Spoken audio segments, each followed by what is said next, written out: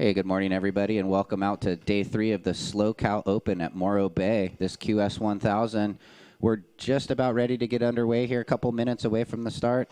I'm Ryan Simmons, going to be calling the action with Jeff Baldwin today. Good morning, Jeff. Hey, good morning, Ryan. Yeah, we have an exciting day for you out there in the world. We've got the first round of the women's round of 16, and then we're going to go into the men's round of 16, straight into the women's quarterfinals, and then men's quarterfinal. That is our action for today. So from the four women heats to the man-on-man. Yeah, it's going to be a great day, and you can see on your screen there for the folks at home, Shelby Detmers, Lily Colbert, Emily Gassoni, and Rubiana Brownell. Great first heat of the morning. We're just getting ready to start. Yeah, we're a few little minutes over away. A minute from the start. It looks like we might have a few non-competitors in the lineup that need to move immediately. Non-competitors in the water, please move out of the zone or paddle down to the pit. Hold your positions, ladies.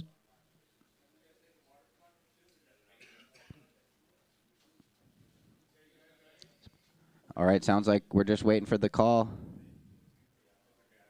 1 minute till the start, Jeff. So here we go. Waves are looking really fun. Again, 2 to 5 feet and 2 to 5. 2 to 5, yeah, no shortage of swell. Hopefully that sun kicks in a little bit later. Right now it is that Central Cal look. We had the gray on gray early today. Overcast, kind of more what you expected up here. We scored on the opening 2 days. So hold your positions, ladies. We're going to be counting you in shortly. Got a really good draw here of these 16 surfers remaining, trying to get into that quarterfinals. Top 2 advance. The champion from Pismo Beach, the first SLO Cal Open a month ago. Pismo. All right, sounds like we're ready to go. Hold your positions. We're going to count you in. 10, 9, 8. We're counting down to the start. 25-minute heats all day. 4, 3, 2, 1. And we're on, Jeff. And just like that, we are on another day of beautiful commentary and hot action here at the SLO Cal Morro Bay Open. Yeah, there's maybe some wind swell in the water today. It's got that look where it's a little closer together, and it's kind of stretched out. There's a lot of corners out there. 5 extra minutes for the ladies today, the 25-minute heat, so they'll probably think that they have time to be more patient, but as we've seen, the surfers that wait too long seem to be not the ones advancing at the end of the heat. The surfers that get it going quick, get a couple waves, have seemed to be the advancing surfers. It's a new day today, though. Well, and the challenge has been trying to sit inside enough to get those sort of smaller medium waves that open up for them, and then the sets sweep through, and they're just stuck inside. So that 5 minutes will help. We have a dropping tide for a little while longer, and then we have a rising tide until 1. And here we go, our first surfer up in blue, Lily Colbert. This is that medium-sized inside wave I was talking about. The running right that comes in towards the rock. Lily Colbert. Nice opener. Looks like we have another wave.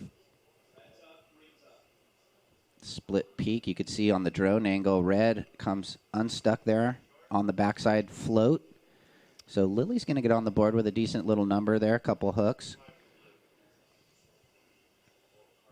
She's out of Southern California. Here, let's watch it. Yep, like that little right over near the rock. That was a good rail turn.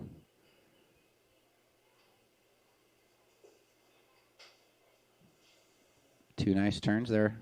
It's a 3.5 blue, 3.5, and throwaway scores for red and green. So that means priority shifts to white, Emily Gassoni, and here she goes.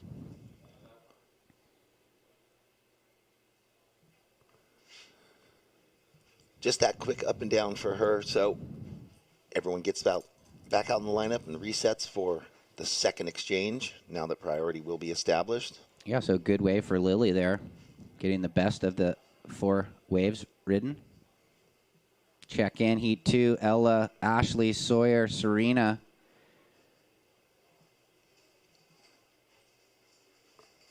So that's a heat of, if you remember Pismo, 4 names that were there You know, Ella made the semis. Ashley had the 10, and you know, I'm not sure when she eventually lost. Sawyer won, and Serena, I think, got a 5th. So that'll be a good heat. That's going to be a battle heat, too. Check in.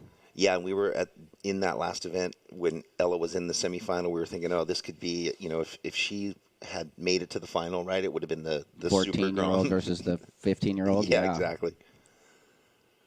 A la like Nikki Wood and Dog Marsh and at Bell's when they were 16 and 17, and Nikki went on to win that World Tour event. Super Groms.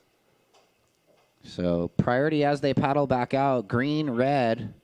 Looks like we have red coming around the corner. Shelby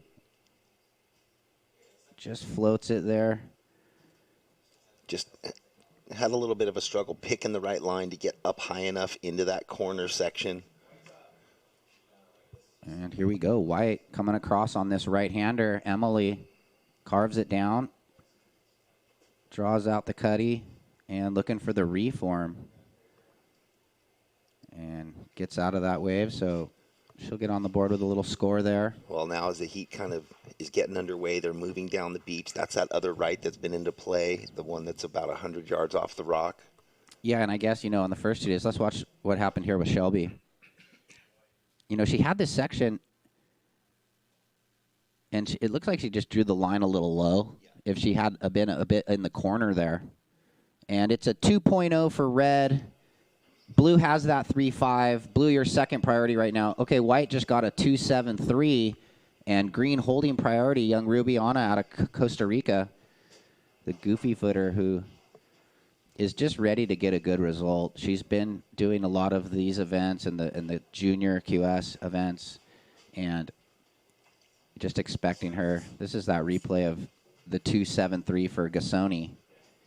I know what I was going to say is, you know, maybe these waves factor in today, being a little smaller, Jeff. The ones where yesterday when it was bigger, you know, you ended up getting like a 3 or a 4 and they never factored in, and maybe you should have waited. But today, maybe they factor in.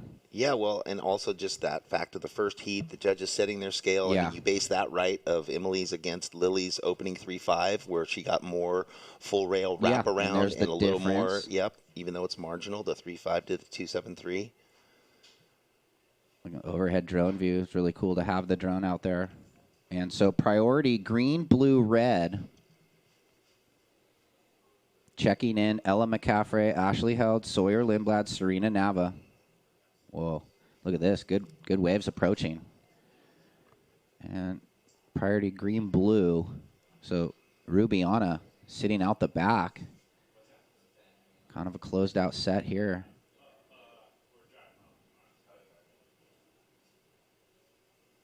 These look like they have better shape. Oh, yeah, look at this little left. Nice sweeping, arcing cutback. Good turn up into the foam again. Wow. Whoa. Oh, dear. And then slides out after. Well, anyway, the spark was there. Ooh, I know. Both the second of those, speed hack right there. Whipping around. So nice wave for.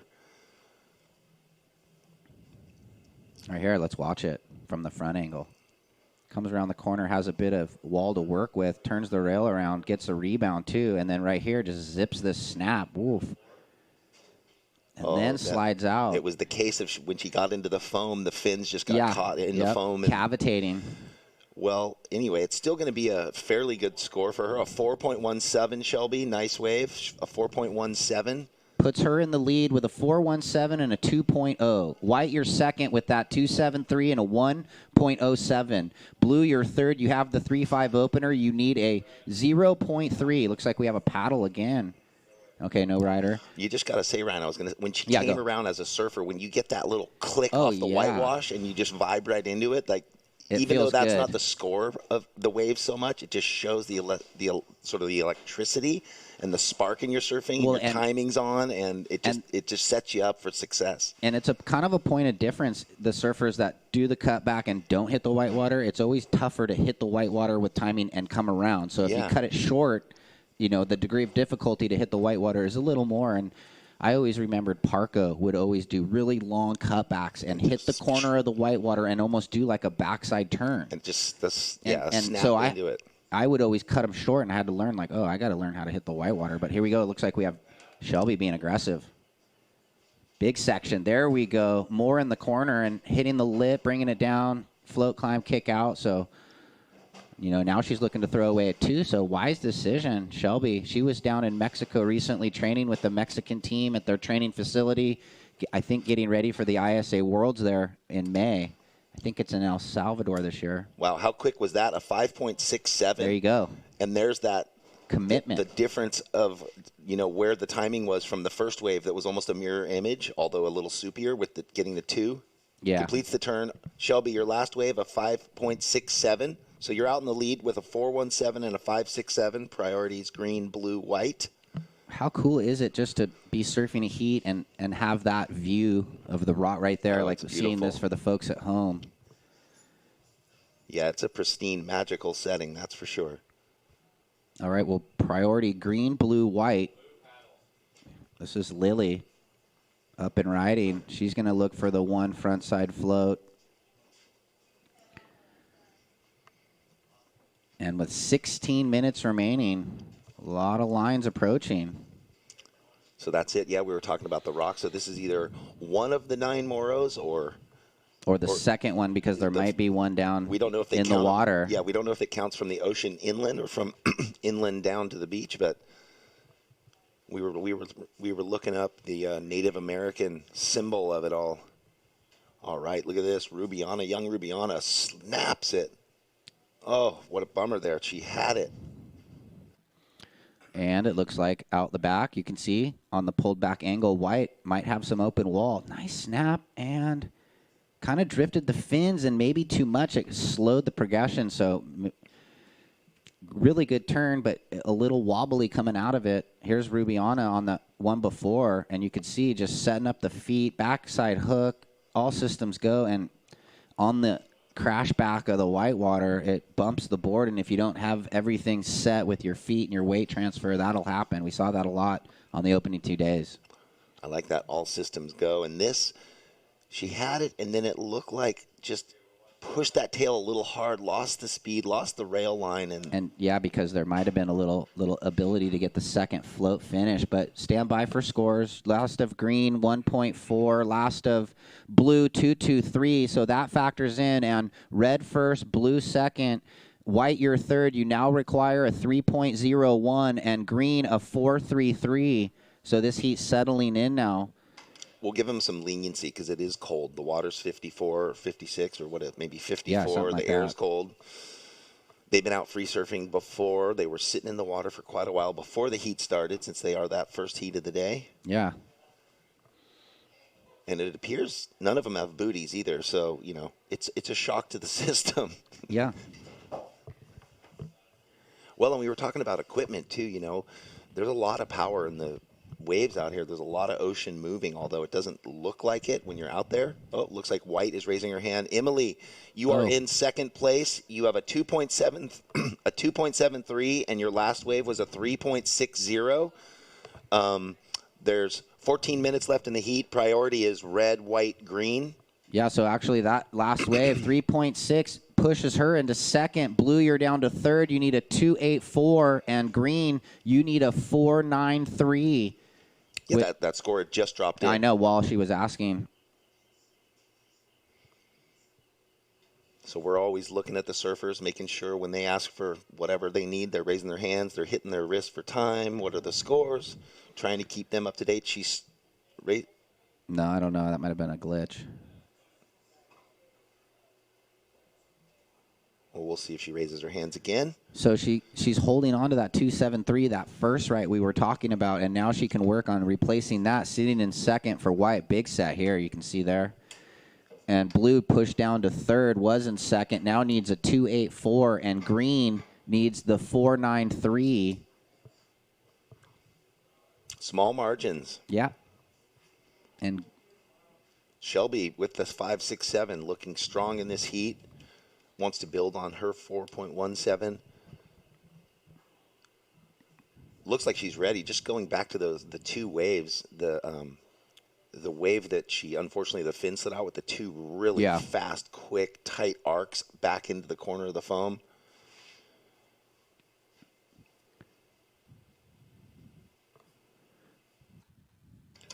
And Rubiana too. I mean, she looked ready. She set up that bottom turn perfect, and then just got stuck on the bounce down out into the flats. Unfortunately. Look at this. So priority red white. Looks like white's gonna get called for paddling there. Yeah. So priority red, then green, then blue. Priority red. And Shelby held back on that. So that's the difference, right there. Emily had a little bit of emotion, and she got her priority pulled, and Shelby knew to just, not make the motion. Looked at the wave, but didn't make the motion. So priority red, green, blue. Situation still the same with blue looking for the 284 and green the 493. And more waves approaching, just really consistent. Yesterday was about as consistent as it can be. I don't even think it stopped pumping all day. Few little 2-3 minute windows. And here we go. Looks like possibly some options. Did it get caught inside on that wave? Looks like. Whoa. Okay, green, you need a 493. You have second priority. Your last wave, a 1.4. Well, we'll probably have to tell her again after this set. They were duck diving. Yeah, raising her hands and then noticing that set, smashing them on the head. So we'll let Look at that next photo wave. there for the I know. viewers at home. That is looking cold and steely. Bit ominous looking. Sunshine does make a difference. This is the true character of Central Cal, though. Okay, I got it. Red is first. White is second. White, you're trying to better a 273. Blue, you're third. You need a 284. And green, you're fourth. You need a 493. And priority is red, green, blue. So, looks like they heard that, and now they know. Blue and green looking for scores. And a few of the surfers in their interviews yesterday, it's a battle out there against the elements, and it kind of feels that way right now in this heat where Shelby has found a few good ones and has that, almost 10-point total because she was active early, kind of almost sitting inside the rip or whatever, Well, yeah, and she found that one left that opened up for her. And then the one right after, the snap through the lip, which was the 567. Which was just a short wave, but it was clean. It didn't have the lumps and bumps in it, so it was like, I'm going to take off, and I know what I can execute, where some of the waves are a real gamble. Yeah, but also the ability to sense the urgency to ride those waves, because I think 80% of the competitors wouldn't have gone on that next one paddling back out. They would have been like, oh, I got a wave, 2 hooks, I'm paddling back out. But so that was smart of her. Here we go. We're going to go with out front here. Blue, Lily cuts it back, and someone was going on the left. So Lily, they're just unable to finish that last little portion. And in a heat like this, I think those little end hits are going to matter. Oh, especially if you're going to take that, 2-foot smaller inside wave and try to manufacture the score. The judges are really going to be critical to finish. Break it down. I mean, they have to be. Gets that nice setup cutback, which really was what that was. And everything was about the finish turn. And just drifted the fins, pushed a little too hard, and got a bit on the back foot, couldn't ride out. So I'm sure the score will reflect that. She just needs the 284, but without completion on a small wave. We'll have to wait and see. And then someone went left on the wave that Lily went right, and then Rubiana just got this wave. Here we go, last of green. Nice little cut down. And a good finish there. So that's going to feel better for Brownell there. He only had a 1.4, so a little sleepy start for green. And last of white, that must have been the left on blue's wave, 667. White takes the lead. Last of blue dropping in and waiting for last of green. So Emily, your last wave, 667. All right, well, we got blue up and riding again. She now needs a 6.34 and green an 8.44. So we got to get the last of green. So blue, you now require 6.34, 7 minutes. Well, her last wave before that Yeah. last little right, which she did have the one nice cutback, but the wave faded, was a 2.4. So she, gets docked a few points by not completing that finishing turn, waiting for Rubiana's. And Emily, we were watching Lily on the right. And she split the peak. Yeah, I'm not sure. We might not have the replay, but it's a 6.67. So the highest score of the heat. We got to do better. I'll watch the screen, you watch the surfer, or vice versa. We both got caught watching the screen. And that score for green, 4.23. Green, you now require a 5.62. And blue, you need a 6.34. First white, second red. Red trying to better the 4.17. Blue, you're third. You need a 6.34. And green, you need a 5.62. Time call, 6.10. Priority red, white, and then green. 6 minutes remaining in Heat 1 of the round of 16 women's QS 1000 here. The SLO Morro Bay Open, nestled into this beautiful paradise Central Coast, Morro Bay.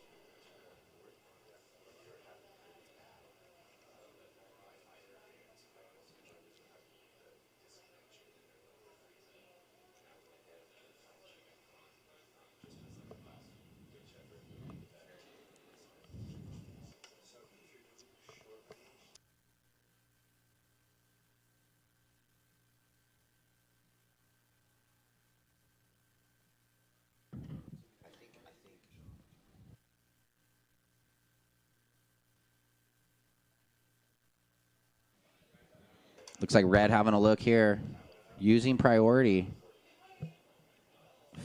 Fades it. Yeah, she was going for the fade back, knowing that wave was just kind of, she was hoping the right would start to reform and stand up. That was the standard Caught me off guard. check back. Yeah, I thought she was going just left. I had the read on it. Because the waves are so far out from where we are, right? Yeah. Sometimes we do get ourselves caught watching the camera angle of it, which is a bit pulled in. So priority with white, then green, then blue. We just went through the 5 minutes. Yeah, she's just throwing the fade. Look, faded on the mushy one to try and get back.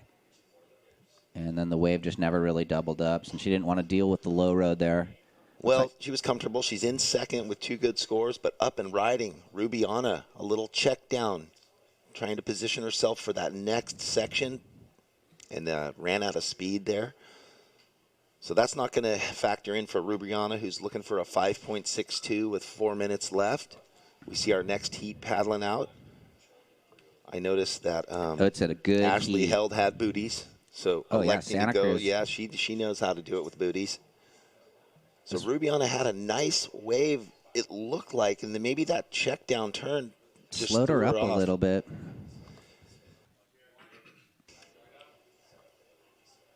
Our heat leader, Emily, on a beautiful looking right. Nice carve, put all the rail into it, completes that second foam climb, and cuts out with assured confidence. Yeah, just trying to get rid of that 3.6 there, Jeff. So that's well on her way to do that. And here we go, looking at a overhead angle of Shelby down the line hook. And gets a little bogged down there on that slopey section. So tricky waves for sure, because that opening turn, the tail up into the corner, foam climb, floater combo, and then it just, even with all that, it didn't quite set her up for the next section. Yeah, this is that replay of Emily. Nice first snap down the line and floater finish. And then as we were watching that,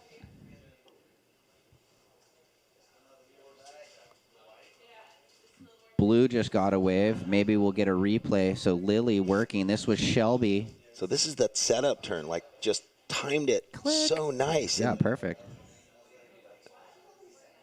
And it just, she just came around the corner too hard there wasn't enough energy. She that's where you got to downshift and just flow into that next section. It's a one set. No, we're waiting on that score. Stand by. Well, and you can just tell the waves are going, as they're riding along from steep to flat to steep to flat, and it's really hard to it's really hard to read, understandably. So, okay, the wave we watched on the replay of white came in. That was blue. This is a replay. Right there. Beautiful arcing turn from Lily. Yeah. That was the ride she was looking for. Will this get her the 6.34 that she needs? Scores dropping in now for blue, and white's previous 4.7. That wave for blue we just watched 4.57. So white first, red second. Blue your third. You now require a 5.28. And green, you need a 5.62. Green, red, white in priority. With only a minute and a half remaining, looks like Shelby had a look there on the overhead angle, the drone. So that'll change priority. Yep, that is. So priority now white, green, red in the dying minute and 20 seconds. Surfer in blue knows what she needs, a 5.2, and our surfer in green knows she needs a 5.62. Emily Gusani sitting with priority and the lead in a great position to hold things down to move on into the next round. Quarterfinals. Will it happen for Lily or Rubiana? 1 minute. Ooh, and it looks like sets. Yeah, waves approaching around the rock. 45 seconds, ladies. Blue.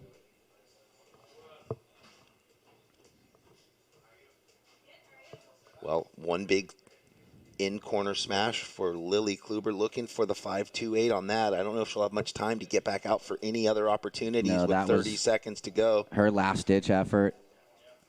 And now. So now it's Rubiana. Will she get it? But white is up. Our heat leader, Emily, on a bigger right, comes around the can't come around the section, so she'll just belly that one into the beach with 10 seconds left. I'll count this thing out right now. 6, 5, 4, 3, 2, 1.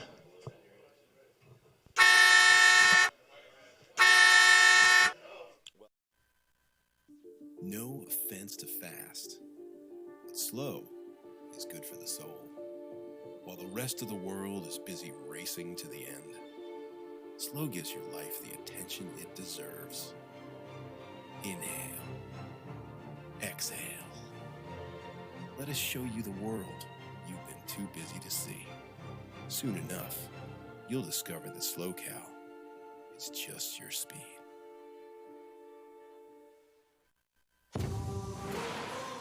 How do you know you're in the presence of a legend? When there's not a break, hit, drop, trail, or challenge they can't handle. There are many SUVs, but there's only one legend. Legends aren't born, they're made. All right, everybody, welcome back here to the Slow Cal Open in Morro Bay. Jeff Baldwin and Ryan Simmons. We just completed Heat 1 of Round 16 of the Women's QS 1000, straight into this second heat with Ella McCaffrey in the red, Ashley Held in the blue, Sawyer Lindblad in white, and Serena Nava in the green. Yeah, and we were talking earlier about how all four of these girls were standouts at the Pismo event, and let's see, only two could make it, unfortunately, though. Here we go. So check in, Brooke Young, Tiari Thompson, McKenna Burke, Izzy Gomez for Heat 3 of Round of 16. And what a battle that first heat was. All four surfers really on their game today, but it was Emily and Shelby outlasting the youngsters there, Lily and Rubiana. Good result for them, though. Ooh, look at that wave. You can see it capping coming around the rock.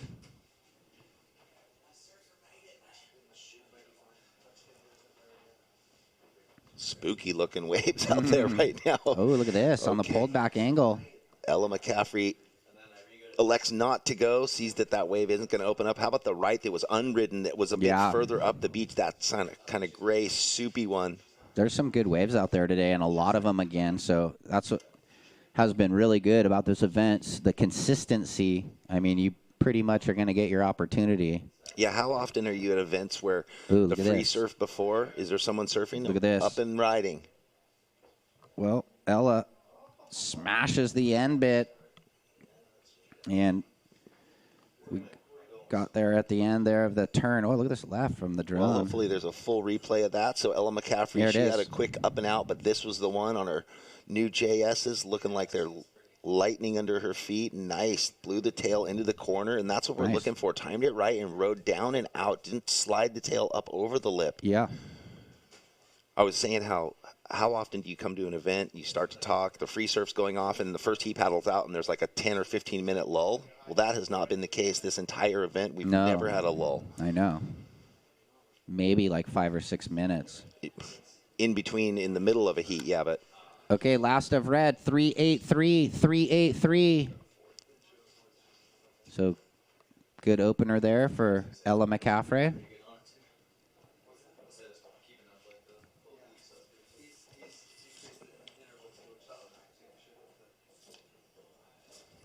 You can see the ladies there on the drone readjusting, and we've talked about that, how there's almost like 2 takeoff zones, kind of inside where the smaller medium ones, where they're getting good scores and maybe better shape, and then the sets way out the back. So this is cool, kind of looking at what the girls are deciding there right now, hanging with them with the drone.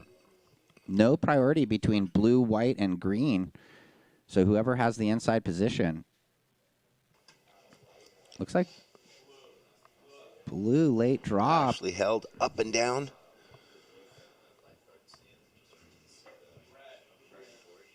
Looks like Ella again. Backhand snap into the double up. Winds up and gets the finish. So solid. And right before Ashley took off on that wave, I was saying you could see Ella over in the corner because she had the right and she was off by herself. And that just allowed her the freedom to get this left that tucks up against the rock. Nice, quick cut down. And again, smart because she's just completed both of those first rides. And we're waiting on that third wave score for red. So young Ella McCaffrey from San Diego, the Seaside area, rips into 2 good ones to open the heat. Waiting for Sawyer Lindblad and Serena Nava. So no priority between white and green right now. Here's that last score of red. Might be a little better than our opener.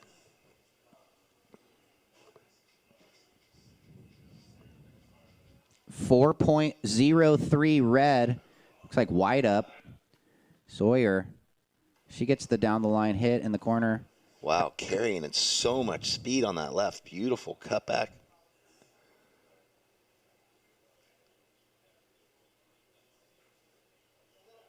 And this wave is giving her a lot of opportunity. Another cutback and a finish. And it looks like we have Serena up. Yeah, that right there, that's the one. Kind of going out to sea, pretty slopey. So she'll reset. Well, just so far, you can see the difference in the energy of, certain rights. Whoa. Ella had another wave that we missed there, but no harm, no foul. But on that wave of Sawyer's, it was kind of like the wave of Shelby's. The left she had, she was carrying so much speed, allowed her just to redirect into the foam twice. Yeah, they hit that sandbar correctly and have that wall all the way through. So here it is. Really like how look at that she put the tail in and threw the backhand down. Yeah, and wise maneuver selection. And the way she torques it with her upper body, too, to help her hips follow through. So this score will factor. It was, we got, as Sawyer finishes, we have blue Ashley. And real quick, we'll get the last score of white. Yeah, we have a beach interview, but we're going to wait for this score to drop in. Let Sawyer know what she got, but it's going to be the best wave of the heat so far. There it is, a 5.5, Sawyer, your opening wave, a 5.5 on the left. And now we're going to jump down to Kelly for an interview with the last heat winner. Good morning. I'm here with Emmy, the first heat winner of the day for the women's division. How's it going? Hi, good morning, everyone. It's going pretty well. So the conditions are a little different today. Describe how your heat was. Yeah, they're way different. It's low tide. It's really messy out there. It's really cold. In the first couple waves, I didn't feel my feet. It's freezing. But I was really lucky to find that little left. And yeah, I'm happy to make it through. How are you going to go get warm right now? I'm going to change definitely and warm clothes and just wait for the next heat. All right. Well, congratulations and good luck. Thank you. Back to you guys. Sweet. Congratulations, Emily Gassoni, on to the quarterfinals. We'll see her surf again later. So that answers it. It's cold. All right, break it down. Red, you're in the lead with a 4.03 and a 3.83. White, you have a 5.5 on that opening left. Blue, you're third. You have a 3.7 and then a throwaway score. And green, sitting in third priority, just that one up and down. So not really a situation to talk about yet. Yeah, we have to wait, well, for Sawyer to get a second wave, even though she's in second. Serena to get her second wave, and Ashley again to get that second counting wave. Early days, though, 17 minutes remaining. Priorities red, blue, green. Conditions changed a little bit, I think, too, just even from the first heat. And we've seen that all the first 2 days. Where Well, it's always the morning funk. Yeah. Right? That's what happens. And then the ocean decides to stretch its limbs, take a big, deep breath, and send us the goods. The sun will come out. I can see the clouds kind of starting to part over the hills behind us and north of us, looking up towards Cayucas and Cambria. Well, let's just give a quick check. Brooke Young, Tiari Thompson, McKenna Burke, Izzy Gomez, the next heat. Check in downstairs with the beach marshal. 25-minute heats, ladies, top two. Looks like maybe a bit of movement. They've shifted over to the middle of the beach. Well, we've seen through the last 3 days, surfers 400 or 500 yards down the beach. So, yeah, they're on that other peak. And some waves approaching. So what priority sits? Red, blue, green. So Ella with priority. Ashley holding second priority. Well, I just see the Jeep crew setting up their getting there ready for the day for all the crowd that's going to come down and check out the new Jeep line. Thank you, Jeep, for sponsoring the event. Wow, look at Ella sweeping, solid rail surfing. She's going to find something on the inside, possibly. The wave kind of going against the grain. I like how she did that little stall stop, even though the wave didn't have speed, just to get more out of it. Well, yeah, she threw that little wrap down where normally they run down the line and go out into the flats, and she got 2 more turns because of it. Let's watch. She had a nice little section to start. It's all about that opening turn. Look at the setup. She's just chomping at the bit going, oh, boy, I love my board. That'll be a good photo. Nice wave for Ella McCaffrey, our heat leader. Unfortunately, it just kind of found the deep water here. It's going to be a decent number. It comes in at a 4.83 and extends the lead. Priority blue, green, white. That was the cutback hit finish. Never easy when it's moving slow to wrap it around. Still so impressive to see the quality and technique of surfing happening in 14 and 15-year-old. Yeah, it's these 15, 14-year-old girls. Well, they're looking up to their, the CT, 18, their favorites on the World Championship Tour. I'm a fan of the women's surfing. I know all these young girls look up to Carissa, Steph, all of them. Well, I gotta say, and they are all well spoken. Oh yeah, definitely. Anyway, I was saying thank you, Jeep, official WSL sponsor and sponsor of this event. They are setting up their wares for the crowd today. So stop by the Jeep active area, play some games, buy a new car. We're loving our Jeeps that they gave us to drive here up and down the coast.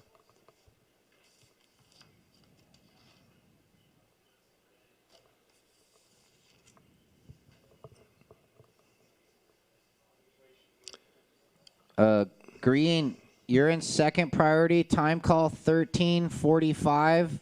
Right now, you need a 4.81. We do have the priority monitor, too, up on the container here, the electric board. So always you could have a glance if you're wondering where you sit in the priority order.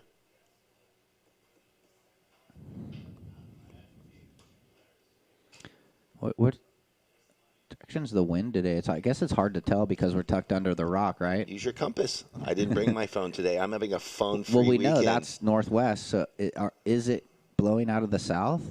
Maybe, huh?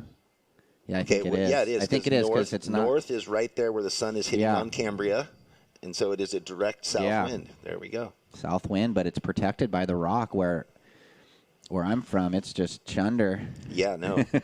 Even Andy was saying how this little microcosm that, they can say it's straight onshore, but the wind swirls up against this massive 570-foot cliff of rock. Ashley.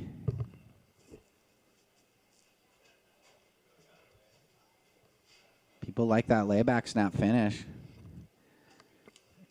She just had the 3.7 before that. I think it's really effective if you're coming into a section where, you have a shoulder-high wave and you're coming into a 1-foot little whitewash foamy. If you stand tall, it's easy to blow your fins out. If you lay back, it helps push that tail down and secure the finishing turn. Looked good in the combination. Picked a good, nice little wedgie wave for held there. So she just had the 3.7 and the 0.1. And she only needs a 1.81. Yeah, so stand by. Nice snap. And the layback whitewash finish. Looked good on the replay. Waiting on the score.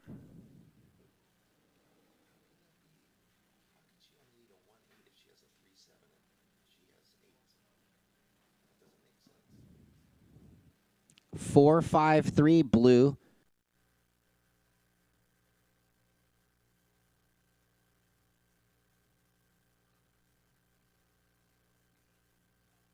So last of blue, 4-5-3. Blue, you're in second. Red first, blue second. Now trying to better the 3.7. White, you're third. You need a 2.73. And green, you need a 7.53. Blue, last wave, 4-5-3. Who's this? It's a split peak. We looking at green here, yeah. Jeff. Serena, this is the wave she needed. Finding a couple little arcs on a clean face.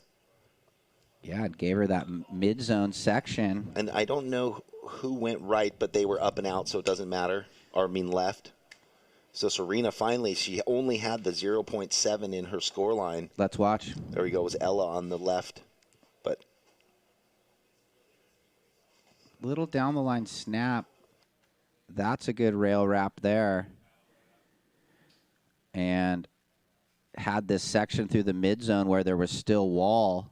So Nava definitely going to get her best wave with that. She just had a 0.7 prior.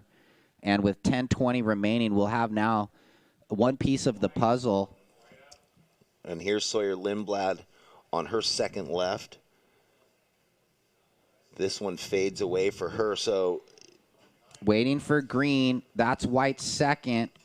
Looks like we have some live action with blue. Ashley up in the lip, gets the finish. So she's trying to throw away the 3.7. So the girls are getting to work here, waiting on the last of green and last of blue. And as they paddle out right here into this set. Yeah, it's going to favor Ella because she's going to be out back and not be getting swamped by all these, I don't think. So just waiting on a couple scores right here, down into the last 10 minutes, 9.5 remaining. This is going to get exciting with the winner of Pismo looking for a score right now. We need last of blue, last of green, and then we'll talk about the situation. Well, Sawyer's wave came in at a 2. Yeah. So that didn't factor in. Just the wave faded out on her, waiting for Serena's wave. That's the critical one because she needs, a 7.53, but it's going to get her into the game. Yeah, it's just that first score for her. Waited a while, 15 minutes technically.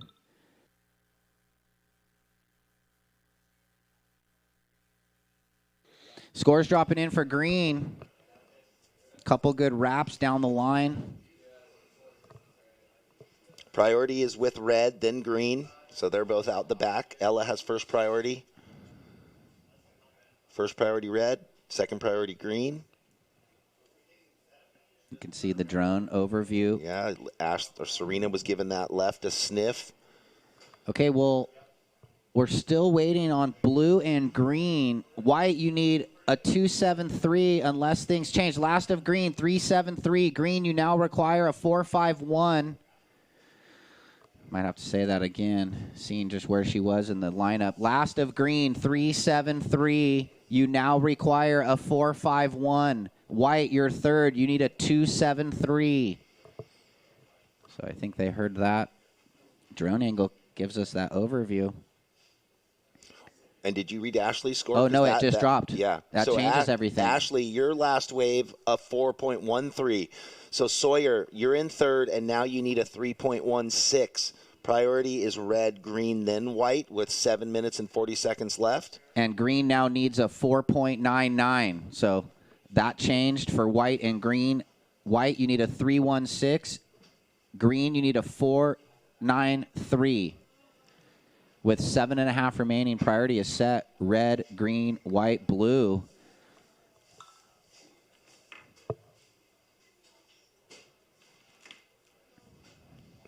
I feel for the Jeep team, constantly having to dust down the cars and keep them looking perfect.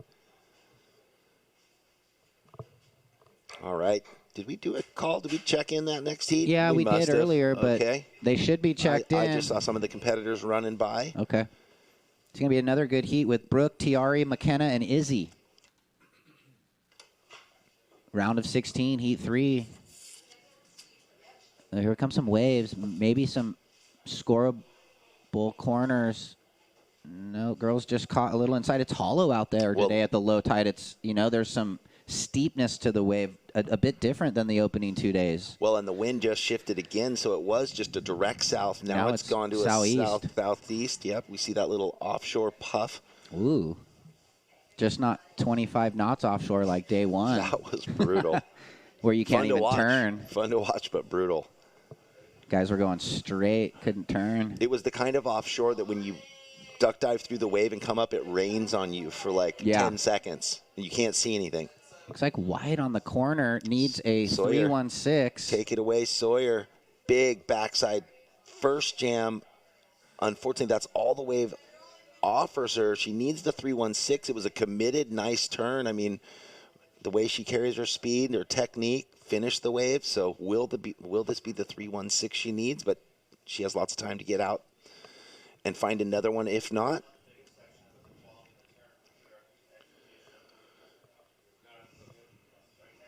Priority red, green, blue.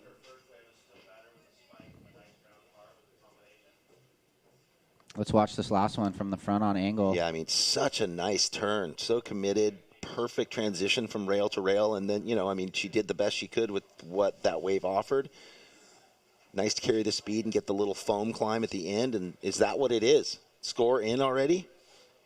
A 4.67, Sawyer. Your last wave, a 4.67. So that puts you into the lead now. Sawyer in white in the lead. Ella in red in second. Ashley, you're in third, looking for a 4.34. Serena, you are needing a 5.13. Priority is with red, then green, then blue. So just like that, Sawyer, one really clean, fast, executed turn, gets the score she needs, jumps into first. And we just went through 5 minutes, so 4.5 remaining. Priority red, green, blue, and it's just nonstop. So now blue needs a 4.34 for Ashley Held, and Serena Nava looking for the 5.13. Very attainable scores for Ashley and Serena, but here's red having a look with some facey right. Wow, look at that. Oh, and what double happened? Up. The wave doubled up and just didn't allow her. She was on the top portion. She did all the hard work, and the wave did not cooperate. Pretty sick blowtail. Yeah. Looks like those new JSs are working. Let's watch. I would say so. Oh, the wave looked like it had so much potential. That light offshore breeze. And you see, if you're watching at home, how she just landed on top of a staircase, and there was nothing she could do. So is that a ride out? She rode out of the wave she was on technically, but I don't know. Did you see Seth Moniz's barrel at Pipe where he came out into that wedge and then fell his board, but he made the gnarliest barrel ever, and then the wedge blew him off his board. Yeah, what is it technically? Is that the same and he wave wrote, or a and he different said, wave? "Is it a make or a not a make?" And it was like it went both ways. I don't know. That's what I'm wondering. You know, her wave ended. It's a make, no make. It's a make, no make. But and here it's a no make. It's a 1.5. It's a no make, but. Green, you need a 5-1-3. Serena, you need 5-1-3. You're in fourth. You're now in first priority with 3:10 remaining.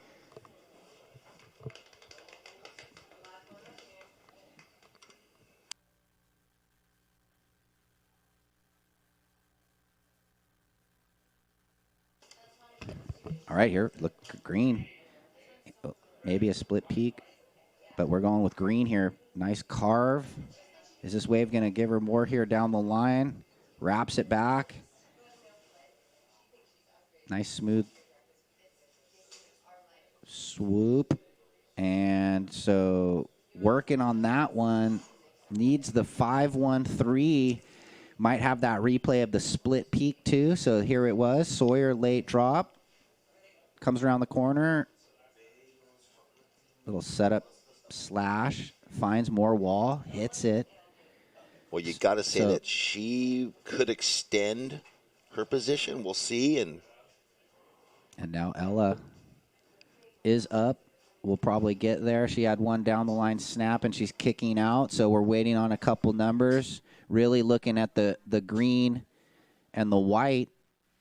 Yeah, you know, Sawyer looking to throw away the 4, 6, 7. Had that little smooth cutty and then a good down the line hit. So it's, you know, I guess the judges will be deciding if that one prior, that one turn is better. This is what Ella did there while we were watching a replay. So Ella trying to better the 4.03. It's, you know, right there also with that down the line snap. So I suppose Serena's wave, you're going to have to put it up against Sawyer's left. Yeah, 5-5. If that was the mark. Yeah, just those early scores set the kind of the scale for the heat. So, yeah. Just over 1 minute remaining, 1 minute and 10 seconds. There it is. A 4.13, Serena, on your last wave. Now you need a 4.74 with 1 minute remaining. Priority is blue, white, red. Cut the gap down a little bit.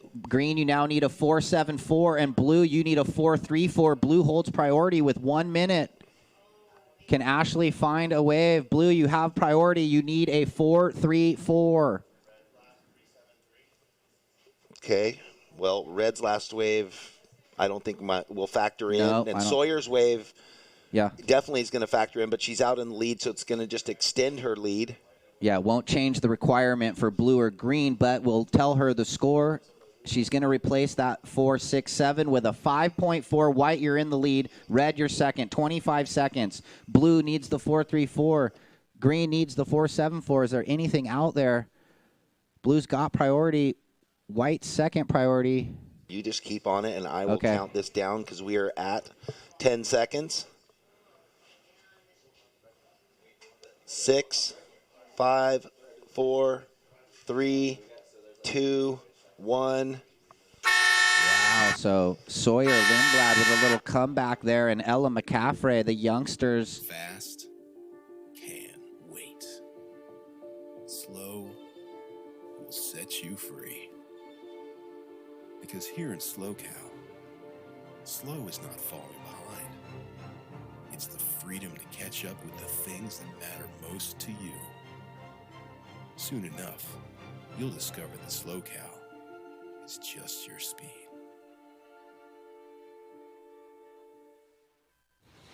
I don't really remember when I caught my first wave, to be honest. I just remember we would go to the beach a lot. As I got older, I progressed at surfing, and I began surfing Mavericks and living in Northern California and applying all the techniques to surfing big waves. It's like nothing else.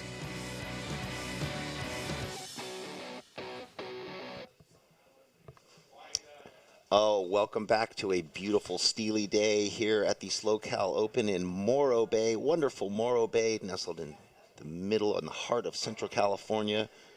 We have a beautiful day of action here. We are into the round of 16 heat number 3. First wave has just been ridden by McKenna Burke in the white. One big Aki-ish backside Back to her snap. antics. Yeah, we like it. So that happened during the commercial break. So let's introduce the heat. Brooke Young in the red, Tiari Thompson in the blue, McKenna Burke in the white, and Izzy Gomez in the green. Check in, ladies. Caitlin Simmers, Kayla Cosino, Savannah Stone, and Chiasa Mariyama. So we'll see how white opens up her heat. Nice backside turn on the rail. Oh, and yeah. Clean timing, kind of like a carve lip line snap. Looks like she has a little more length to Yeah, her board, a little more foam in it. We talked about it yesterday. The She way that she really just- had to do some work when her body changed about a year ago, and she's all dialed in now. Oh, look at the score. Well, and we don't know if there was a turn before that. No, but just there the wasn't. one big Yeah. hack, nice. Well, I gave it the Aki-ish stamp, which Look at that's what it this. felt like. Tiari. She's from down your way. Mm-hmm. Couple nice cutties, Jeff. Oh, and Well, hey, finish. Right. McKenna Burke, your opening wave, a 6.83. White, your first wave, a 6.83. Now we'll get Tiari's score in a minute, and the heat will settle in. yep. Beautiful opening score from McKenna Burke out of Ventura, 6.83. Let's watch this last one of Tiari. She's a steely competitor. Nice cut back to start. Gets the cut back. And the finish. So we'll get that opener of blue.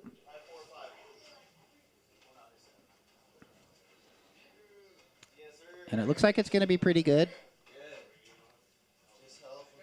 Right in the middle of the scale, exactly. Oop. Here we have Brooke Young on her first left. Nice sweeping full carve. I mean, it's a shame the wave faded out. I really liked how she just opened her body and continued the line through that kind of awkward section there. But No, Brooks got a lot of technique from down in San Diego. She's going to run down the line right here, and you can see. how she just lengthened it. Yeah, Pushed held that the back rail. arm down through. I mean, it's okay. First of blue, 5.0, and now we wait on the opener of red. You know, I guess even though the score won't be there, she committed to holding the rail line. And it feels good, even because it's early in the heat, and you're like, oh, okay, spot on, all systems all in systems set. in check. No wobble. Pure commitment. Now she's just got to find that left that Sawyer's been finding, or brekkie time. All right. Check in heat 4. Simmers, Cosino, Stone, and Mariyama. First of red, 3. First of red, 3. All right. Well, big shout out to the Grape Leaf Deli in Morro Bay. They're providing us with food and coffee all day. Thank you very much. And they have a booth out here for the spectators, so make sure you stop by their booth or check out their restaurant on the Embarcadero. Today I'm walking the Embarcadero. Oh, you went down to the Embarcadero. That's where you went last night. You didn't go up into town. No, they got one up right across from the coffee shop we've been going to, too. I got a falafel plate. Yeah. Oh, nice. Yeah. Well, that's where you got it, the Grape Leaf. Yeah. Perfect. I had the hummus. Thank you very much. That was delicious. You're For welcome. a few bites. Thank you to you and thank you to them. Right, so Brooke Young gets the 3, even though it didn't open up. It was still a committed turn. But right now we're going to chuck it down to Kelly. Take it away. Imagine being wet. I'm here with Sawyer. Congratulations on that heat win. Thank you. So how are you feeling today? Good. I got kind of lost out there, but luckily I found a few. You got lost, so you were just waiting. Where were you sitting exactly? Well, I couldn't really find like a second score, so I was just kind of like sharking around. I like that analogy, sharking around. Okay, so you obviously need to go get warm and rested right now. What's your plan? Probably watch my brother's heat and, yeah, just change out of my wetsuit. Well, congratulations again, and good luck for the rest of the day. Thank you. Back to you guys. All right. Thank you, Kelly. Hey. Just always so cute. Seriously, so good. I hope they all have second and third wetsuits that are dry. I'm sure they do. Young, sponsored. They got it all going on. They got mom or dad, with the wetsuit on a hanger, taking care of the back end. Got to have your caddies. That's cool that she's going to watch her brother Taj surf here coming up soon. I'm not sure what heat you have the schedule, but probably just in a few heats. Maybe the third heat. Is that, if I remember correctly, where he was seated yesterday? Oh, he's in the first. Taj is in the first heat. Young Taj Lindblad, so traveling as a family. Brooke Young had a quick in and out for a 1. We're waiting for Izzy Gomez to get her opening ride, and then we'll kind of set the table. McKenna knows she has a 6.83, which is a great score to have in her back pocket. Tiari, same thing with the 5. Priority is green, white, blue.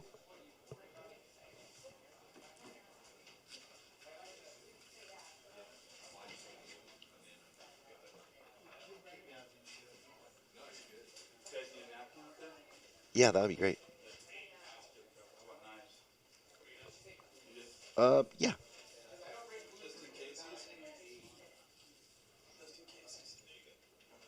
Oh, he.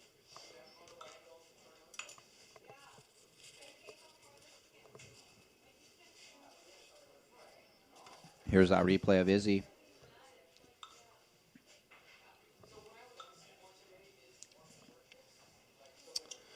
So she got herself on the board, but the wave faded away on her. Priority is white, blue, red. 17 and a half minutes left. Kicking things off for the day here in Morro Bay. Jeff Baldwin and Ryan Simmons enjoying the action. Hopefully you guys are too. Here we go. Tiari on the backhand. Nice snap there. So one big turn looking for the float climb. And on the inside, it is green. Izzy Gomez tries to find another one of those reform rights, and it fizzes out on her. Tiari Thompson with the one backside turn. Let's see how the beginning of Izzy's wave was. Finding these rights. Nice carve. And it's just going a bit soft here through these mid zones on a lot of these rights. So this heat's a bit tricky so far for the first 9 minutes. It almost looked like Tiari committed to that first turn and right afterwards thought, oh, man, I should have done maybe more of a check and a finish. The two, because she had the space, but she was going down the face so fast that... She's not going to mind the score, though, in the moment. Yeah, one big turn. One big turn on a steep left. I'm Here it is. adjusting to the scale as the judges. One massive turn, or one big hook. Yeah. And it's a 5.4, so... So what do I know? Well, and that just goes to the scale. Get the facey wave, 1 or 2 big turns, it's above a 5. Get the small wave that doesn't have wall, and you're going to get a 3. I mean, look at this. Red going to roll in. Is this thing going to give Brooke some wall? A bit behind this section, but now out, cutting down. Snaps it off the top. And connects. Might even be a double up low road. Well, she's got to be happy with that because the beginning of the wave was just challenging her, but the end of the wave gave her a little love. A little love. So good that she stuck with it there. Brooke Young now. She's got a 3 in her score line. She needs a 3.84, but we do have Green was paddling, but okay, so Green 1.83, 3.07. Let's see this last of Brooke. So, yeah, she spent that first half just trying to get past the whitewash, and it fortunately opens up for her right here. That quick jam, this little tail tap, which gives her the speed to find this little magical inside reform, and out the back right now, Izzy Gomez. Wow, really pushes the tail hard. Would have been a big turn. So we're waiting on red. Here we go. Live action. Blue, deep bottom turn. Tiari, wind and sea local. And staying with it. Couple more floats. Tiari finishing there with 14 and a half remaining. And now we got to get that last of red, last of blue. McKenna being very patient, has the 6.83 early on the horn. So she's waited more than 10 minutes. This is the last of Thompson. It was like she came around the corner with all that speed. There was nothing there. A little more of a section there, snaps it. And then float climbs. She's trying to throw away a 5. We'll let the judges do their work. So waiting on last of blue, last of red. Should be checked in. Heat 4. Katie, Kayla, Savannah, Chiasa. Well, definitely it's looking. The wave for Brooke is going to pay off. She was in third, needing a 3.84. Yeah, it looks like she's got a decent number coming in. This was that big snap from Izzy, unable to ride out. Last of red, 4.73. Red, your second. White, your third. You now need a .90. White, 0.90. And green needs 4.67. So, Brooke, you're left, 4.73. You're now trying to get rid of a 3. In the lead, Tiari, her last wave, a 3.67. She has a 5.4 and a 5. Priority white, green, red, and that's the breakdown just about the halfway point. Some better scores dropping there. There was that little bit of 5 or 6 minutes where there was not much out there. Priority white, green, red. White rolls in. McKenna. This wave's going to double up. Look at, into the double up. Sets it up. Nice off the top. Smooth carve down. And looking for the .9, but really this is just her second score. And let's see where it puts her in comparison to Tiari. She has the 6.83. So things could change now. Let's wait for that last of white. Might shuffle the standings. Well, safe to say, yeah. Needing only the .9. When you go to the replay, she surfed that wave well. See how she set that up, like shuffled the feet, did that little just half-second check when she came around the corner. Here it is. Watch. High line. She's thinking, I'm up here, but then she's like, whoa, double up. Had to do that, and then right here. The little check right and then there. This extended bottom turn. Ugh. That was Nice what was turn. so nice. She really compressed. So just, the lipper and the cutty down, but still nice surfing on a decent-sized wave. And those are the infactorables, they do come into play. It's not like they're ever scoring a bottom turn, but when there's a mark of difference, that was a really solid, hard, jamming bottom turn that set her up perfectly. And the score drops 5.83. So now she goes all the way to first. White first, blue second, trying to better the 5. Red, you're down to third. You need a 5.67. And green, you're in priority 1. Izzy, you require a 7.33 or 2 new numbers for Izzy with just the 1 and the 3. Because there's enough time to, maybe play it in your head like, okay, I'll just scratch that, reset. We saw surfers yesterday surf 5-6 minute heat, so you always got to be adapting. But right now, as it sits, red, you're third. You need a 5.67, and green, a 7.33. Well, here we go. Izzy. Ooh, really good aggressive bottom turn, top turn combination, and a huge finish. On the drone angle, it's always going to be a bit different on the front on. But that looked really solid. Look at this. Here's the front on angle. These lefts are kind of turning on right now. Oh, full commitment. Okay, wow. Kicks the tail under on the rail, and then maybe even better lip line smash. This could be the best wave of the heat. And then here we go. White far bar. I mean, that was one of the bigger waves that anyone's ridden, and the wave was clean and vertical. She got to extend herself 6 to almost 12 twice. 10 minutes. Projected down the line, but yeah, it's going to be exciting when this score drops. It could just switch things up. She needed a 7.33. This was McKenna. Bigger wave. Well, so Izzy gave that wave all it could handle. And here we have Tiari Thompson on the right. Throws it back. Just doing those little tail jams in the corner.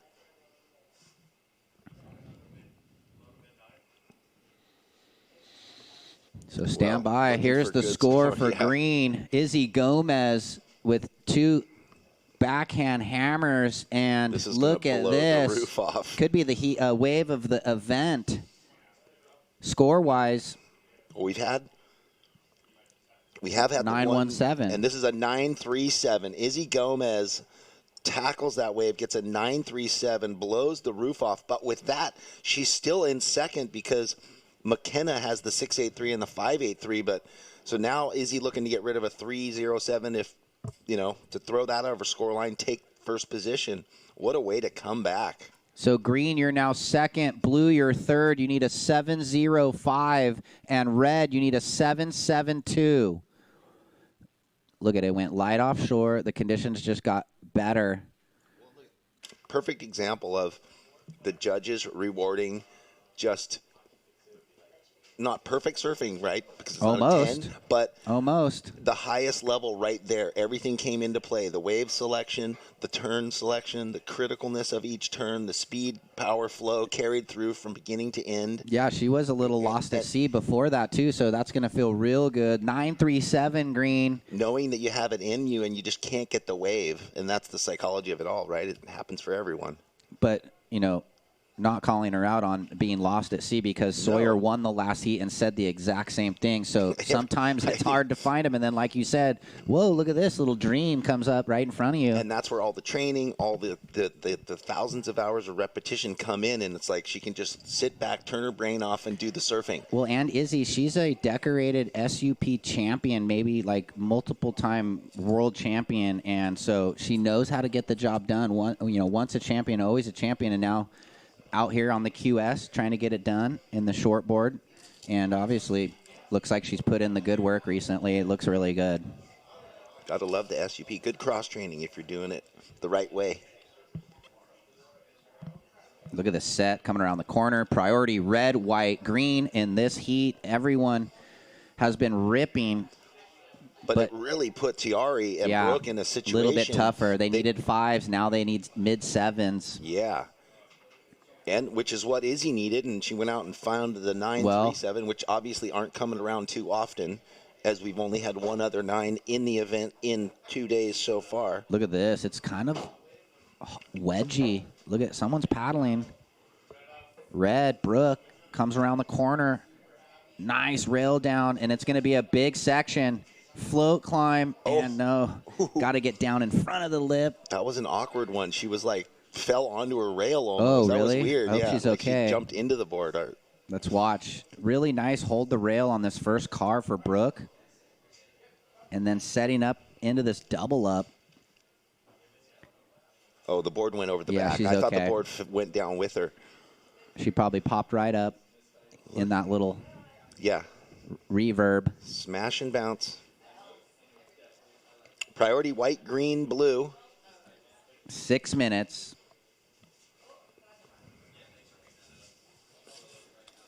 Do we have a break in the action at all, Ryan? Because I just wanted to do a quick little shout out. Go ahead. Thank you to Vista SLO for being the title sponsor of this event. Dignity Health for 3 years running, supporting the events in Pismo and now Pismo and Morro Bay. We look for the future with you guys. Jeep, and come check out their booth if you're here live. 805 Beers. They've always been a part of this local brewery that loves supporting the local events.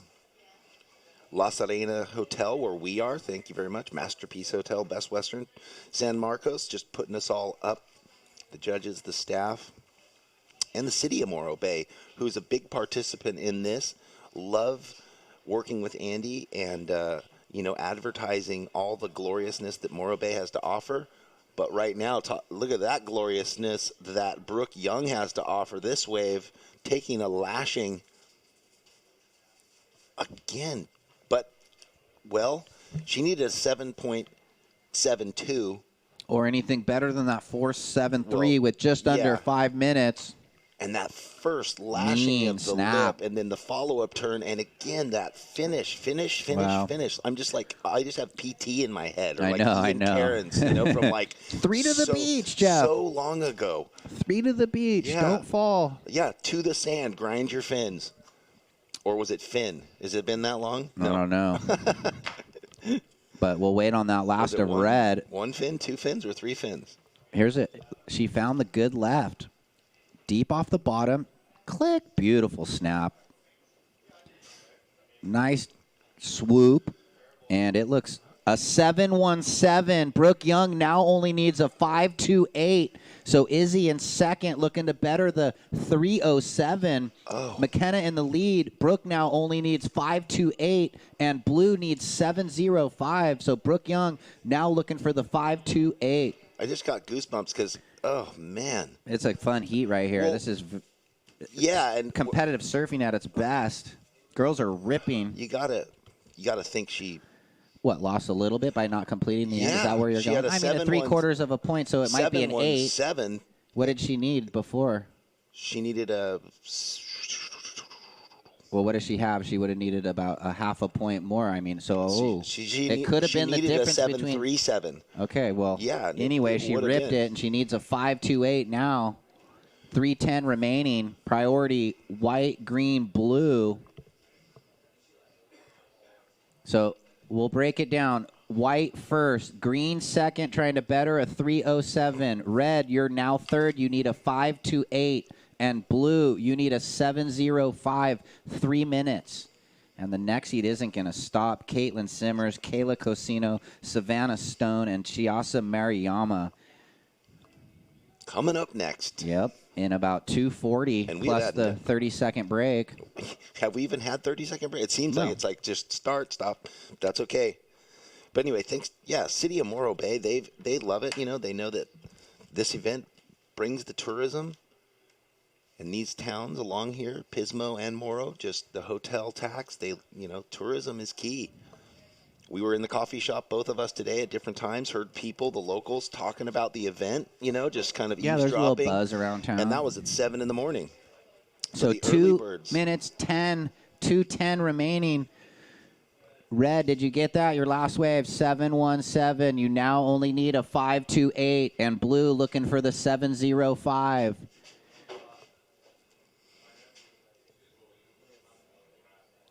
And red in fourth priority, and she just is out there with everyone.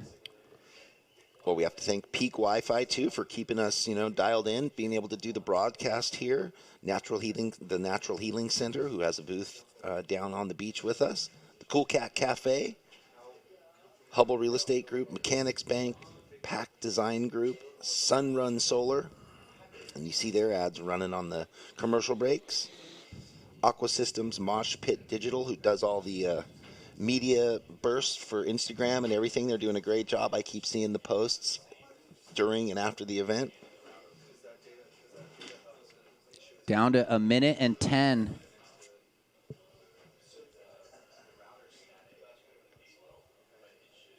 And, well, maybe a little something. 1 minute priority, white, green, blue, blue and red looking for scores. Well, and you see Brooke kind of Trying to move. trying to sneak away down. Will she find the little yeah. left? Why not try? Fourth priority. Yeah. Uh-oh. Green hunting her. Well, she's got her covered in the priority order, and with 40 seconds, we'll see how this little Yeah, the drone priority battle plays out. Yeah, the drone does a good job showing who's covering who. It looks like Tiari going to get a right against the grain here. Nice snap. Looking for the 7, so one big turn. She might have needed a combination with 20 seconds. More waves, though. Here, you get the countdown. We'll see where the surfers are in the lineup. Couple lefts running up the beach, but 10 seconds. they might have got caught inside. 6, 5, 4, 3, 2, 1. So no ride. We'll be back after the short. No offense to fast, but slow is good for the soul. While the rest of the world is busy racing to the end, Slow gives your life the attention it deserves. Inhale. Exhale. Let us show you the world you've been too busy to see. Soon enough, you'll discover that Slow Cow is just your speed.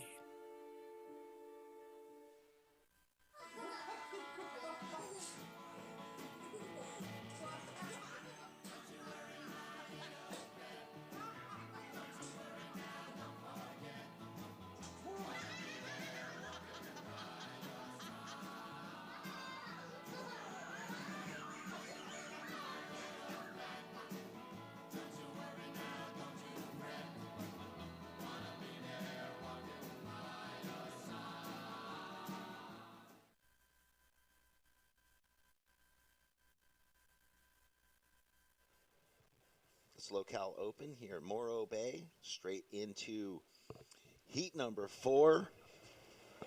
Chiasa getting a wave there. That's right. Checking in the first men's heat, round of 16. I love that Dignity Health ad that they run, and at the end it has their slogan, "Welcome to human kindness." It's just a good motto, right? Here's that replay while we were at break. Chiasa from Huntington Beach. Nice snap. And gets a nice finish there on that oncoming whitewater. Scores are in. 6-1-7 for green. So the quick start for Chiasa. We talked about it yesterday. She, in the summer, jumps over to Japan and does the JPSA Tour. Yeah, 6 stops over there. Right? Isn't that what you were saying? 6 events, something like that? Like, maybe there's 4 there's to a little 6. tour. I know Kay goes over and does them. Kay Kobayashi? Yeah. Did Kanoa used to do those? Would he go over there and do those ever? No, he qualified at 17, so he was straight on tour, like right out of the, junior surfing. Ooh, up the beach, red. This was Katie in and out of that one.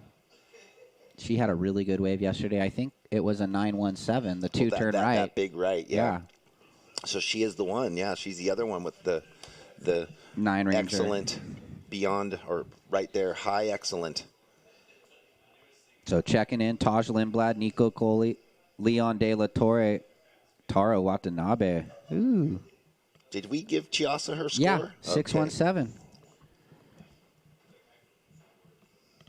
And then heat 2 of the men, David Economos, Brett Simpson, Roy Kanazawa, Corey Arambidi. Heat 3, Ben Coffey, Braden Jones, Ben Benson, Elijah Fox. And heat 4, David DeCarmo, Uriel Sposaro, Jabe Swerkowski, and Andrew Jacobson. So the remaining Brazilians up against each other in heat 4 of the men's round once we get through this heat. Can I see that? Yeah. Check them out. Some good heat stacked up. Hello, everybody out there in the web world. Thanks for tuning in to the Slow Cal Open here in Morro Bay. Up and riding there in the blue, Kayla Casino. Working her way down this slopey left, doing the work, keeping busy. Some of these waves just continue to give. If you can get through to this next section, it does stand up. Oh. Nice finishing turn for her. So that's the way to get your account started. A lot of action on that wave. Kayla out of Laguna Beach, now attending UCI. Let's watch the replay. Long, slopey left, but she stayed active. Cut it back right here. And pretty much just going through the motions until it let her get into the lip right there. It's a 4.83 blue, 4.83. So good opener for Cosino there. Good finish. Right there. White looking now. Savannah Stone out of Maui. Look at this left's got some wall. Hits that first section. Trying to get back to the open wall. And no, it just held her a little bit. Sounds like we have Kelly with an interview. Yes, I'm down here with McKenna. Congratulations on that win. Thank you. How are you doing this morning? Pretty good. It was a lot colder today, so kind of have to reset and just try to stay warm. So yeah. You got your booties on. I don't know if were you wearing them yesterday? Yeah, I like wearing booties. I feel like I get more traction with them, so stuck to the board. What was your strategy this morning? I don't know. It's kind of all over the place, so I was just figured I was just going to try to catch whatever wave looked good, probably start off on the right and then get a backup on the left. So I was able to do that. And what are you going to do now? Get out of my wetsuit, maybe go get a hot coffee somewhere and then come back. How many wetsuits did you bring? 3, a 5-4 and then 2 4-3s. 4-3. Yes. Yeah. Good choice. Well, congratulations again and good luck to you. Thank you. Back to you guys. Okay, thanks. Good job, McKenna. And we have up and riding red. Little smooth arc up through the lip. And, oh, that was really good rail hold on that third bottom turn. Just falls off at the end, but I think all three complete for Katie. So, blue, you got a 4.83. White, you got a 3.93. Green's opener, 6.17. Here's that replay of Katie. Just a smooth carve down to start, and then nice off the top there. And then that bottom turn, almost like a two-stage, and then up in the lip. And you know what I was interested to see right there? Her back foot was further forward of the front fins or right on them, like in a real driving position. She wasn't set way, way back on the tail to punch it and pivot. Her back foot was over the front fin? Yeah, she was really driving and carrying that rail line, and that's what set her up in such a positive way for each one of those turns. These lefts are turning on. She also rolls in a couple late floats there to get a second score.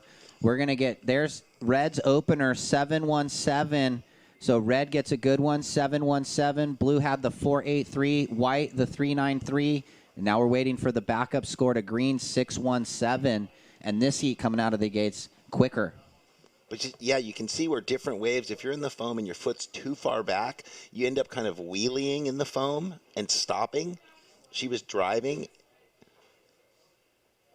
Talking about Katie, yeah. And that was carrying, it's letting the tail lift up on the foam and move through it. And a 7.17. What a wave. Caitlin, your last wave, a 7.17. Yeah, and last of green, 3.07. So green in the lead with the 6.17, 3.07. Red, you're second to take the lead. You need a 2.07. Blue is third, needs 2.85, and white needs 3.75. Everyone just kind of looking for another wave. White looking. And here's Savannah Stone now. She wants to get in the action on this left. A bigger set wave. Only had the one section to work with, so kind of a quick up and out there. Priority shifts to blue, red, green with 17.5 remaining. But still, I mean, it was a set wave. She gets around the section and gets, you know, the opportunity to throw one she'll get a backup turn. Yeah, and it's actually a little better. It's a 4.2, and she's in second. Red, you're third. You need a 0.96, and blue, a 3.3. But those girls, red and blue, really just looking to put another score on the board here and settle in with a couple numbers. Priority is set, blue, red, green. Check in, guys, heat one of the round of 16. Green, your second wave, 3.07. You're in the lead. Now trying to get rid of the 3.07 green. So Chiasa Mariyama, the youngster from Huntington, holding down the lead in this tough heat round 2, heat 4, top 2 to the quarterfinals.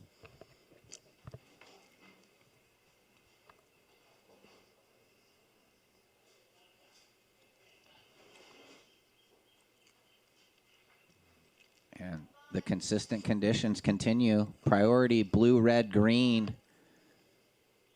Looks like white looking on the inside under. Not going to go there. These lefts are really turning on. They've kind of found the zone. A lot of good waves here on the sandbar. Kind of in the middle of the beach, but a bit closer to the rock than the far bar. 16 minutes, so lots of time remaining.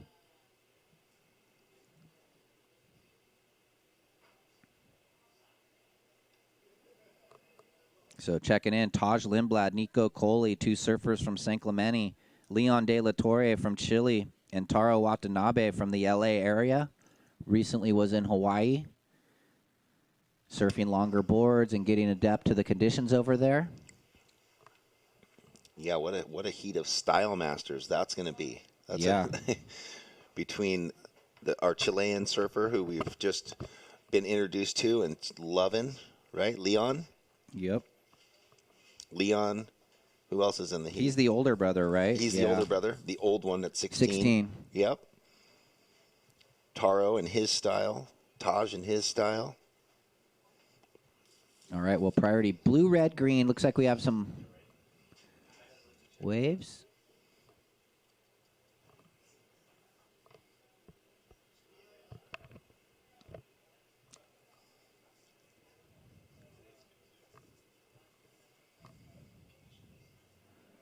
No takers on those first couple.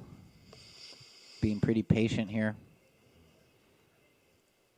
So I got to say, after the event, when I just needed to chill out, to drive down south around the harbor and through and into the state park here at Morro Bay by the golf course. So beautiful. Oh my gosh! It reminded me of it's like a mini Pebble Beach. You know, when you drive through the private drive there up in Monterey. I think it's like the 17-mile drive or something. That 17-mile drive. This is kind of the same, although you're not draped in redwood. You're draped in other types of old growth.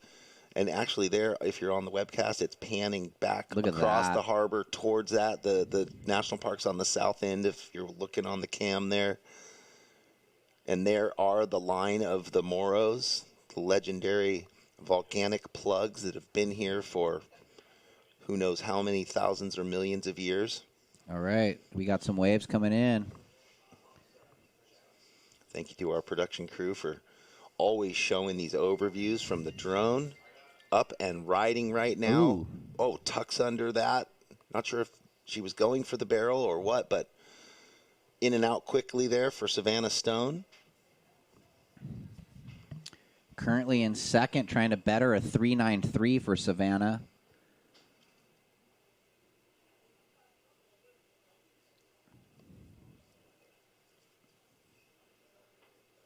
Yeah.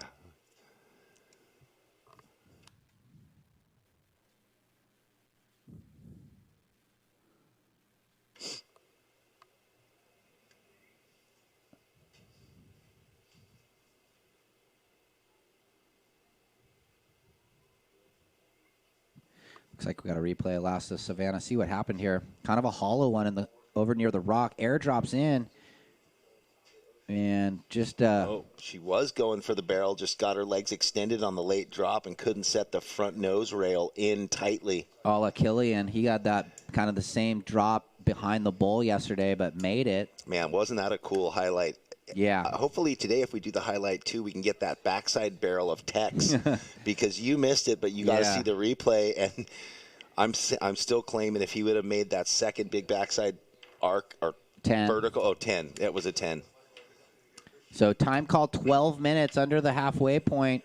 Priority blue, red, green.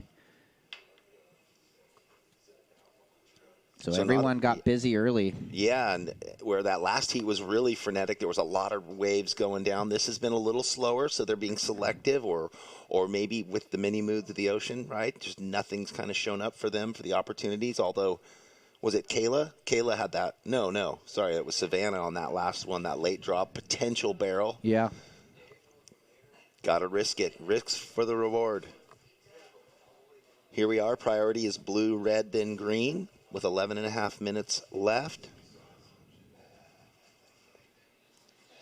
You know, it's cool to know about the Morros. Coming up here my whole life, I never knew that story, that there's a line of them back towards Cal Poly, right? Yep.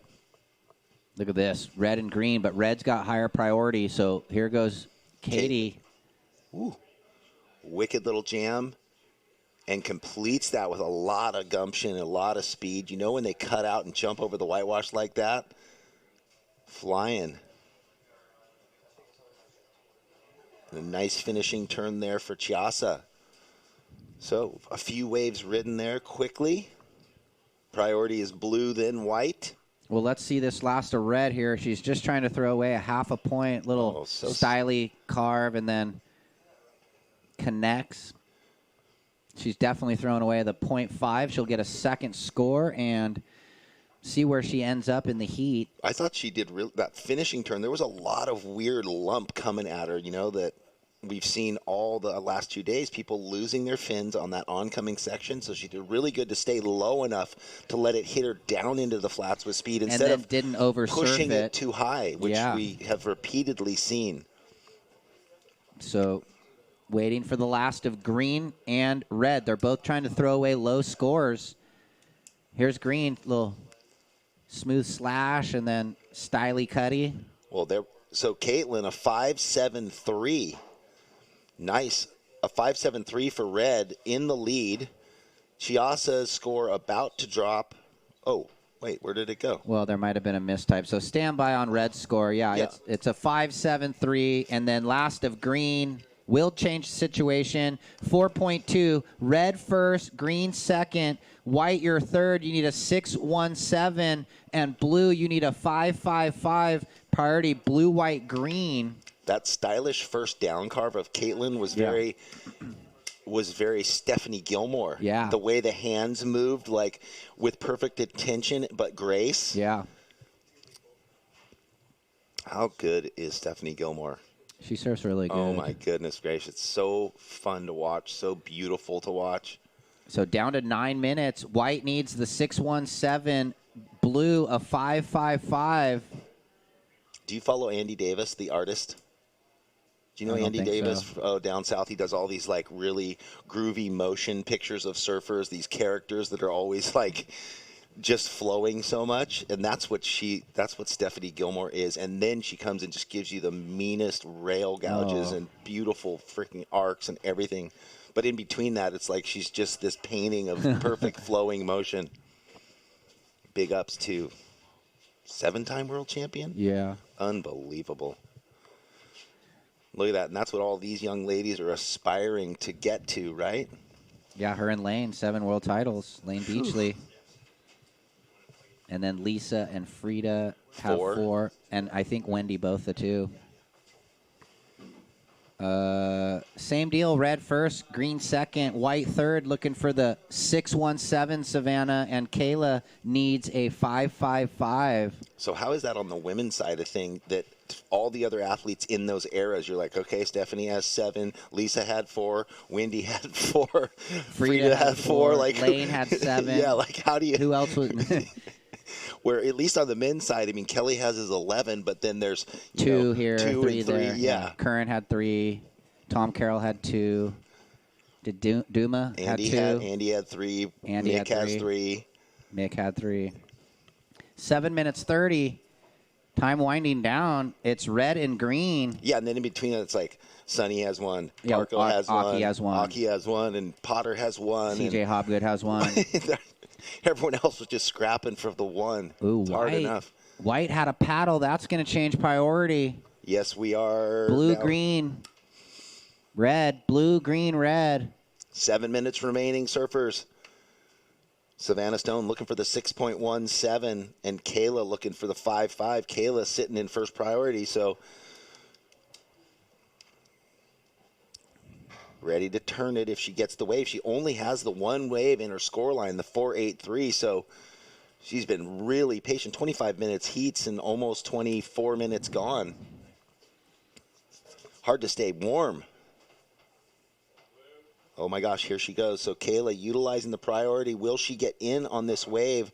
Elects to get this left for 1 big bash and redirect. Will the reform happen on the right? It doesn't.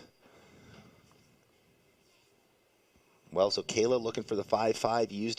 Used the opportunity with priority. 1 big backside turn. Our heat leader now up. Caitlin. That wave kind of not going right or left, sloping here and there. White there, Savannah with a quick float, so I'm not sure any of all those waves. We'll wait for last of blue. Trying to better a 4.83, needs the 5.55 with just under 6 minutes. Well, for Kayla, it's a big opportunity because, wow. Well, Kayla, one set wave, used that opportunity. Pretty good turn. One big backside turn into the corner. And Might get there. Yeah, Stand by. Last of blue.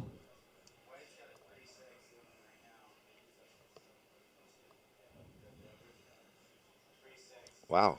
So she could get the score here, needing the 5.5 and 5. 5, That might 5, matter, 5, actually. Sorry. Yeah, 5.55.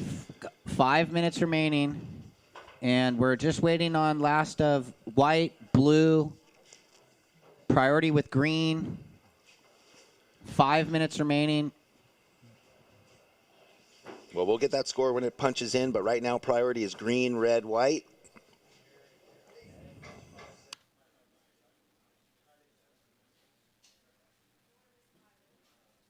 So 440 waiting on the blue score. It's a 5.9, turns the heat. Wow. Blue in second. Green, you now need a 4.56. And white, you need a 6.53. So I thought she was going right. She goes left and jams the corner. One good turn, 5.90. Kayla in second. Green now needs 4.56. And white, 6.53 with 420 remaining. Yeah, so as the scale's been set, based against everyone else who's had a similar set wave with one big punching, redirected turn, in my mind, I was thinking she needed that reform right to get one more, snap. But based upon all the other heats and what's been going down in the scale set, 5.9 for Kayla, who utilized that priority perfectly. So now priority with green and then red. Katie looking to better the 5.73, the heat leader. Kayla now looking to throw away the 4.83, and we know green looking for the 4.56 and white a 6.53. 3.5 remaining. So Chiasa holding on to the advancing position for about 21 minutes. It's all flipped now. Well, and now sits in a really solid position with that 6.17. Here we have Savannah Stone. Ooh. She heard the story. One big backside snap she can got get you just a bit late. Yep. So that's not going to do anything for her. Now Chiasa's still holding priority. Over 3 minutes remaining. Needs the 4.56.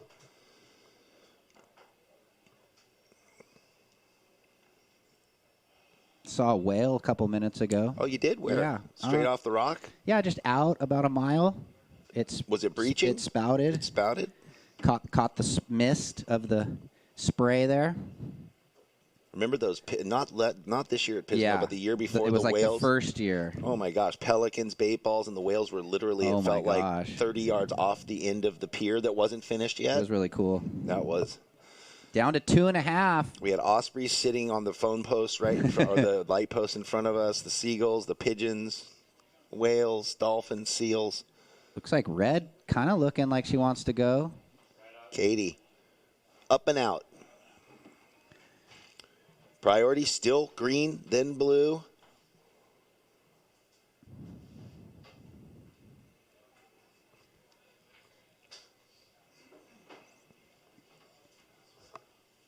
And we're going to transfer into the men's action. Taj, Nico, Leon, Taro. Ooh, what a good heat. Mm-hmm. Taj and Nico probably surf in the same zones growing up in San Clemente. Leon from Chile and Taro, he's been traveling all over as of late. 1 minute 40. Yeah, and I think Taro's going to be going back to Australia to do some training with Mr. Bradley Gerlach. Some person-on-person training, not the Skype video chat, which is how it gets done a lot now these days. Wide up. Savannah Stone comes from behind the section, chucks it up tight into the corner. One turn, was looking for a 6.53. So now Chiasa just being patient. 70 seconds. Yeah. It only takes one. It only takes 1 second. That was a really nice turn there. Blew up while we watch this replay of Savannah. And with 50 seconds. Also, Kayla milking it onto the inside. Will this potentially replace the 4.83 with 40 seconds? Chiasa scanning the horizon, patiently waiting. This is the last of blue replay. So that's going to be a critical score. Okay. Wow, way on the inside. Chiasa on a small left. Just jams that little corner. Foam climb. Doesn't make that little soft reform. There wasn't much on the inside. Will it be enough? But I'm going to count it out, and we'll see what the judges say afterwards. Under 10 seconds. 4, 3, 2, 1. So we'll be back after this break. Fast can wait. Slow will set you free. Because here in Slow Cow, slow is not falling behind. It's the freedom to catch up with the things that matter most to you. Soon enough, you'll discover that Slow Cow is just your speed. We start each day with one goal.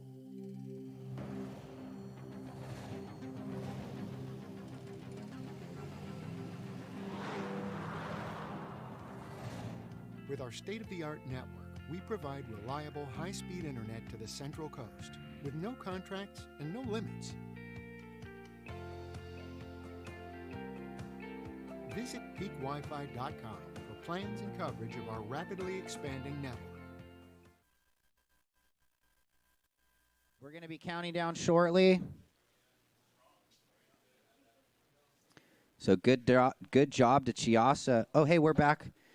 Everybody at home, welcome back. Slow Cal Open at Morro Bay. We just saw a buzzer beater from Chiasa Mariyama. Stand by, guys. We'll count down shortly. Oh, we're going to go on a short hold right now. So looking like Katie Simmers and Chiasa Mariyama through that last round of 16 Heat 4. You're in the quarters now. You surf later today. Pretty soon after these 4 heats of men's, we'll be back into the women's quarterfinals. We'll talk about those matchups shortly. So what an exciting heat there. Kayla had the one big backhand turn, turned the heat, and then on the horn, Chiasa flips the script there on her one good backside turn. Stand by, guys. We're on a short hold. And in this first heat, we're going to have Taj Lindblad, Nico Coley, Leon De La Torre, Taro Watanabe. So getting checked in, David Economos, Brett Simpson, Roy Kanazawa, and Corey Arambidi.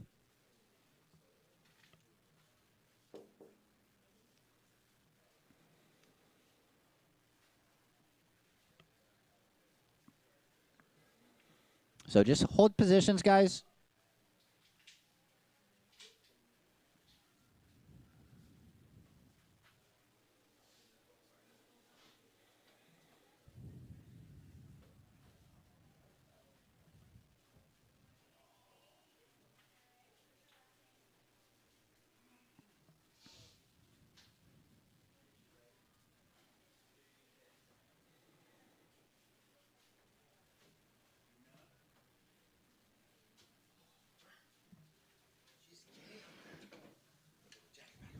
So we're just on a short hold here, resetting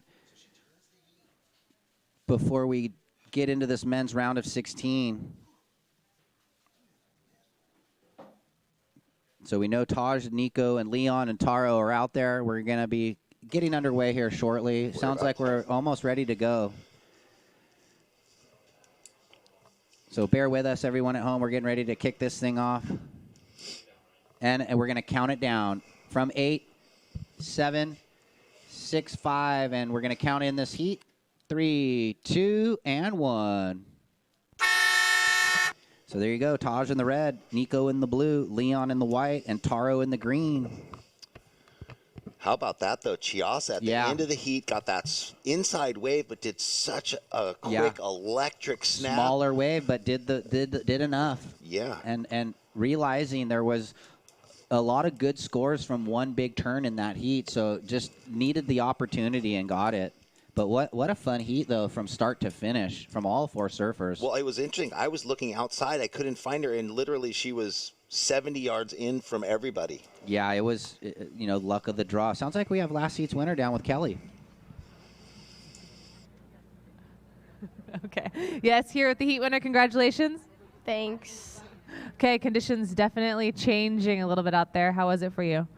I don't know. Yeah, it changed a lot. It's a lot smaller today, so it's a little tougher. Yeah. A little tougher, definitely, and with the tide especially. So what's your strategy for the moving forward with smaller waves, different condition today? I don't know. Just like a quick start, and I don't know. What are you going to do right now? You going to grab some food? Just change and then, I don't know, watch the contest or get some food or something. All right. Well, good luck today. Thanks. Back to you guys. Okay, Kelly, thank you. Maybe some coffee. Thank you. See you later. Maybe some coffee. Yeah, Caitlin needs some coffee.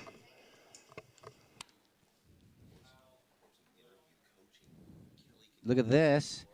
Blue. And on the corner down the line, green. What? Blowtail snap from Taro. So good one, blowtail there.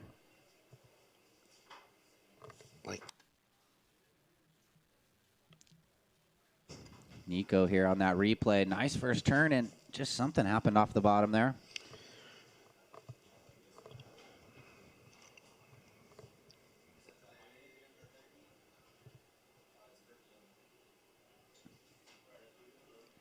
So get checked in, David, Brett, Roy, and Corey. Let's see what Taro did here. Just one really good turn. Oh, he's wow. just got that thing. Well, yeah, but that was much bigger than yesterday's version. Yeah. Yesterday was whitewash sections. That was green lip, and just ninja extends that back leg perfectly. Arms in the best position. Like tight over the board, in between the rails. Good technique there for Taro Watanabe. Red up and riding Taj Lindblad. Double banger for him straight away. So the battle has begun. Taro drops a 5.67 on his opening wave. Well deserved. Yeah. Nicholas Coley had the 3.17. And Taj Lindblad just a quick foam climb, but it set him up for that second turn to carry the speed and get high up into the lip. Yeah, good finish there from Taj. Looks like we have blue in and out. So now just waiting for our surfer from Chile, 16-year-old Leon De La Torre, to get himself in the mix. He's got first priority now that the other 3 surfers have ridden waves. Conditions changing. Now I think the tide bottomed out a little while ago. Our high tide's going to be coming around 1. I don't know how high it is. Probably a 4-foot tide, something like that. Maybe just under, but good tide swings for the whole event. Yeah, today it's only like a 3-foot at 140. Okay. Opener of blue, 3.17. Opener of green, 5.67. Waiting on red. Priority with white.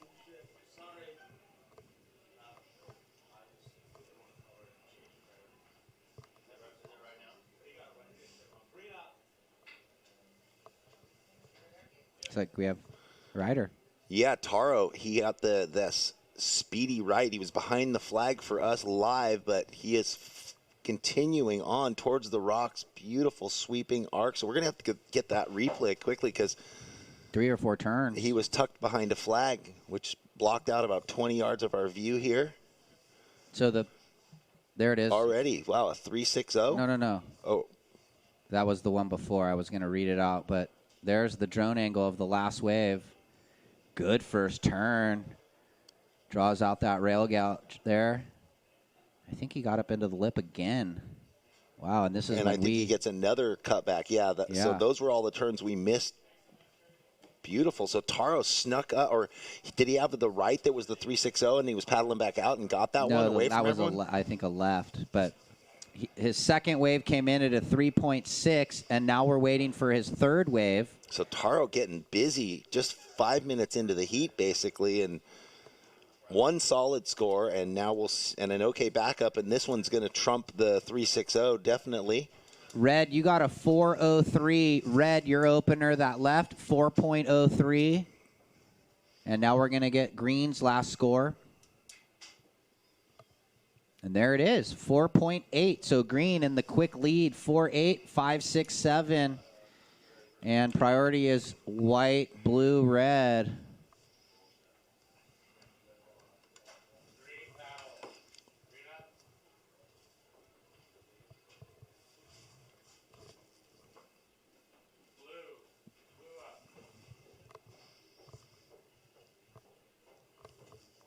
Nicholas Coley now connecting on this left, sweeping down the line, looking for the finishing section, and the wave fizzles on him, but had the busy work done on the first section. And in between that, Taro had another just quick up and down, a throwaway for him in his score line. On the replay, though, nice wrapping cutback for Nicholas Coley, and again,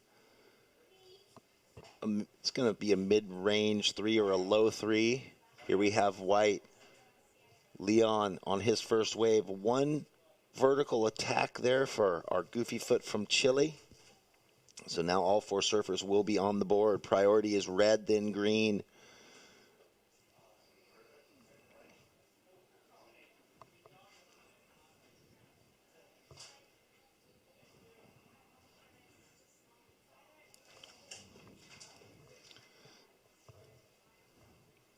Well, just a quick score for Leon, a 2.83.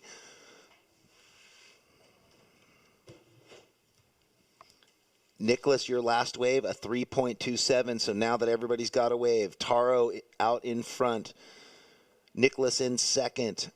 Taj, you have first priority, and you're looking for a 2.41. Leon with the one wave, you need a 3.61. Priority red, then green.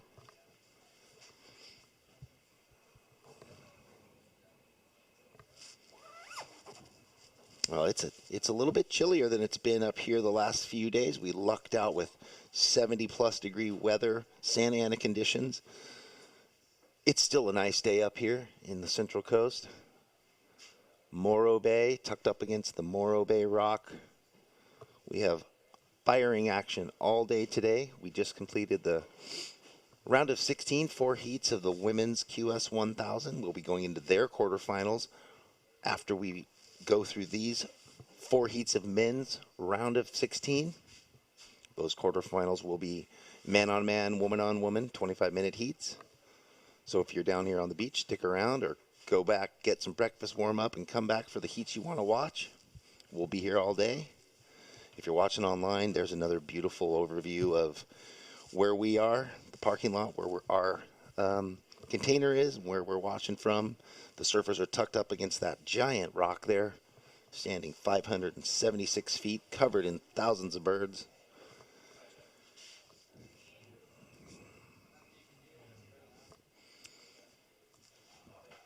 So we're waiting for these surfers to figure out where they're going to go in the lineup to get their next wave to blister. Here we have Leon going back to his lefts, but he's up and out. He was in 4th priority. He's probably going to find himself down the beach looking for these lefts that he's been surfing the last 2 days. That wave didn't give him much opportunity, so he elects to use it just as transportation. Now we have Taj Lindblad on another left. Another 2-turn combo. This puts green with first priority, blue with second priority.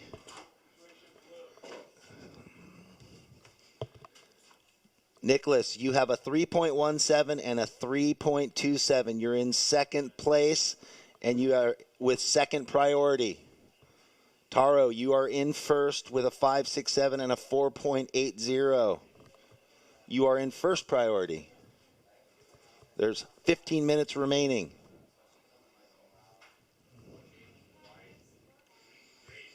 Here's Taro Watanabe.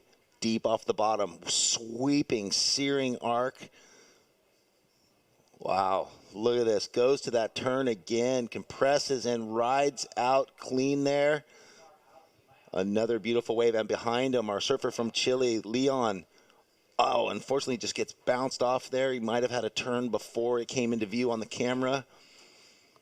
Oh, but Taro just fades this one perfect. Nice setup bottom turn. Searing arc, front hand in the face of the wave. I love how he tucks his knee to sort of set up and get that spring-loaded compression and just tuck it into the corner. So, boy, he opened with a 5.67. It'll be interesting to see where this goes. And then behind him, if you're watching on the webcast, we have the replay of Leon's third wave. A little slopier right. He just got the down carve and then the setup to that, but got to it late, unfortunately.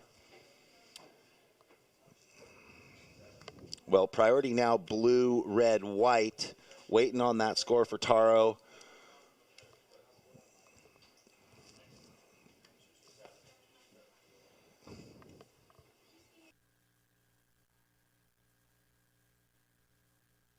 There it is, last of green, 7-0. So green in the lead, 7-0, 5-6-7. Taro Watanabe, Taj Lindblad, your second, trying to get rid of the 403.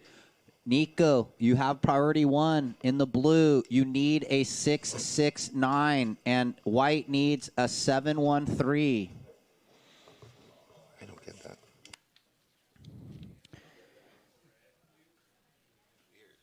So checking in. All right, yeah.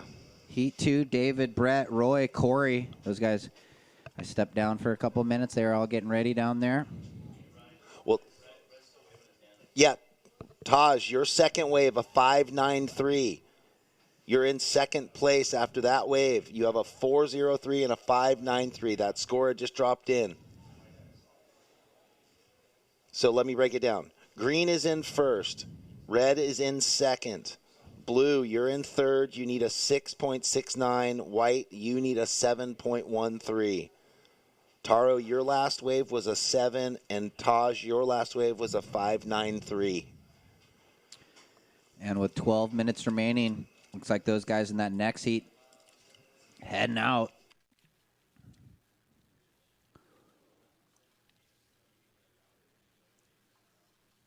So priority, blue, red, white. Green, you have a 7 and a 5.67. You're in the lead. Time call 11:40.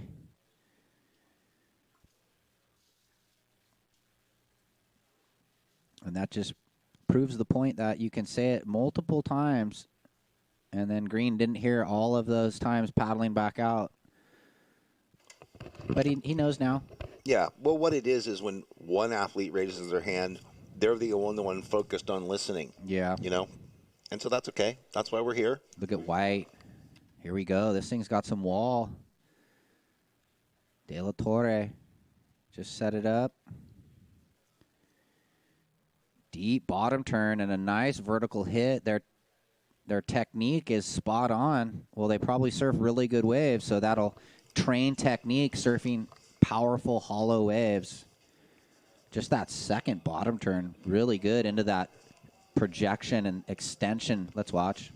Oh, yeah, beautiful. I love how he drops his knee there. Long, sweeping bottom turn, using those arms as leverage.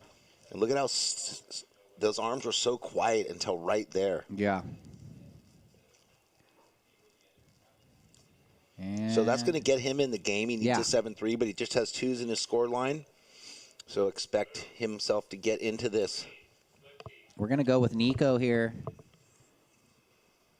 And, well, we were with Nico as I think he did a huge air attempt, blowtail, came undone. And I watched Taro, and the same thing. He went up, bottom turn, hit the lip, slid the fins, and got stuck in the whitewash section. So they'll both get back out there. Nothing doing for either surfer on that wave. Whoa, Hail Mary. But priority is with red out the back, solo. Leon's wave about to drop in, creeping up the ladder, better than his other 2 waves.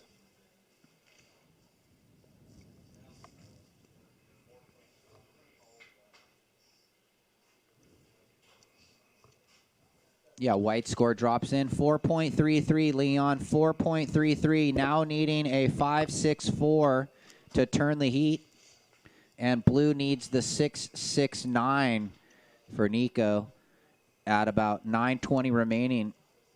So Taro and Taj first and second right now, and they both have mid-range scores to get rid of. Taj trying to get rid of a 4.03, Taro a 5.67.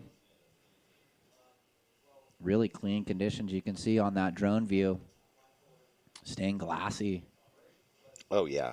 Just nailing it this weekend. Well, we can see these flags right in front of us. Still offshore. Yeah, they're blowing, but this big rock just protects this whole little cove right here. Here's Taro again.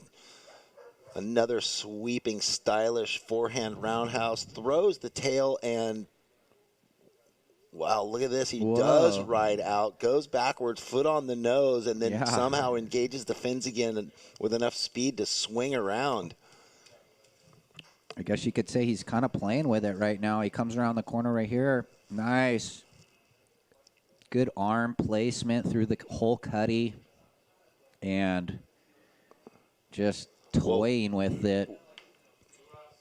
Blue down the beach on a bigger left, looking like he's just stuck behind the foam. What was amazing there on Taro's, when he did that arc, did you see how when he came back off the whitewash, he didn't hit the whitewash, he like turned up into the lip again and like spring loaded to set up for the finish turn. Yeah, he's got that where just the way his body rocks and the way his arms, I guess it's the wave key, it works really well. He went like, I'm doing it with my hands for Ryan, but yeah, it was really nice. So this wave unfortunately just faded away for Nicholas. Priority is red, then white. We'll wait for this score for Taro to see if it betters the 5.67. It looks like it's right there, similar. Yeah. Trying to better the 5.67. Might just, or it's similar. Last of Blue, 3.07. Blue still needs the 6.69.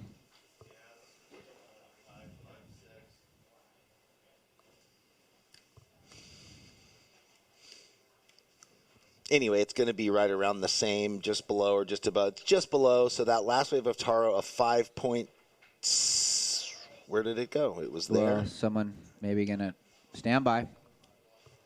I saw a score drop in, then it disappeared. Anyway, priority is red, then white, then blue. Looks like Blue live action. Down the beach, Nicholas. Where is he? Oh, I can see him. He's tucked behind the whitewash, but... So our first surfer way up the beach throws the arm claim. He needed a 6.69. We'll have to go to that replay on that. Still waiting for that score for Taro to be locked in. Yeah, looks like it might come in just under the 5.67. But here's that replay of Nico up the beach. Just a smooth gouge. Had the little lip section. Slashes it. And the finish, a little fin drift. So looking for the 6.69. He only had a pair of threes before that. So that's going to be his best wave with just under 6 minutes.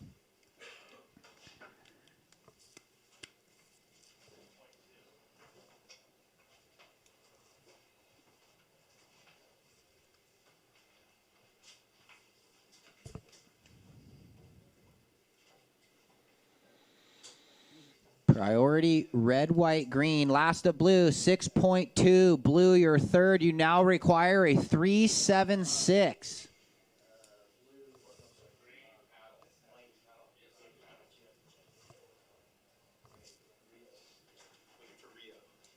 Looking for... Rio Watanabe. No, Kanazawa. Kanazawa, sorry.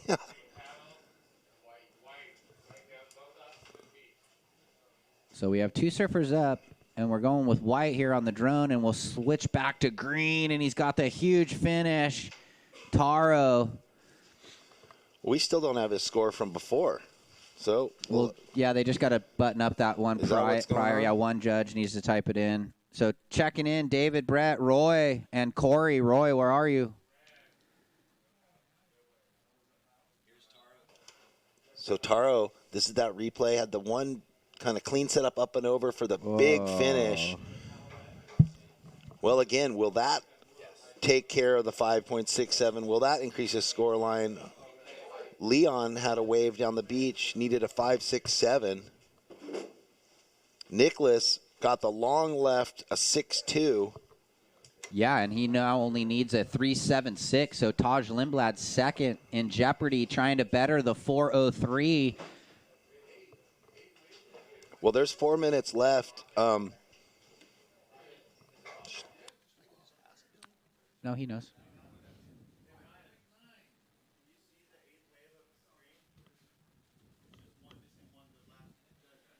No, we're missing 2 scores. So 3.5 remaining. Stand by, Taro. Nico, you now only need a 3.76. Leon, you need a 5.64. Last of white, 4.33. Green up again. Taro. Oh, super layback jam into the corner there. Just the one, though, I think. Well, yeah, some of those rights he's picked, that's just what it's offering him, but finishing nicely. So we're going to have 3 scores coming in for him. Yep. Look at this. Yeah, Leon with this drone angle, but I'm watching the beach live. That wave is going to finish unless he finds a reform further down the wave, which he does not. So Leon was looking for the 5.64.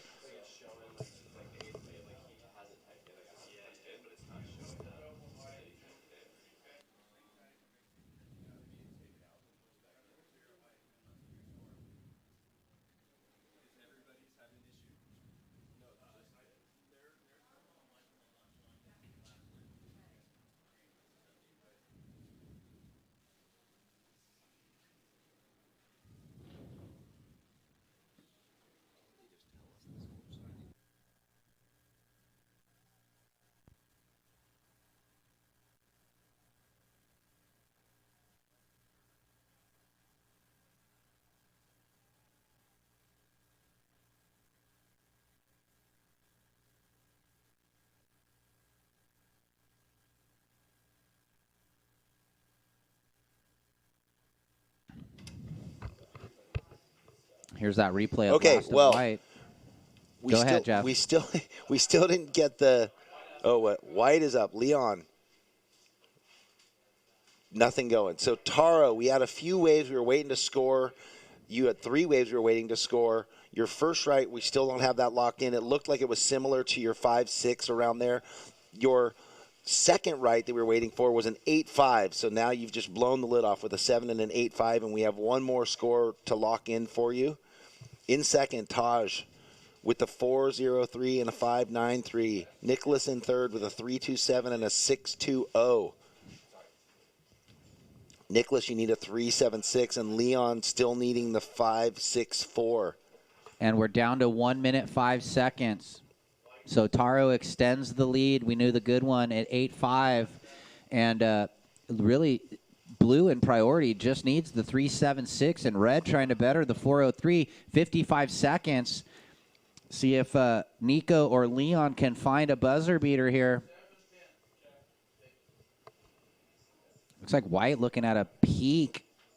Red committed. White up.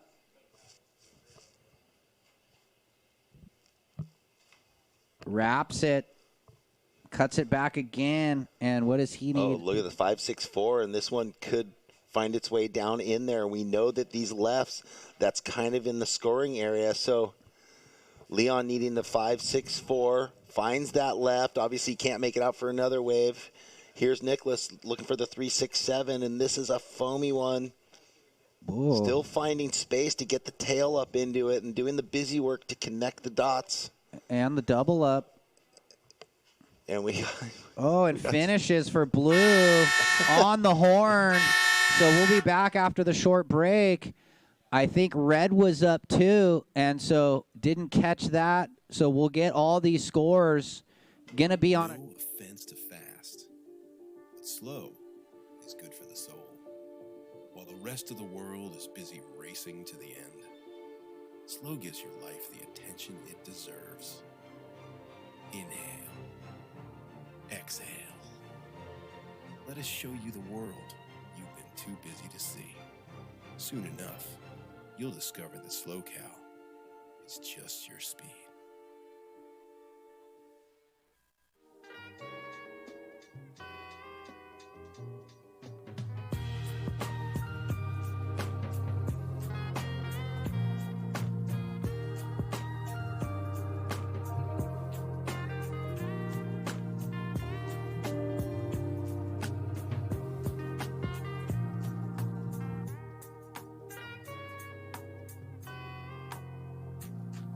Put life on coast in Morro Bay.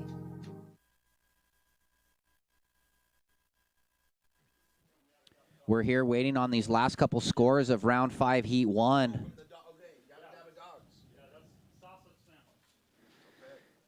Looks like last of red, 3-4-3, no change. So now we're waiting on blue and white. Blue needs a 3-7-6 to get into the quarters. Standby heat 2, we're on hold. Looks like Leon needs a 5-6-4.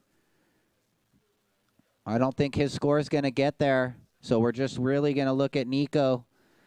Needs and gets a 3-9-3 and turns the heat blue. Don't hurt your board. You got to surf again. He's fired up. Yeah, he is. He just threw his surfboard. So Pips Taj at the post right there. And last right? of white, 5-1-3, not enough. So green and blue into the quarters. You surf again. Well, big ups, though. Just want to give a shout-out to both Taj and Leon. Getting through all these rounds to here. That was a tough battle right there. Yeah, it was a good heat. So standby heat 2 with David Economos, Brett Simpson, Roy Kanazawa, and Corey Arambidi. We're going to be counting you guys down shortly. We're on a short hold, just a 30-second hold.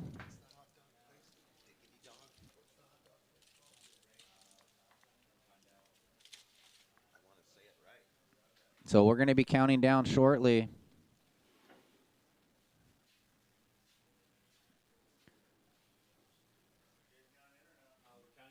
Okay, we're going to be counting in now, guys.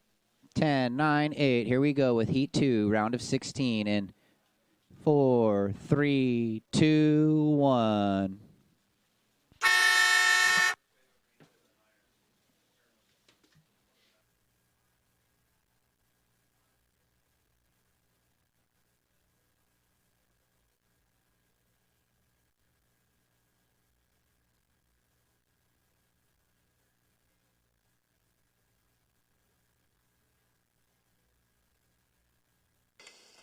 Well, official results from that last heat, heat 1 of the round of 16 men's QS 1000. Taro Watanabe in the green. Moving on into the quarterfinals, and in the blue, Nicholas Coley in second place. Great job, everybody.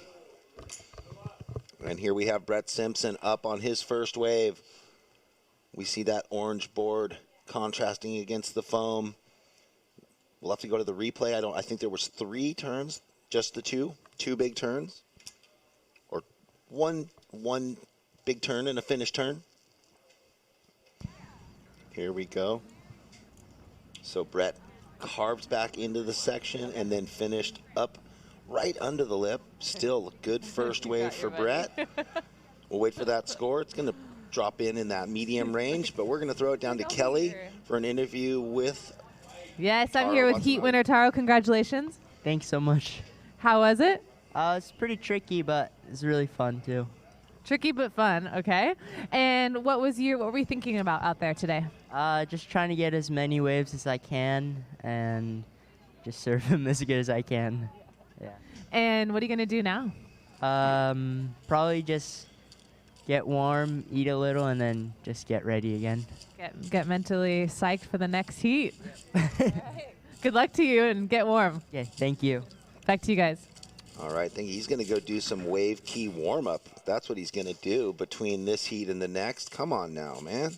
No, just joking. So, Brett, your opener, 5-8-3. And let's call up heat 3, getting checked in downstairs. Ben Coffey, Braden Jones, Ben Benson, and Elijah Fox.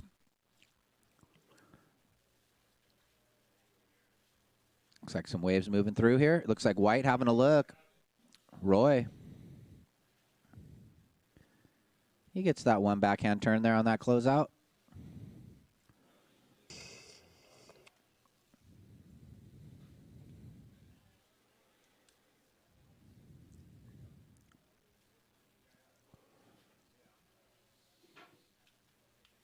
And here's that last wave of white. Kanazawa. Nice turn.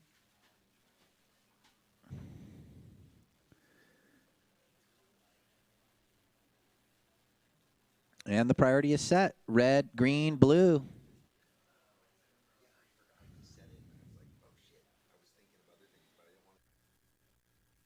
Last of white, 3.0. Last of white, 3-0. Here's blue up the beach. Brett, quick hit. Late float. Wow, he went through those 2 turns quickly. That board looking nice under his feet. Yeah, Stamp Surfboards. Tim Stamp, shaper out of Seal Beach. Let's see that last one here. Brett's been working with him for many years. Right there. Yeah. So he would have even come off that second section. He just hit that little inside rail on a lump. Yeah, making the most out of that.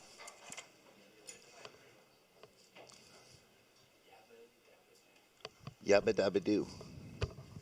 Well, that's it. Thank you to Yabba Dabba Doo Dogs for bringing us the sausage sandwich. We appreciate that. For everyone that's out here, you can stop by Yabba Dabba Doo. They're out at the end, the hot dog stand at the end of the container area, the walkway with all the vendors. Yeah, over by the lifeguard tower. Yep, they've got food all day, coffee, drinks. Yabba Dabba Doo. Here we go. Green up and riding. Aaron Beatty. Second of Simpo. 3.5, Brett. Opener of white. 3-0.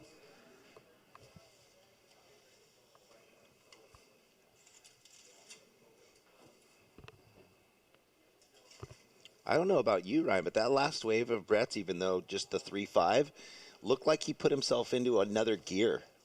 Like he switched into a faster gear. It's all about reading the subtleties, right? When someone's on and feeling it, you see it. It translates. So right now, Brett's out in front with his 2 waves, a 5.83 and a 3.50. White was behind that section, so Roy Kanazawa, another throwaway for him. Anyway, Brett was out in the lead. Roy, oh my gosh, it's just too much happening here. David Economos now finally gets on the board with his first wave. Late snap into the section. Free falls out of there. A little bit of a roll up the window, but rides out. Yeah, that second turn was pretty sick there for David. Bouncy to start, but he maintained through that section and got the good finish. Let's rewatch it here for the folks at home on the replay. So that's a straight up 4-5. Okay, the score already dropped as we're watching the replay. I mean, that's all he could do there. And, you know, kind of elevating good lipper and brought it down in front of the lip. So that was in contrast to Roy's wave, which was similar, but Roy got hung up in the top and stopped and then had to free fall down after it. So that's the, the differentiation between that 1.5 score. David got up on it, down with it. Brett Simpson out in the lead with a 5.83 and a 3.50. Priority is blue, green, white.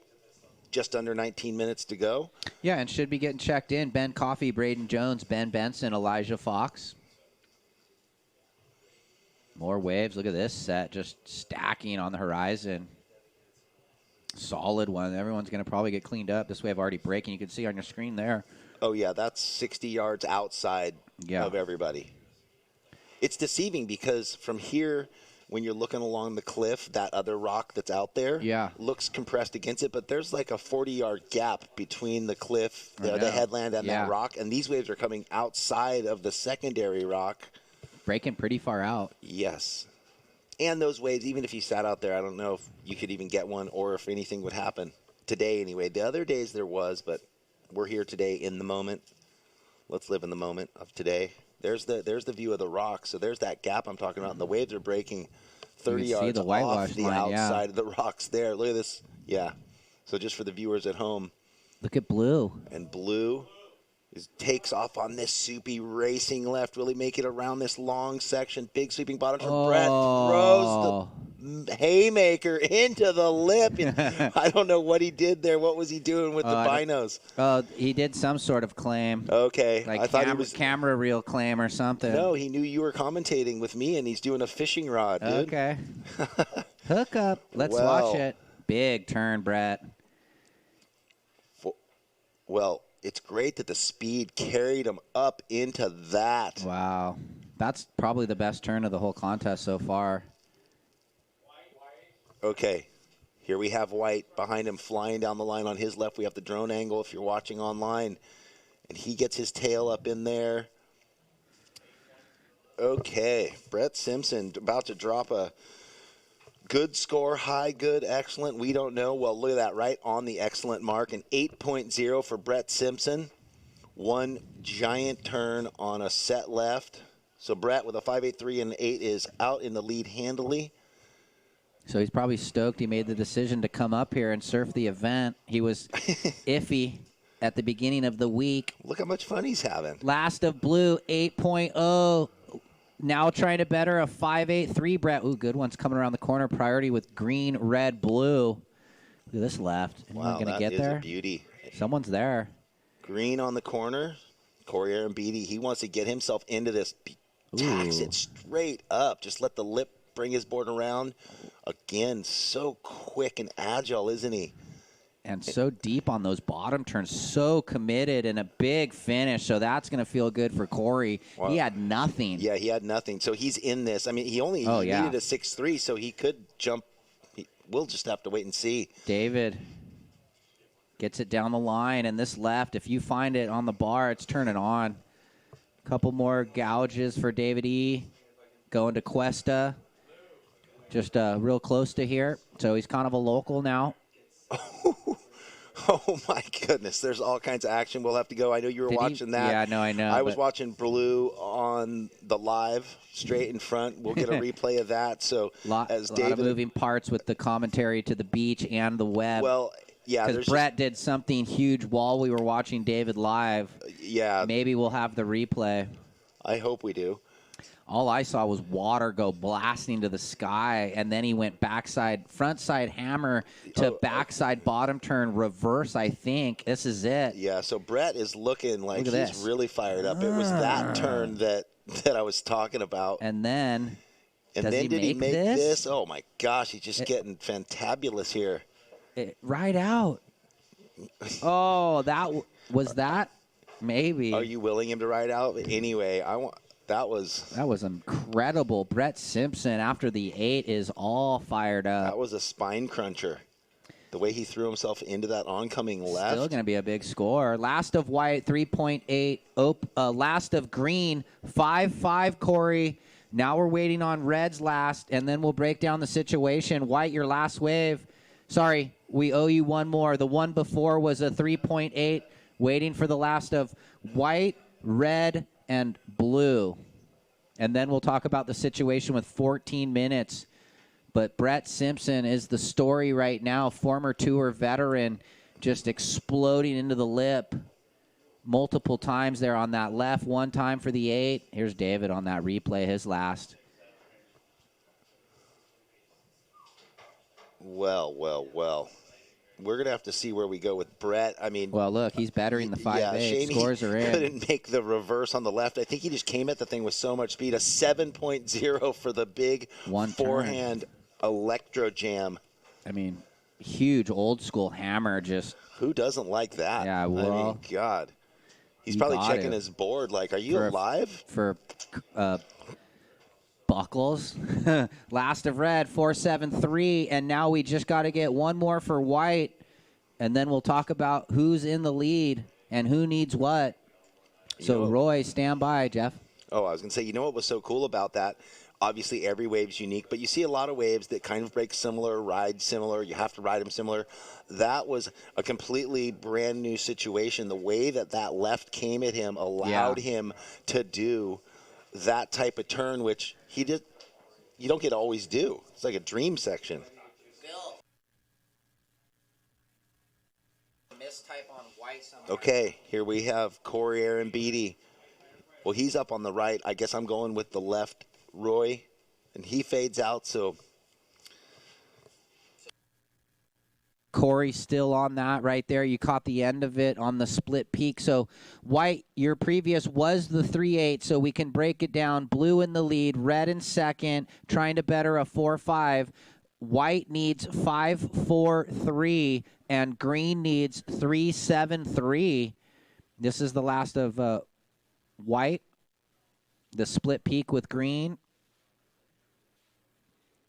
And that way of never cooperating with Roy. Let's see what Corey did on the right. He split the peak with white there. Aaron Beatty only needs a 3-7-3.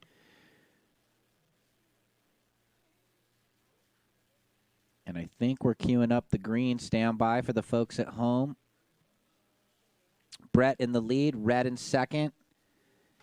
priorities blue, then red, then white. And here was Corey. Sweet. We got the replay. Quick little snap. Kind of a funky section with a lot of bump. Presses down into the flats. Cracks the lip there. And then this is frontside gouge. But that's not going to be complete. But still, he had the quick snap and the explosive backside tail blow. At the end of that wave, it looked like a river rapid. Right. Like it just sort of ate itself up. So waiting on the score. He only needs the 3-7-3 to jump up into second. And he's got a 5-5, and he's definitely throwing away the .50. Sweet. One, How did that one bug not fail get swoop. smashed? Mosquito Boom. out the window. Yeah, I thought it was going to be smeared on the window. Well, what good an thing you didn't. exciting time. Waiting on green. Stand by, Corey. We'll get you that number. 10 minutes 30.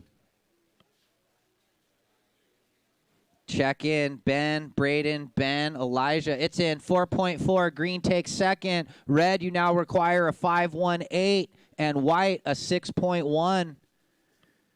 Well, determination. Corey Arambidi is like, look, I've been in the quarters plus every event. I know. He doesn't want to lose here. This He is wants my to continue legacy. the run. So priority blue, red, white. So our heat leader with an 8 and a 7, sit with first priority, 10 minutes. Not a bad place to be with a 15-point total and 10 minutes to ruminate on what wave you want to catch next.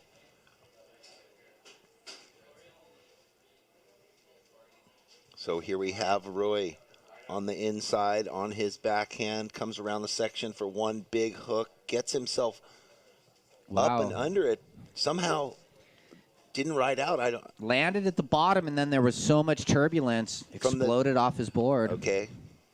I was watching the drone angle from the webcast, and it looked like he executed it perfect. So we're going with this replay of white. We do have a surfer riding live, but white blows the fins, airdrops down, and just, yeah, the bounce back of the explosion. Yeah, well, blue had that wave in the interim and did some sort of setup turns and then ended up cutting out. So, Brett, we don't even need the replay. Just we can watch it if we want, but nothing happened. He just sort of wiggled around and then cut out. Right here, because it just goes into the flat. No man's land. Yeah, with, like you said, an 8 and a 7. Not going to mess around. 8 minutes 45 remaining. Red needs 5.18, and white needs 6.1.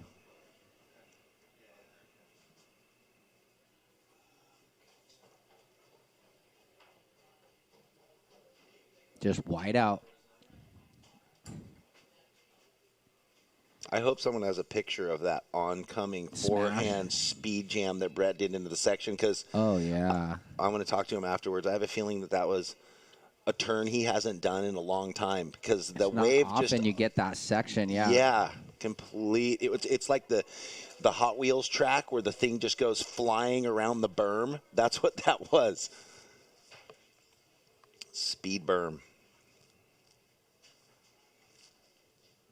Well, there we are. If you're watching the webcast, looking back across the defunct power plant here at Morro Bay, closed down 6 years ago. We don't know what goes on there now. Secret society, what happens? It's still lit up at night, though. The towers have their red lights because they stand hundreds of feet tall for planes and helicopters. Yeah. So they have to be safe, although they don't generate any economy out of that power plant now. So time ticking away here in Heat 2. 7.5 remaining. Brett Simpson, tour veteran, out in the lead. Corey Arambidi in second, trying to better a 4-4. Corey. David Economos has had a good run in the first couple rounds. He needs a 5.18 right now, and Roy Kanazawa needs a 6.1. 7 minutes remain. Good morning and welcome out, Morro Bay citizens. This is a WQS 1000 professional surfing event, men's and women's. We got Roy up, and he's out of Japan. Wow, well, Roy looking fired up. That was a beautiful forehand gouge. I'd love to see a wave where he could execute that repeatedly. He's kind of had those lefts that are just kind of taking advantage of him, but that was just perfect until the edge catch. You know, but even with the edge catch, maybe he just saw that the wave, I think it was intentional. There was no section down the line. It was almost just like I'm going to cut out. So he buried that front rail just to get out and back out quickly. Yeah, I mean, I don't think he wanted to come up and do a foam climb and waste space and time and paddle power. Yeah, look for a better wave. He needs a 6.1. Definitely a confident boosting turn, though. So down to 6 minutes.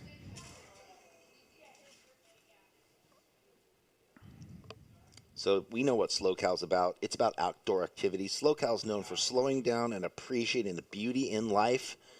As we are about to appreciate the beauty in Brett surfing on this wave. See what I'm saying? There's something. Oh, he went next level, yeah. He just decided from yesterday to today, or maybe he figured this board out in a different way. Had a few more free surfs. You kidding me? Yeah, same board, different Brett. We're digging it.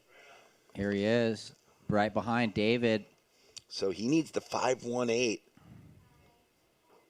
And Brett's coming in and going to do the runaround. Well, something happened there on David's wave. He kind of had a little hiccup and then cut out looking a little flustered. Brett's coming in and... Is he just coming in with 5 minutes? Well, no. Nah. It seems like he's going to do the runaround. Hopefully nothing happened to his board.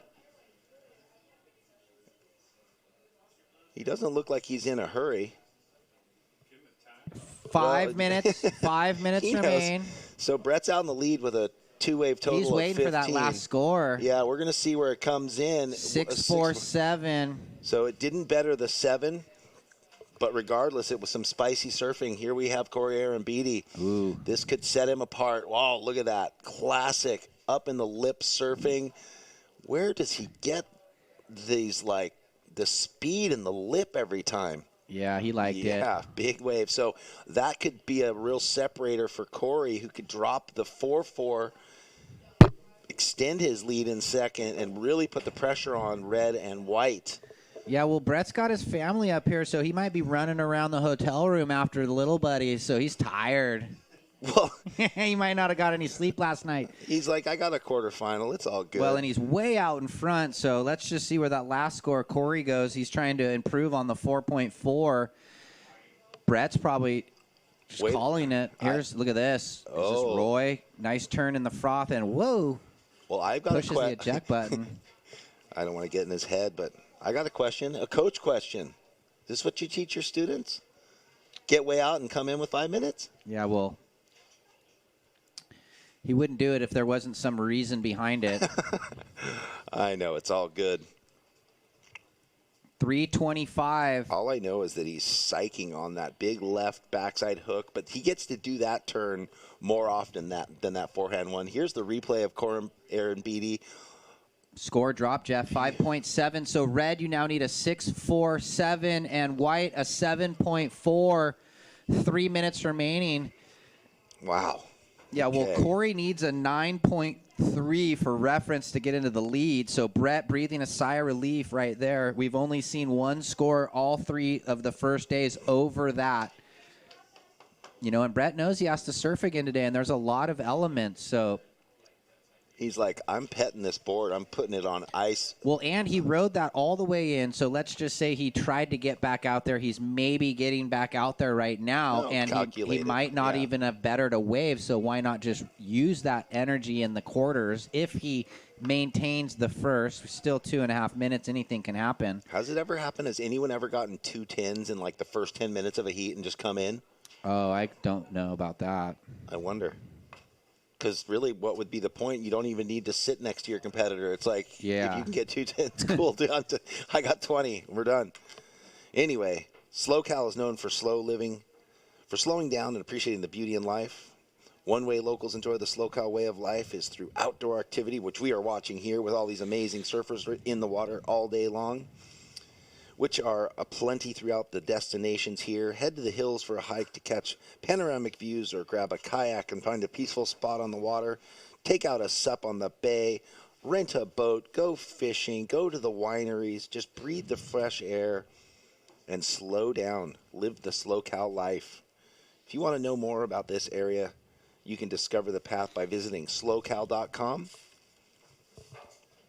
And we're just down to about 1.5 minutes here in Heat 2 of this round of 16. And the priority sits red, white, green, and red and white need scores. Red needs 6.47 for David, and Roy a 7.4. See where the guys are in the lineup. Here's a wave. Green looking. Corey up. And behind that, down. Is that my buddy Johnny Munson right there walking underneath me with the giant gray beard? Was that you? No, maybe that's not.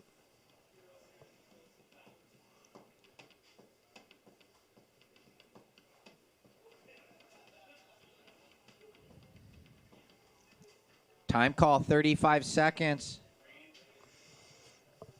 Looks like Corey again. In and out. Where's red and white? They're out there. They've got first and second priority. Needing a 6.47 for David and a 7.40 for Roy. God, they can get it. 20 seconds. Oh. I'll let you watch, and I'm going to count it out. When we get there, we're almost to 10 seconds. Maybe red.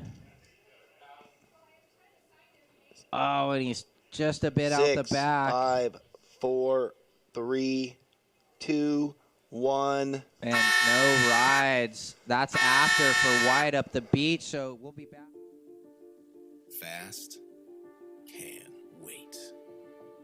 Slow will set you free. Because here in SLO, slow is not falling behind. It's the freedom to catch up with the things that matter most to you. Soon enough, you'll discover that SLO is just your speed.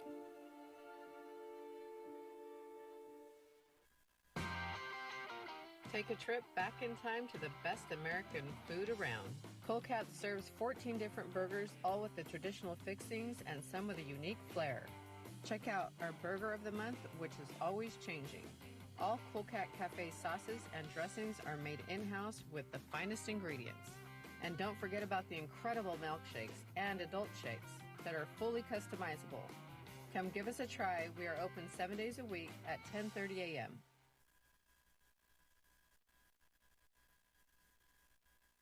At Morro Bay, we're into Heat 3 here of this round of 16. One more heat. Let's call them up. David.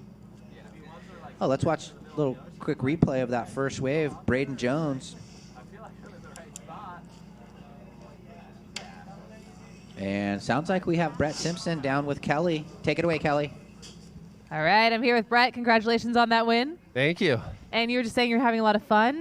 The waves look like they're getting a little better. Yeah, it's a ton of fun. I was able to get that one big section. I knew today it's like you can have a couple where you put it together, like my last one when you get in the kind of upper 6 range, and that one had that huge section. So I knew it would get rewarded well if I pull it off. And it's tricky to find those ones that do give you that major one, but I was able to do that. And then I got my last one, and I came in a little early. It's no disrespect to the competitors. I just was tired, and if I do make it, I'm going to surf again. So just trying to focus on the rest of the event. Storing some energy. I heard you had some fun last night, too, taking your family on a little boat cruise in the Morro Harbor. Yeah, we had a blast. The last few days have been so beautiful. We went out on the bay right here, and we trotted around and saw the seals and the otters. So the kids, memories for the kids forever. It was really fun. Love that you're enjoying the Central Coast, and congratulations and good luck. Yeah, thank you guys. Back to you guys. All right, thank you, Kelly. Great job, Brett. That was fun to watch. Well, talking about enjoying this Central Coast environment, the SLO way. We'll get back to that. This is a replay of, Ben Benson got one big hit into the corner there. I think we're waiting for that score to come in, Ryan, right? Oh, that was the 3-5 from earlier. And then he just has a couple throwaway scores. And then I think this might have been the last of White. He's sitting closer to the rock looking for this little wedgie right. That one kind of runs away from him there. So Ben Benson spends half the year in Indo, half the year in Newport, surfs around my zone, Huntington Pier. Well, I love it. During the ads, the SLO ad that's playing, one of the little taglines that they get into, and I believe it, and I think you do too, Ryan, is slowing down isn't getting behind. It's the freedom to catch up with life and enjoy the SLO way. So, you know what? Let's take that to heart and live it. If you have never been up here, you're watching online, you need to book a vacation somewhere beautiful, get on up into the Central Coast. There is no end of fun you can have. And there's no traffic, and there's nice people, and it's free open space everywhere you look. Good food, good waves. Fresh food, fresh farm fruit, fresh meat, fresh fish, wineries everywhere, breweries. Braden looking fresh on this one right here. Braden Jones, powerful goofy foot, throwing a lot of water when he hits the lip. And check in. David DeCarmo, Uriel Sposaro, Jabe Swerkowski, and Andrew Jacobson check in. Let's watch this last of Braden. Always pressing hard. As Braden, that click right there was solid. And a nice finish. I think Red had a wave there.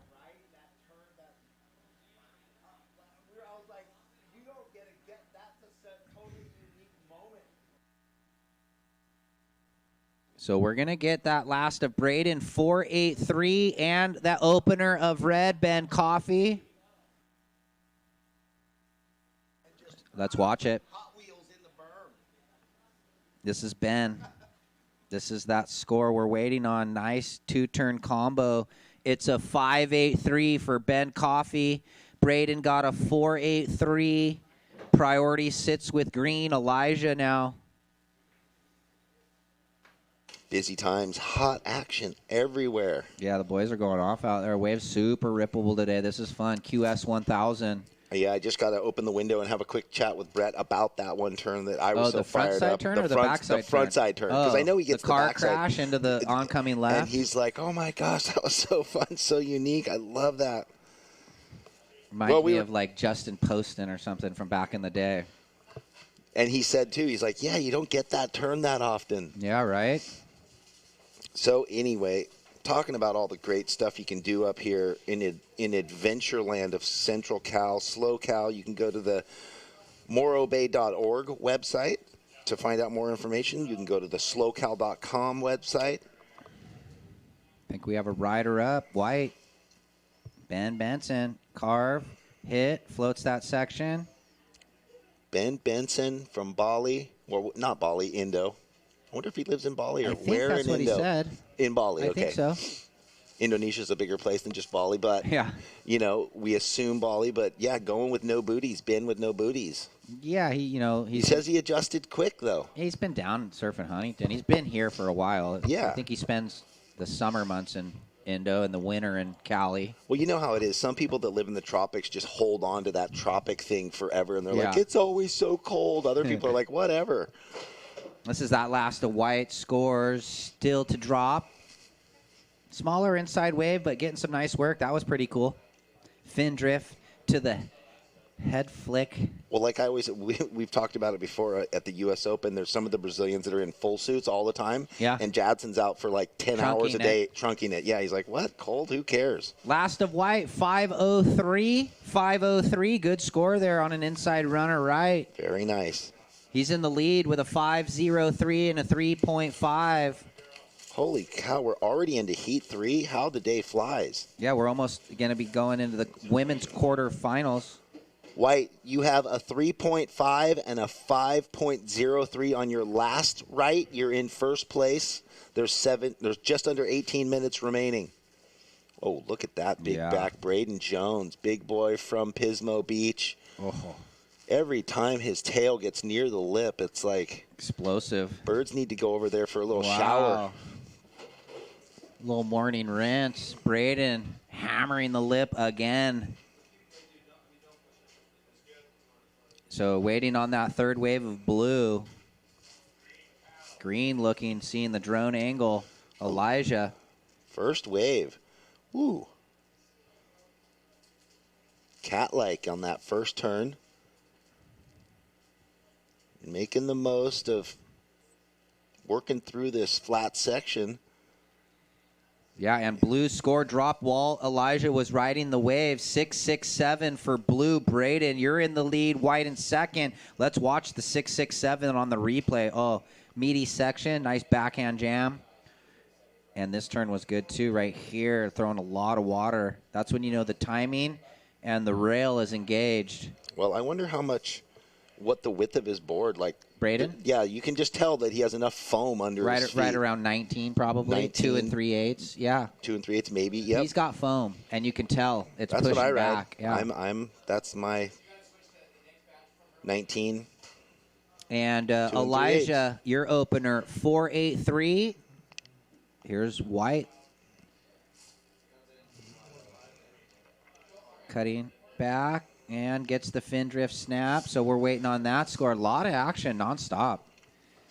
Well, as the tide's decided to turn, it's kind of filtering up, even though it's not going to be a big high tide, that medium tide. So now these rights are starting to happen again, which is what everyone's been riding. Ben Coffee up, cutting down into the low road double up. And going to try and fit 2 in. And, whoa, long float. He did. He Hangs rides on. out. Yes, indeed. And the waves just continue to pound through. It's just pumping. Well, thank you, Morro Bay. Thank you to the locals of Morro Bay. I mean, I wonder if they'd be surfing anyway because there's no one down the beach, or actually there are now, huh? Are there some free surfers? It's hard to tell. So. Anyway, not many for this beach that is like 20 miles long.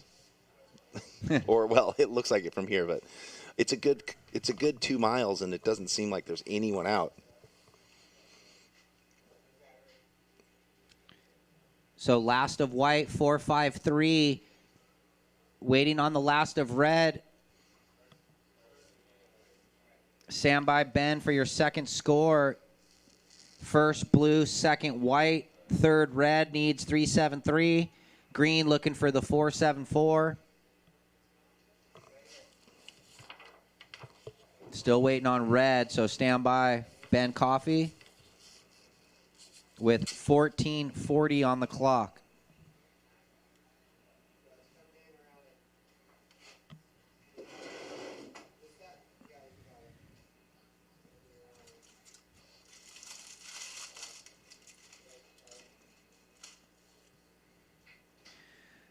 Blue, you have a 6.67 and a 4.83. You're in the lead. Last of red, 5.4. Now it's blue first, red second, white your third. You need a 6.2, and green looking for a 6.4. So the stage is set with 14 minutes. Sorry about that. Oh, the stage has been set all day long, Ryan. If you're just tuning in, thank you very much. If you're out there watching us live on the webcast, Jeff Baldwin here with Ryan Simmons calling all this action in Morro Bay. We have had no end of waves. If you didn't get to see the last heat, there were some highlights from Brett Simpson, and before that, Taro Watanabe. Yeah, hold on real quick. Last of red, 5.4, Ben. 5.4, that puts you in second. Priority blue, green, white. So he was paddling out and he didn't hear when we gave him the notices. Understandable with 8-foot bombs crashing on your head for 20 waves in a row. Probably a lot of sound out there with the wind. Well, and I wonder if out there if there's seals barking and other stuff going on that we don't Possibly. we don't even know about. The birds are chirping. Ooh, look at this.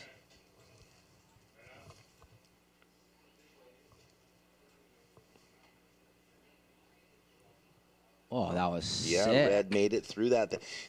So didn't catch it there, but down the line speed gouge. We might have a replay of it. Ben Coffey. Watch this. Speed hook kind of behind, and then the late float, never easy, and hangs on. So trying to better a 5.4 standby. Yeah, beautiful first turn there. So local boy Braden Jones still out in the lead. He's looking to get rid of that 4.83. Priority is in his pocket. That means he has first priority. So he always has a big crew down here. All the other heats he's gotten through. He's kind of shy and embarrassed there when Kelly's interviewing him because so many people are screaming. And here he goes. Deep, big bottom turn. I like how he double-checked that. Redirects down, in and out. Will that be enough to replace the 4.83 with the one major? Yeah, and the last of red, 5.13. No change for Ben Coffey. Still in second, trying to better a 5.4, Ben. Ooh, look at this set. Green, white, red on the priority.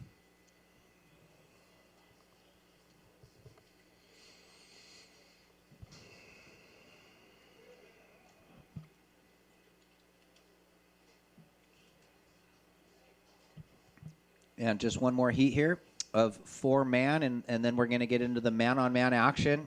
Are we going to go straight into man-on-man action? Well, women's quarterfinals is two surfers. Oh, sorry. You confused me. Oh, no worries. By saying man-on-man action. I was thinking something different. So that first turn was really nice, and then it set him up for that, but not a third section on the replay.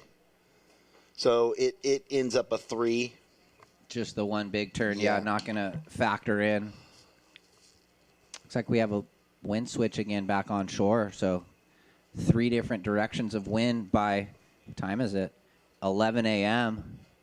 So the elements of the Central California coast. But what's crazy, always in play. The flags have changed, but the surf never changes. No, it hasn't. So it had morning sickness and wobble, but that's gone and it all looks the same. We got lucky yesterday. Stayed glassy all afternoon.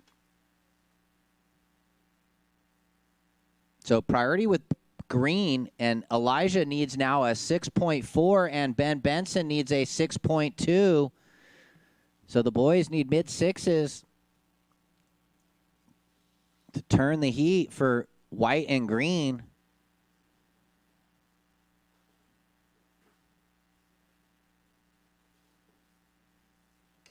Time called 9:45. Well, Elijah Fox, just the one wave, and he still only needs the 6.40. It just shows that nobody's really, other than Braden's 6.67, it's all 5s and 4s across the board. He has priority. Under 10 minutes. It's hard to sit in this frigid temperature. It probably waiting is. For a wave, just like, okay, when's my turn? And sometimes you have to let a lot of waves pass through till you find the one you want.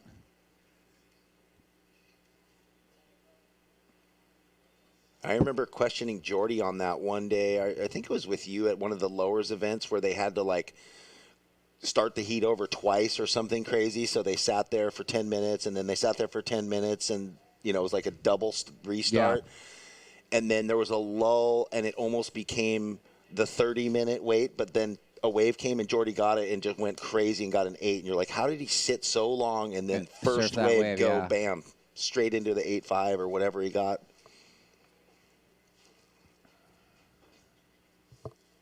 It was one of those morning heats, too, where it's cold, lowers with the offshore.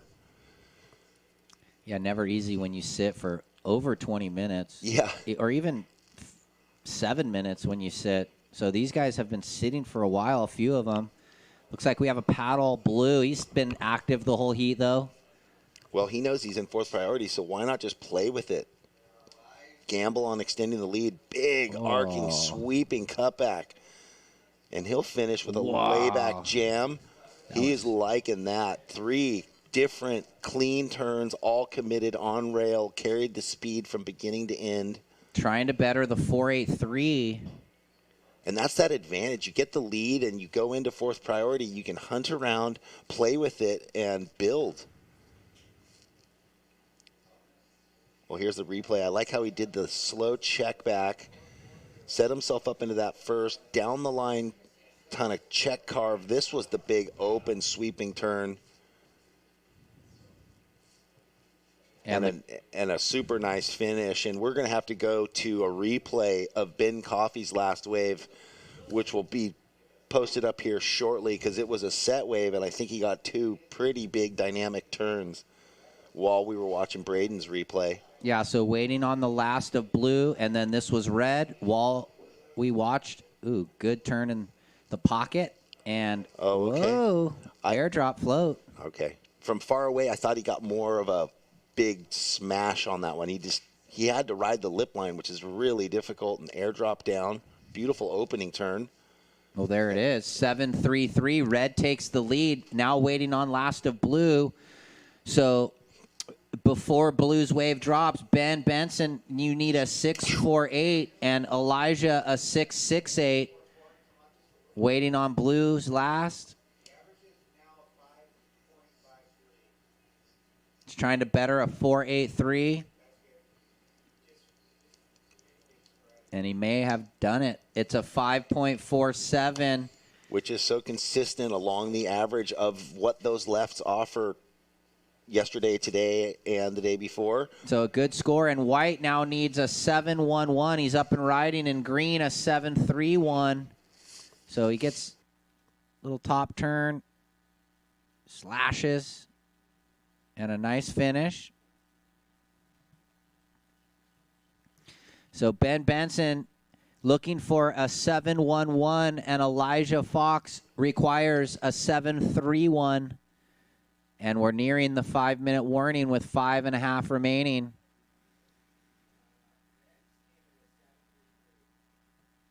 This is the last of white. So it's kind of a light tap on that first section, a setup turn, and then good turn. Poked it through the lip there, completed it nicely. Will that be the 7-1? And Elijah Fox still out the back with the one wave with just over 5 minutes, so 20 minutes now. Wow, very patient. I don't know when he got his first wave, but it's been a while since he was up and riding. No doubt he's paddling around. He's staying warm duck diving, but... So at the 5-minute warning, last of red, 7-3-3. Last of blue, 5-4-7. Red, you're now in the lead. Blue, you're in second. White, you require a 7-1-1. And green, a 7-3-1.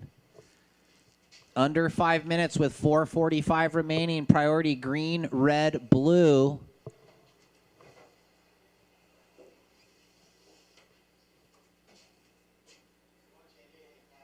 Look at this, kind of a double up.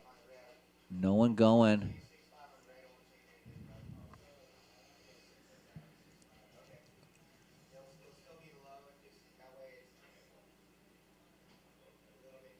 So white, you need a 7-1-1. Green, you need a 7-3-1. More waves.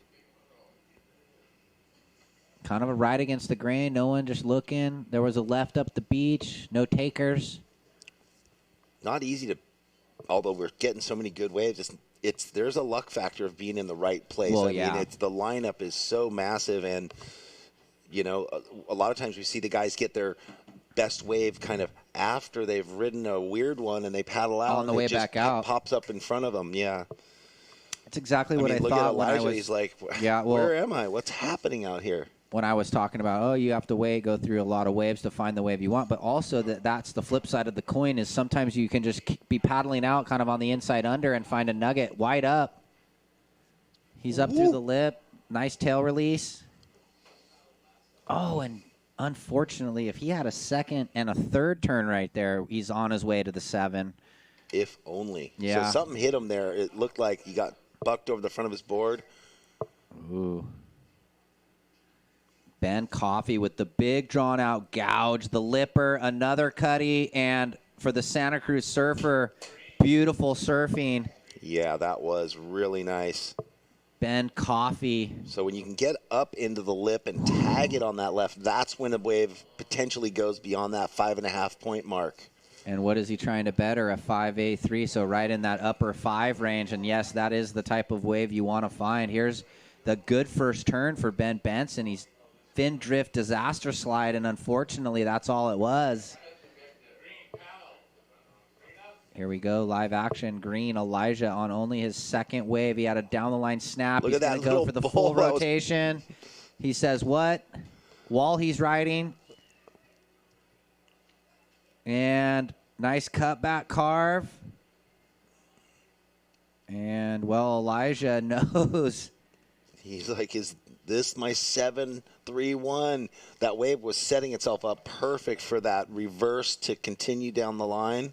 Well, with 2 minutes remaining, is that his last opportunity? He's spent after that wave. Yes, it is. Well, let's see. He's over in the channel. 2 minutes.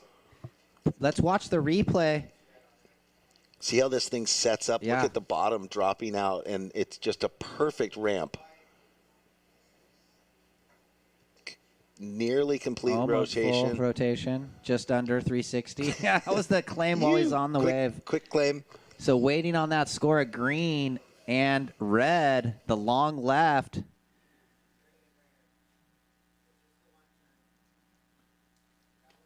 A minute 30. Who's this? Braden up the beach. While we're watching this replay. And we're going to flip back to the drone angle. He had one huge turn, and he goes too big on the end.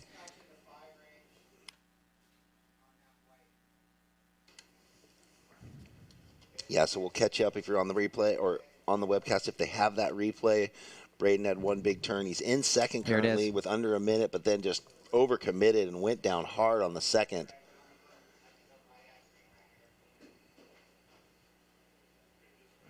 Whoa, Base tough plan. fall. Yeah, that's what I meant. Neck tweaker. Straight, yeah, 40 seconds. So it looks like we're just waiting on red and green. Blue's not going to replace the 5.47. 30 seconds.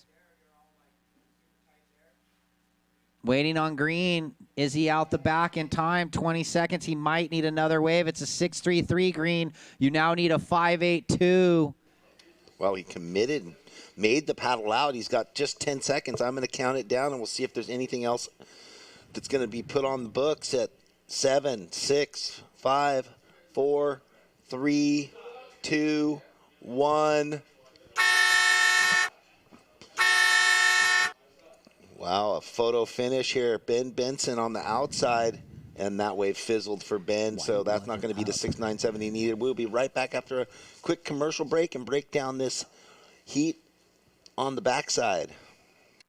No offense to fast, but slow is good for the soul. While the rest of the world is busy racing to the end, slow gives your life the attention it deserves. Inhale. Exhale. Let us show you the world you've been too busy to see. Soon enough, you'll discover that slow cow is just your speed. You know, you're strapping yourself on an animal that can kill you. Whoever says they're not a little bit scared, they're lying. You got to have a little bit of craziness to get on a horse that ain't broke and that can break you.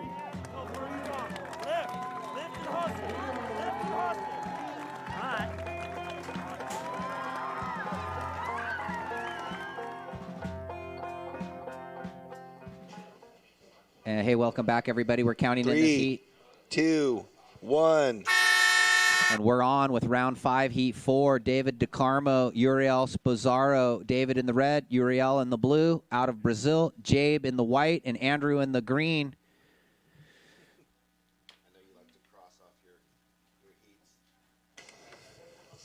Well, welcome back to this beautiful experience here, SLO Cal Open in Morro Bay. If you're watching on the web, thank you. Jeff Baldwin and Ryan Simmons. We love those ads, the whole SLO Cal vibe. That 805 Brewery ad with the rodeo, the rodeo riding. Yeah, the old grizzled cowboy riding that's what's so good. It is country up here. untamed horse. There's farm life, ranch life. It's real up here. We love it. Looks like we have a little paddle battle from the drone angle. Looks like Blue wants it. Uriel out of Brazil. Deep bottom turn. Everything's full commitment. You can just see the intensity in his fingers. And he hammers the finish and a little extra style. Yeah, definitely been one of the stars through the event so far. Yeah, one of the standouts. One of the ones that just continues to be so consistent in each heat. Well, this is fun. We're calling up the first quarter final. Emily Gusoni up against Ella McCaffrey. Oh, and let's look at these quarters while we watch this replay of Uriel. Nice first snap. Wrapping back. And the nice finish.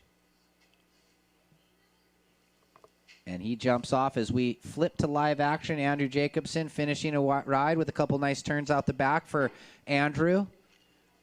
Out of Malibu. And finding the reform all the way through. Just to sort of start the heat right and say, okay, I'll take that extra little bit if you're going to give it to me. So these women's quarters, while we wait for those scores, Emmy, Ella checking in. Heat 2 is going to be, let's watch Andrew. Nice wall, deep off the bottom. Whoa, big turn. Well, that's why I think he went for the length. Because that first section was so nice. He's like, hey, if I can finish this perfect, bookend it, right? Yeah, and these things just kind of hit the sandbar over there, the deep spot. Note to the younger competitors. That is smart. Woof. So quarter 2 for the ladies, Shelby Detmers up against Sawyer Lindblad. Quarter 3, McKenna Burke up against Chiasa Maruyama. And quarter 4, Izzy Gomez and Katie Simmers. Well, we're waiting for Uriel's first wave to drop in. And then we're going to give you Andrew Jacobson. Both got their first wave on the boards, blue and green. Still waiting for David DeCarmo in the red. It looks like we have Uriel on his second wave, a quick left. 2 turns and out the back. David DeCarmo back to his old tricks, finds those lefts, sweeping low center of gravity first carve and tucks it up under the lip. Safe. And he's safe. I like it. He's like, raise the roof.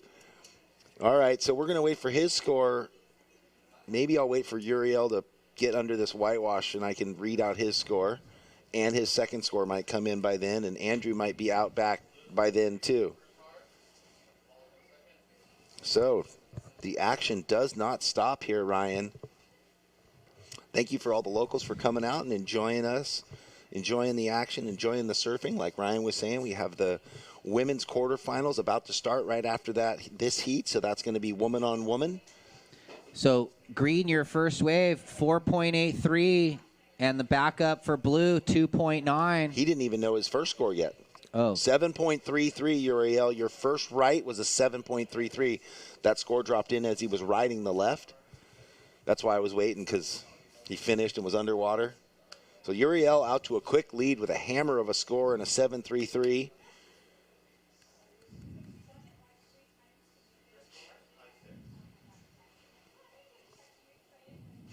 And now David DeCarmo in the red out of Brazil. So positive, so fired up. He is waiting, and he looks like he's going to get a healthy score to start this fourth heat off.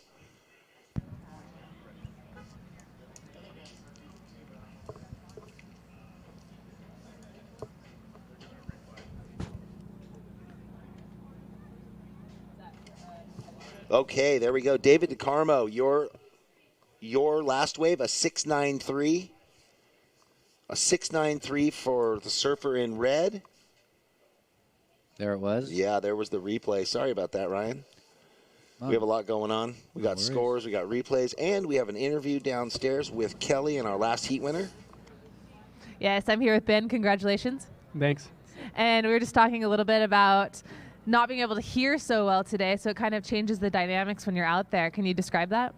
Yeah, just like a little more wind kind of onshore today, so the commentary doesn't carry as far. So kind of surfing a little more with not knowing what scores you have, which is, I don't know, a little stressful, but also you kind of just have to go surf and hopefully get a couple waves. And so you're going to surf again today. What are you going to do in between now and then? Probably just get some food, hang out, and yeah, just get ready again. And stay warm because it is chilly. Yeah, super cold. All right. Well, congratulations and good luck. Thank you. Okay. Bye, guys. Thanks, Kelly, and good job to Ben Coffey. Uriel finishing a ride there. So David DeCarmo, first wave, 6.93. Uriel in the blue, you have a 7.33 and a 2.9. This was Jabe, replay, blows the tail, and that was that. Jabe's opener, a 1.33, and then Andrew, your opener again, a 4.83. Sounds like we have something going on tonight. Oh, yeah, we do. I didn't know if we'd get to it now, but I'll just start the preamble. So if you're looking for some fun, out in town tonight, we have a free party that's being held at the Siren. We're going to have live music there with the Volcanoes. And I'm looking for clarification on the second band. Is it the Boadies or the Bogies? The way it's written, I'm sorry. I want 805 to tell me who it is. Yeah, I would say the Bogies. The Bogies, okay, so that's a G, sorry. So 2 bands, the Volcanics and the Bogies, at the Siren this evening. The party starts at 7 p.m. It is free to get in, and the show begins at 8:30 p.m. High Energy Dance and Show combo. And that's like a stone's throw from where we're staying, so yeah, you're it's probably right there next door. for sure. Oh, I'll be there. It's right there next door to us. Last of Blue, real quick, 4.0, Last of Blue 4.0. What was presented by 805 805 Brewery, who is one of the major sponsors of all these events that we have. So thank you to 805, and thank you for putting together this fun party that we're going to have for the Morro Bay locals and the event cast. So all the surfers, all the public, everybody is welcome. Will's going to be there because Will needs a break. He likes 805. He likes the Volcanics and the Bogies. They're both in his playlist. Up on the outside, a big sweeping arcing turn for Andrew Jacobson, who then finishes that ride.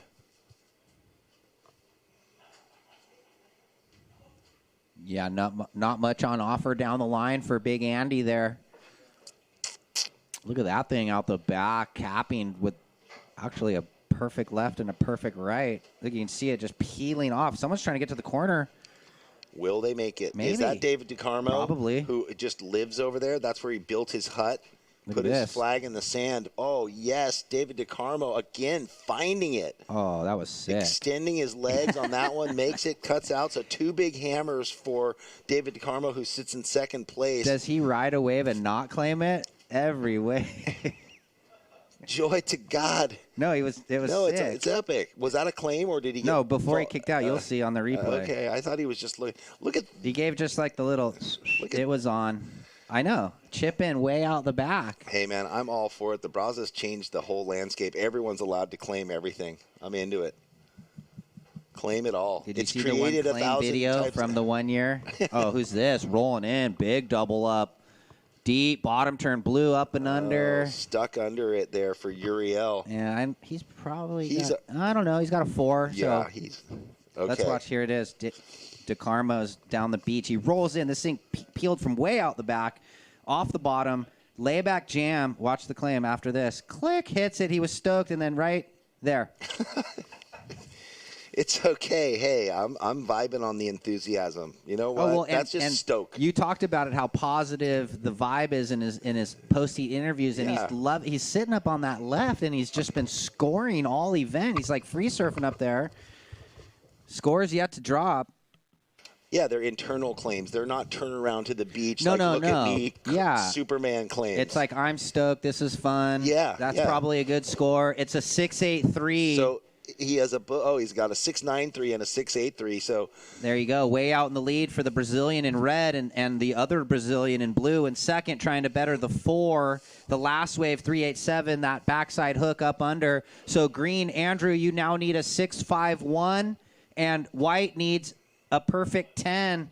I'm surprised he got out to that wave because that thing peaked so far out and was washing through. Jabe, the big boy out of Santa Barbara, nice first turn, wraps it down. And white, great surfing. Jabe Swierkowski, he just had a 1 on the board. Before that, he needed a 10, but really he was in the 2 for 1. Still looking for the 2 good scores with 14 minutes and 15 seconds, and that is one that'll set piece of the puzzle. That'll set his table. Red, you have your last wave, 6.83. Red, you're in first. You have 6.93, 6.83. Right? Yeah. Yep. So he's way out in front.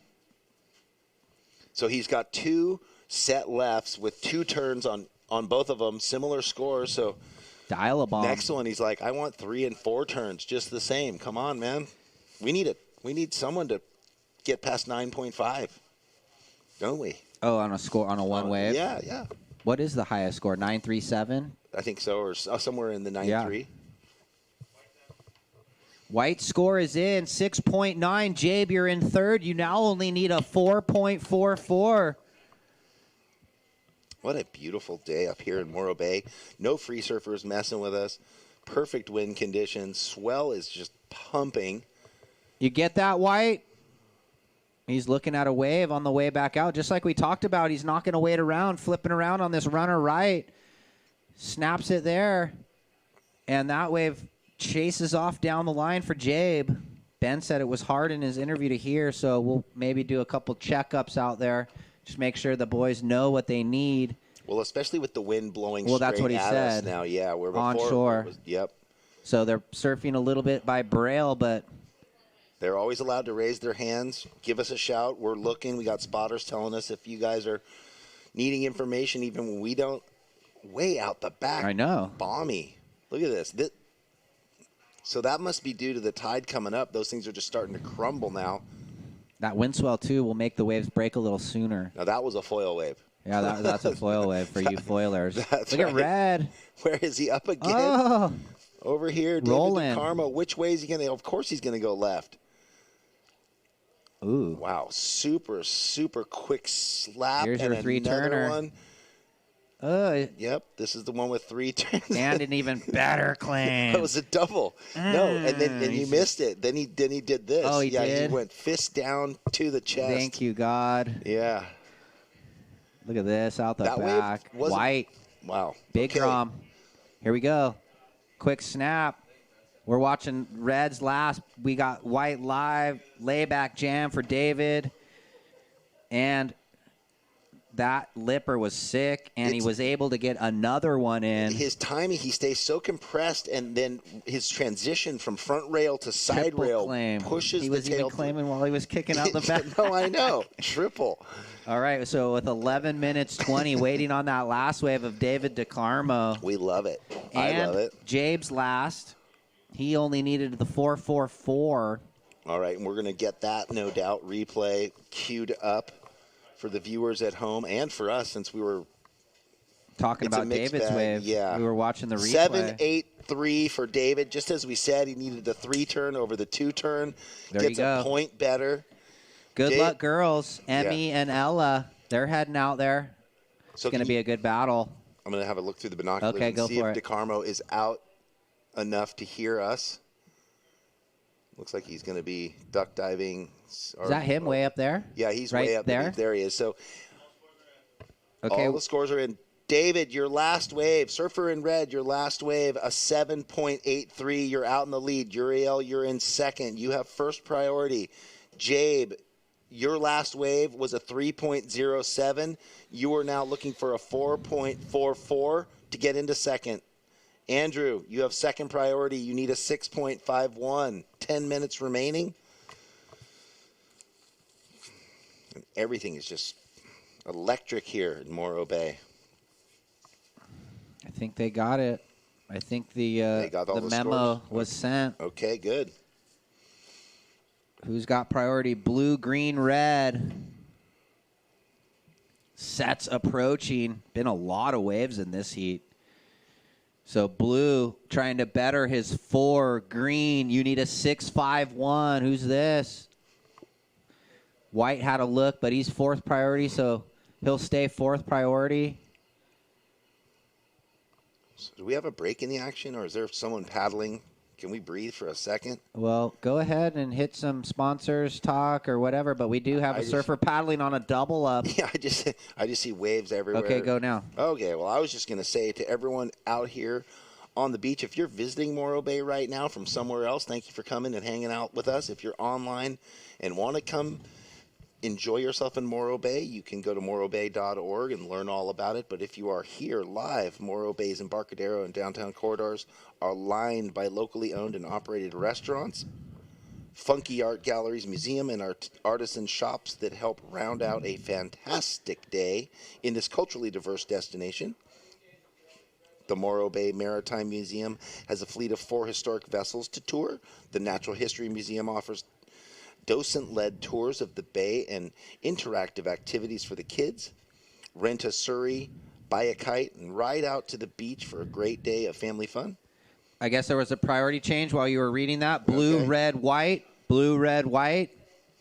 So, yeah, go enjoy. We heard Brett Simpson went out on the bay with his kids. Oh, yeah. And his wife and had a great time watching the seals, listening to the otters. Yeah, they making memories. Rented a Duffy or something and had some cocktails and cruised around the bay. Yeah, probably one of the harbor tours that's all set up. That's great. I mean, we got the estuaries that are just full of 800 acres of wetland that you can ride the bikes. If you rent bikes, you can go ride around through it. Yesterday, I was watching the bird watchers here, the bird photographers set up looking at the cliff here, the Morro Rock.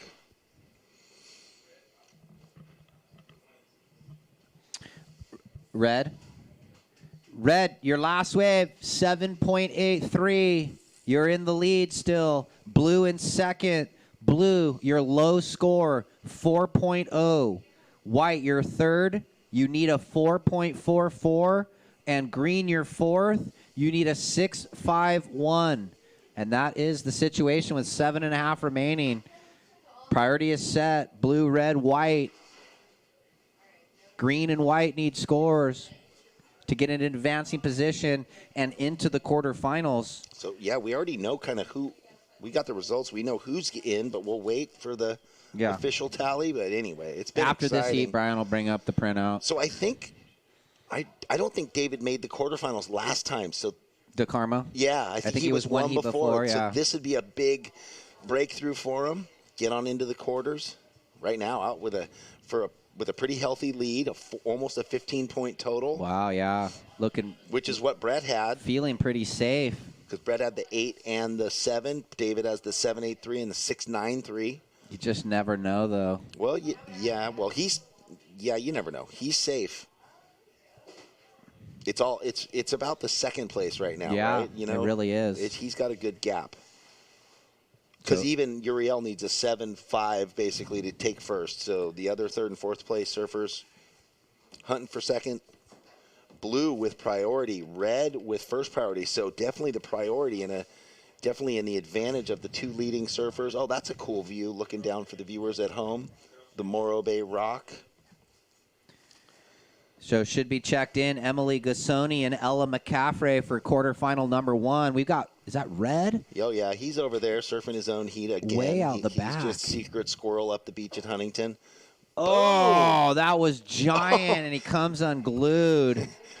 He would have done a backflip claim if he made that. Well, he had to do something like that to better. He's got a 6.9 and a 7.8. DeCarmo.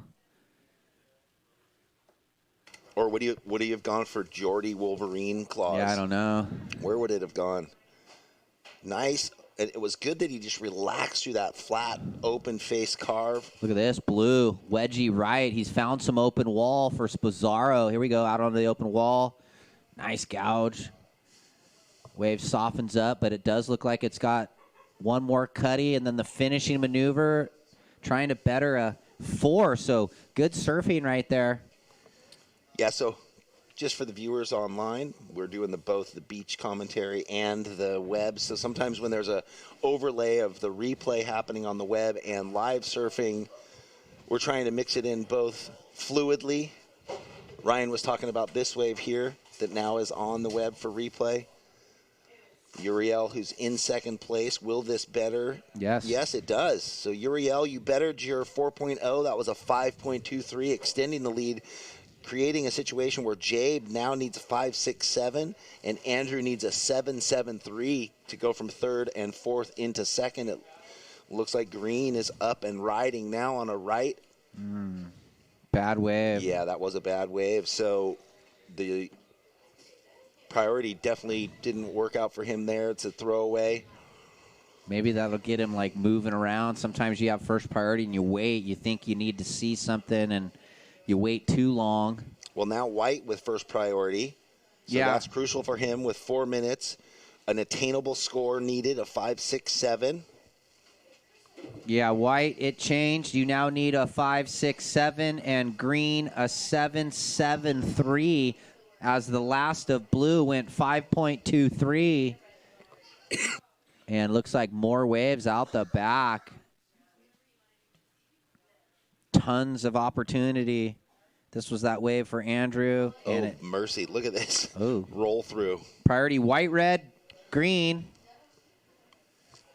What's deceiving is when, the size of the waves is deceiving. When guys are paddling out and they turn around on what looks like a 1 to 2 foot face and they take off and drop in and it's shoulder high. Yeah. And you're like, oh, look, that little inside wave's actually a wave. It's because the outside waves And are we're so bombing far through away.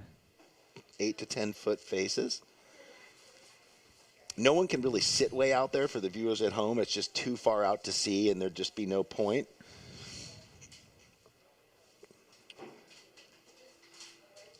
Well, it is a glorious Saturday down here, Ryan. Look at this. We thought it might be sunny and all the beachgoers, but they're used to this weather. So Central Cal, no problem. Just put on a parka and run around. Well, down to 2.5 minutes. White needs the 5.67. Green the 7.73. As we're going to transfer into ladies quarterfinals with Emmy Gassoni up against Ella McCaffrey. That'll be a good battle. 2 regular foots. 25-minute quarterfinals. The winner advancing to tomorrow's semifinal and going to be fighting for a shot at the title. Ooh, up the beach. No taker. I'm wondering how tall Emma is. I'm thinking if she got a set wave, a proper bomb left, it would look like a 15-foot face. Who? Ella. Emma. Sorry, I was thinking Ella. Emily? I was thinking Ella in my head, not Emma. Yeah, both those girls probably like 5'6". So. Oh, you think 5'6"? Yeah. Okay. For some reason, I was thinking even shorter. Minute and a half. Time winds down. Holly Eva Wright's Look at right this. here. Sweeping bottom turn. Jabe needs the 5.67. He gets stuck and hung up and out. Behind him, Blue. Uriel consumed in the jaws of the whitewash there. 1 minute.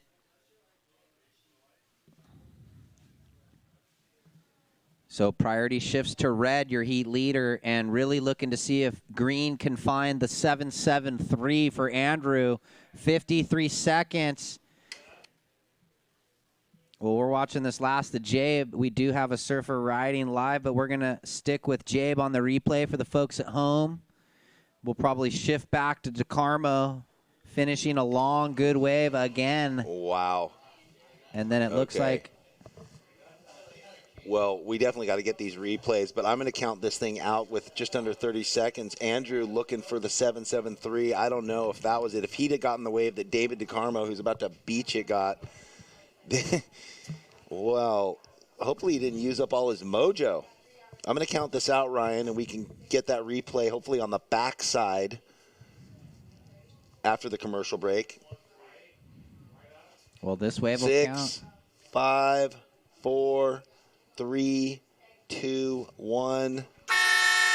Well, White is riding, and this wave will count. Jabe finds the left that just keeps giving. He needs a 5, 6, 7, and it's not over. We'll go to commercial break right now. He loves it. We're waiting on that score. Did he turn the heat? Stand by, women's quarters. We'll be counting. No offense to fast, but slow is good for the soul. While the rest of the world is busy racing to the end, slow gives your life the attention it deserves. Inhale. Exhale. Let us show you the world you've been too busy to see. Soon enough, you'll discover that Slow Cow is just your speed.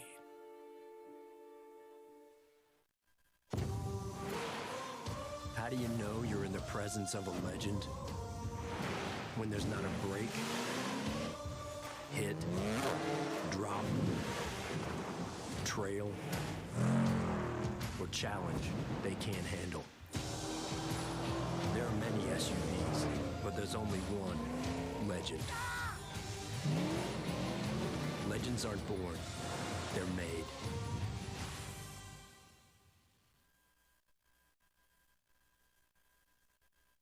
Exciting times here at the Slow Cow Open in Morro Bay. We just completed the fourth heat of round of 16. Moving on through was David DeCarmo and Uriel Spasaro, both from Brazil, into the quarterfinals. Now we are into the women-on-women action with Emily Gusani in the red and Ella McCaffrey in the blue.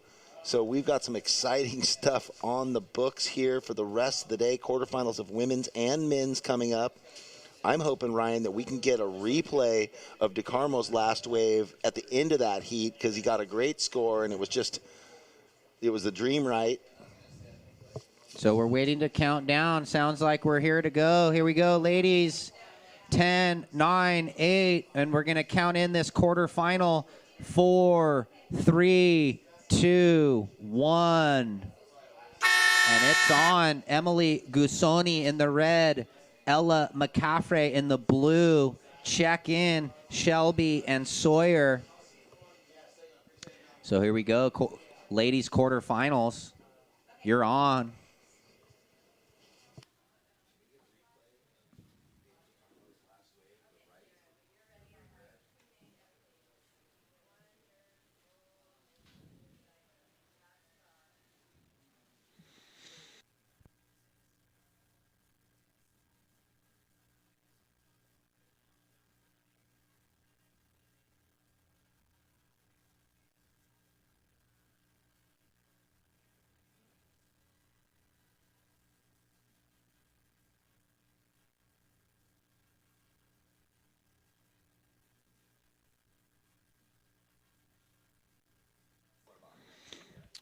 Yeah, so David's going to go jump in there. Bull ondas for him.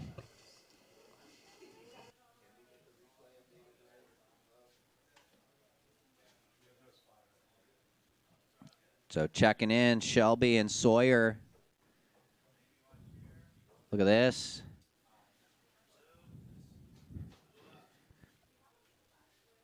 Ella up and riding. Oh, what? Oh. Snaps it, blows the tail backwards. Wow, getting jiggy there. That's where the board went into fifth gear, and she was only ready for fourth gear. Wow. Look at that thing. Nice. I think we might be ready with David downstairs. Take it away, Kelly. Replay? Oh, we're going to watch this replay of Ella first, and then we'll send it down. So this first turn, zing, and just slides the fins out, pulls it off pretty clean. Where will this go? That nice was carve down. Yeah. And the finish, so waiting on that score. Pushing it to the extreme and finishing.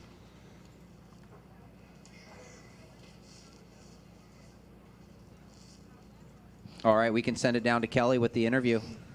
All right, I'm here with David. Congratulations once again. I think I've interviewed you more than any of the other surfers because you keep winning. Thank you. So that was some solid surfing out there. Really? Oh, gosh. Talk to us a little bit about the waves that you got. So happy, got those bombs and finished strong. So that's what I was looking for, and I think everything worked well the way I thought, and yeah, I'm super happy to surf the way I like to surf. So yeah, What's the way you like to surf? Smooth, power, and flow. Yeah. Well, you definitely embody that out there. So yesterday you had a nap midday before your second heat. Is a nap on schedule again for today? I don't know if I have that time, but for sure I will rest and keep you ready for next. Congratulations and good luck to you. Thank you. Back to you guys. All right, thank you. Well done, David DeCarmo. Another blinder of a heat, keeping the good vibes going here in Morro Bay. He's right in sync with Slow Cal, isn't he? You know, he gets it. And that first score dropped for Blue, 6.5. 6.5 for young Ella. She was in the semis at Pismo. You know she wants to go one heat better, but she's got to get through Emily first.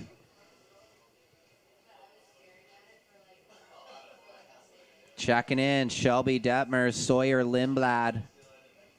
Priority with red. I'm digging the whole blackboard with the red, yellow, green deck pad there that, that David DeCarmo's got. It's pretty sweet. One love. Yeah, just punctuate the love. Yeah. What a score for Ella McCaffrey on the tail tweak. Blows the tail at that was sick. Caught, and then she spun around so quick. You get that, Blue, 6.5 on your opener. So now she did. She kind of was almost looking like she didn't know. Now she knows.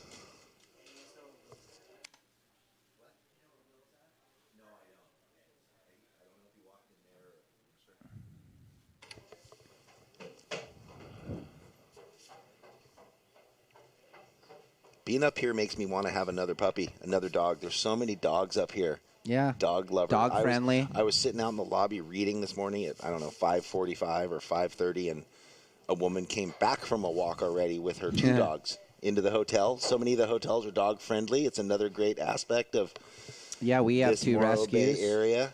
So I'm walking dogs and feeding dogs too. Even when we go to the coffee shop, Top Dog, everything's dog. Everyone's got their dogs. And dog friendly, dog fun. This beach must love dogs. Or the dogs love this beach. Can you imagine if you brought your dogs to those sand dunes? Oh, yeah, they would just go crazy. Go get a workout. Or I wonder, though, I'd have to check. I wonder if the dogs aren't allowed off leash in some of those places because of all the bird, Might the be estuary. some certain zones they're allowed. Which would make a lot of sense. We don't want to mess with the bird sanctuaries. We want responsible owners with happy dogs. So 6 minutes off the clock in these 25-minute quarterfinals. And the one good score for Ella, 6.5. We got, looks like waves approaching. Priority sits with Emily. Don't you just love it when the man-on-man starts? Yeah. We get it's a little more relaxing, just the two surfers out there. Yeah. It kind of goes the back and forth. Not as much crosstalk and not four surfers riding at once. Yeah, it's a bit more chaotic with four surfers in these QS heats. You get down to the two surfers here in the quarters all the way through the rest of the event. Well, and congratulations, right, to these two surfers for being in the quarters. Yeah. Our next heat, Shelby Ditmers versus Sawyer Lindblad, who happened to win last event in Pismo Beach. And I think Shelby was in the quarters and lost to Mia, so she's back where she was and wants to get one better. Look at Blue, airdrops in, big section, snaps down, and she gets out of there. Ella. So one turn. She got one turn? I think, one snap right here. Let's watch.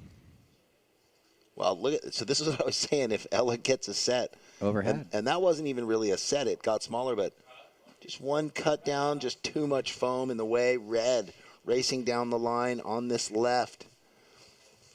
Emily, she's getting her feet in the wax. The fin's just disconnected there, just slid a little. Yeah. Just a chunky left that she couldn't quite find the energy spark. Maybe this first turn, if you're watching on the replay here, just flattened out and got slopey for her. So anyway. Going to get on the board with a little backup score. But yeah, it didn't have that hook in against the towards her. It was pushing out to sea, and like you said, it was always difficult to get a good turn off. Kind of forcing everything for Gassoni, but she'll get on the board. She only had a 0.4 before that wave. Emily living down in Costa Rica, surfing for the country of Italy in the World Games, and would surf for Italy if she was able to qualify for the Olympics. The qualification ends this year in the ISA World Games in El Salvador in May. So that's the last effort for a lot of the surfers. If they can get a certain result, they will qualify for Tokyo 2020. Who else would be? Well, Leo Fioravanti is on the team for sure, right? Well, I don't know. Or does he have to get her? I mean, there's no one else on the World Championship He hasn't Tour. qualified yet, and he wasn't in the top 10 of the World Tour ranking, so he'll have to get a good result down there. Look at Ella. Oh that was sick. Goodness. This young lady is just having a dream roll. Get there. Oh, she's going to ride this bucking Bronco through. And two more. Good first turn, and then wow, so she's sorry, cleans Ryan. it up. Oh, no worries. I was wondering if she was going to ride in with all this time and do the runaround. Look at this. Big section, kind of chunky, and she jams it under the lip and almost lost the footing, but held on. But the board carried so much speed out of the turn down the face, she almost G-forced off backwards. And then two more, like the early snap and the hit. So waiting on that third wave for Blue. The second came in at a 2. She'll throw that away with this last wave. And we owe Red her second score, her left, that ran down the beach. Looks like we're going to get that score for Red. Yeah, so I was watching the monitor. I didn't see where she physically finished. I wondered if she would jet in and try the run around, the paddle around. Yeah. Well, the score's in for Red, 383. And now we wait for the last of Blue, and the situation will be set up. So waiting on Blue, and then we'll talk about what Red is going to need.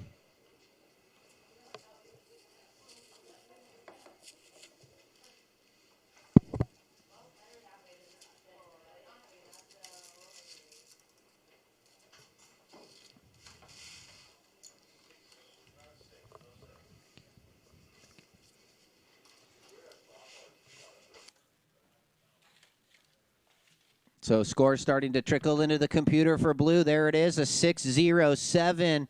So Red, your wave, a 383. Red, right now you need an 874. You hold priority, Emily.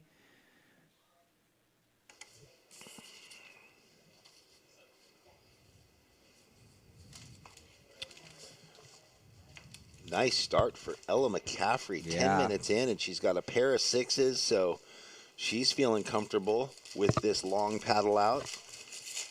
Thank you to the Grape Leaf Deli here in Morro Bay for providing food and coffee to us, myself, Ryan, the whole staff, all the judges. We appreciate your support. And they have a booth out here the rest of the weekend, today and tomorrow morning, for the spectators, so make sure to stop by their booth.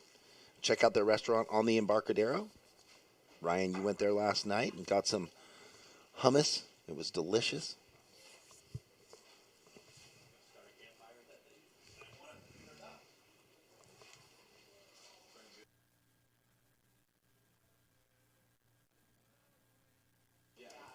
Well, okay, it looks like through the drone that Ella or Emily is almost out the back.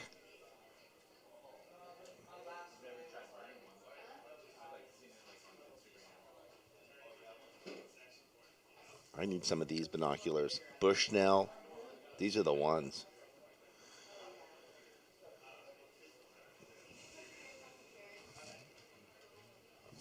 Well, priority is with red. Emily got out the back first. Still looking for Ella. She had a long wave after that left, and so a big paddle. Red. Emily, you have your last wave was a 3.83. You need a 8.74 to take the lead. You have first priority. There's 12 minutes remaining.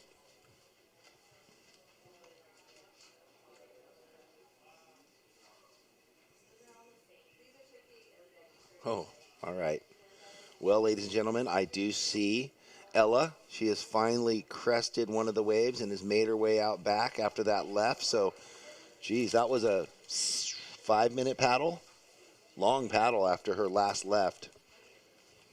But she's feeling good with a pair of 6s, a 6.5 and a 6.07.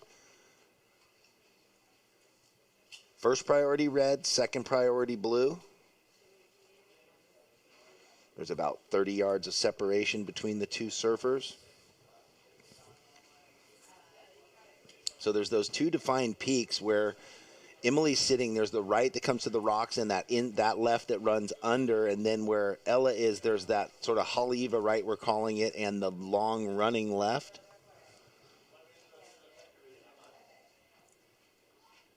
Somehow for those viewing online, that view looking back over the bay just never gets old.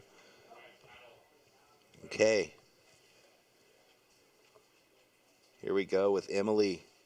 Down carves on this open face left. She's winds it back into the section, but that wave fizzles on her right there, unfortunately. So priority will now go to Ella McCaffrey.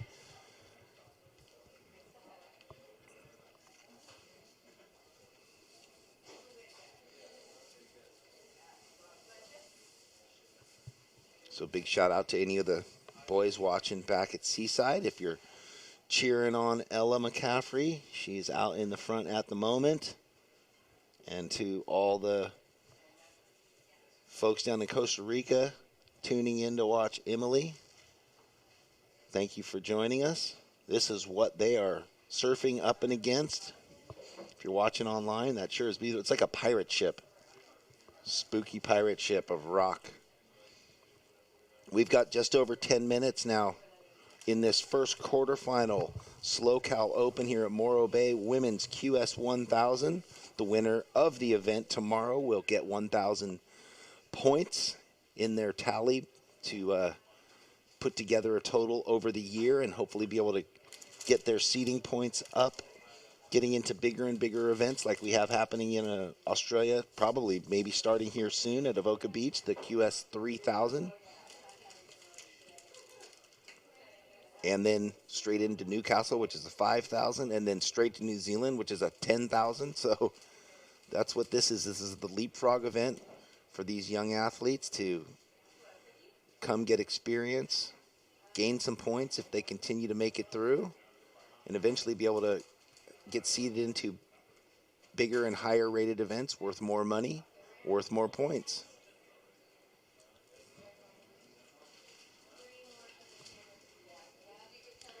Emily, your second wave was a 3.83 also. So you have a pair of 3.83s.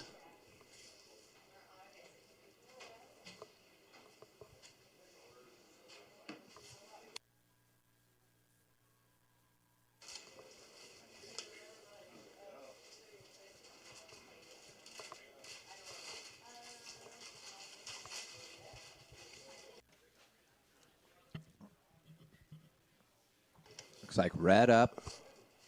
Going for the front side hooks couple times. Can't ride out for Emily. She's looking for the 8.74.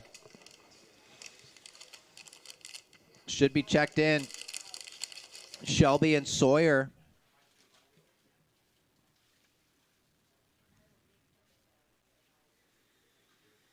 So priority with blue. Ella trying to replace her low. 6.07. Already has a pair of 6s. Looks like blue. Here we go. Whoa, really getting tricky with it there. Blowing the fins out, lays it back. So I guess to better a 6 on one turn, you got to do something like that. Well, going for broke, feeling good, but seems like she's going to get back out and regain priority. So, she risks it, but it's going to be okay in the end for her. Whoa. Yeah, well, where's Red? Well, Red had that last right. I'm not sure. She's paddling out. No, Red's going to get out there probably first. Oh, okay. My mistake.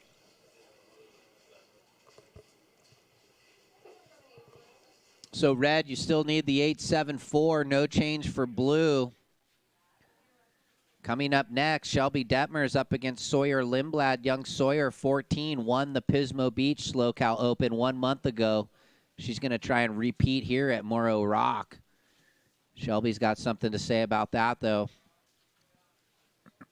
Looks like Red's going to gain priority. Emily Gassoni looking for the 8.74 or replace her threes with 2 different waves. Maybe enough time, but it needs to be a couple good ones, as that's what Ella has already posted. Ooh. Set's approaching. And the girls are going to have to duck a couple. That's a bigger set there that we've seen.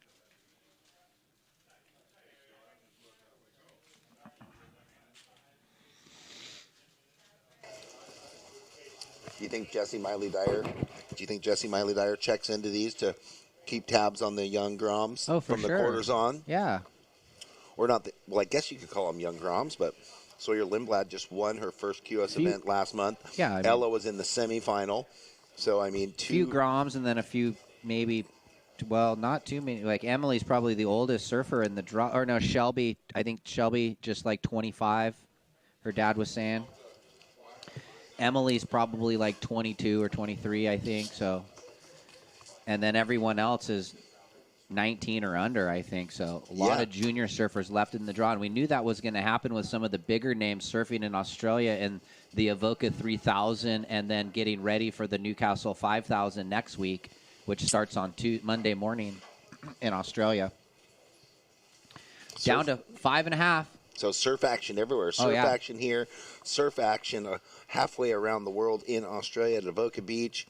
And next week, like you said, the Newcastle event starts on Monday, and then that Sydney. event, and then Sydney, and then right after that New New Zealand, and So then big straight after that is what? The opening event of the World Championship Tour at Snapper Rocks. Can't wait for that. 5 minutes.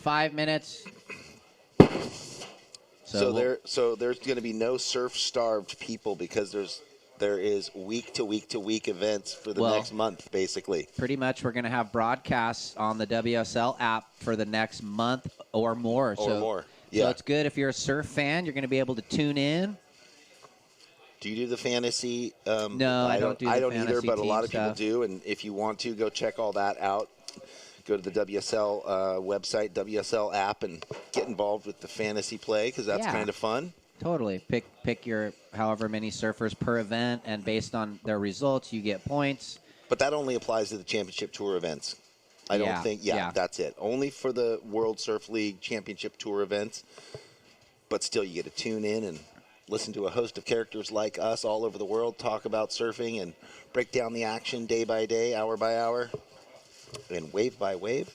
So Red with priority, still looking for the 8.74, down to 4 minutes. So now down to maybe having to deal it on one wave with less time. So looking for a wave in the mid-excellent range. She can do it, though. She just needs to find the right wave. And looked like those girls were paddling out for the next heat, Shelby and Sawyer. Looks like Red rolls into this one. Nice cutty carve. Wrapping it back. And maybe get out of that and hustle for another one, is hoping that's her best wave. Well, I don't know where Ella is in the lineup, but that big left is rolling through. Is she paddling? No, she's over here on the right. Okay. She's been sitting that right again into the rock. That's kind of Ella's play. Yeah. I'm blocked behind the banner here. She looked, but she didn't go. Okay. We had the drone angle. Priority with Blue, still 3 minutes. Blue trying to better the 6.07. Wow, first quarterfinal winding down, Yeah. 2 minutes, 40 seconds, Ryan. Ella out in a good, strong hold, or has a strong hold Yeah. on this quarterfinal, looking to jump into the semis. Two Well- events in a row, back to back. Yeah, pretty solid for young Ella. She's on the come up. Started out with the 6.5, and that released tail snap carve, that's got to feel good. So she just went with it, and the confidence was there early. She seems to be in a little better rhythm than Red for finding the right waves, just in this 25 minutes here. So Ella out in front. Red needs the 8.74, and that's the story with 2 minutes remaining. Well, the story also is that the sun has finally officially completely come out. The clouds Blue have backed skies. away. The birds are everywhere. The public is out in force. And the surfing action is hot. Here we go. We Here we have go. Ella taking off on another one of her inside rights, weaving and winding, looking for this last big setup jam. No, she pushes it and rides out with full control. And hands priority back to Red. So Ella looking to better the 6.07.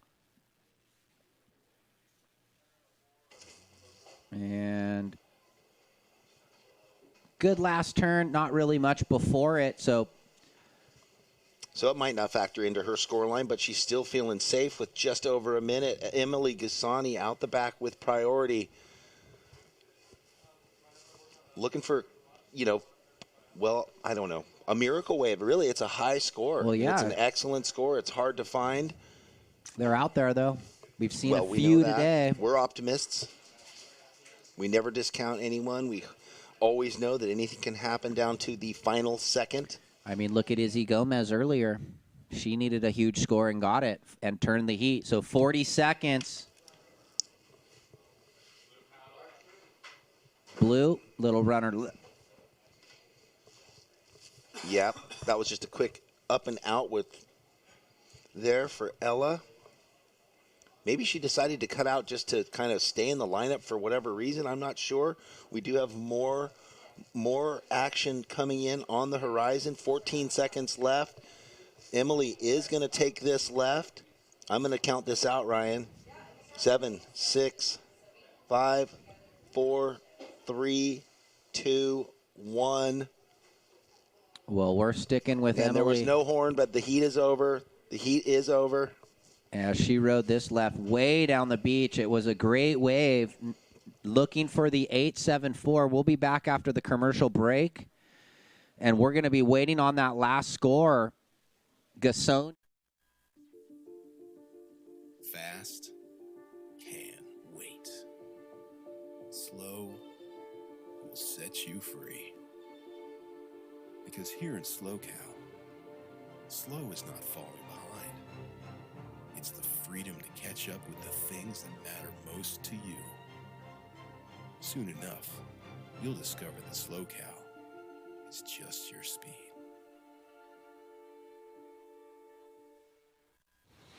I don't really remember when I caught my first wave, to be honest. I just remember we would go to the beach a lot. As I got older, I progressed at surfing, and I began surfing Mavericks and living in Northern California and applying all the techniques to surfing big waves.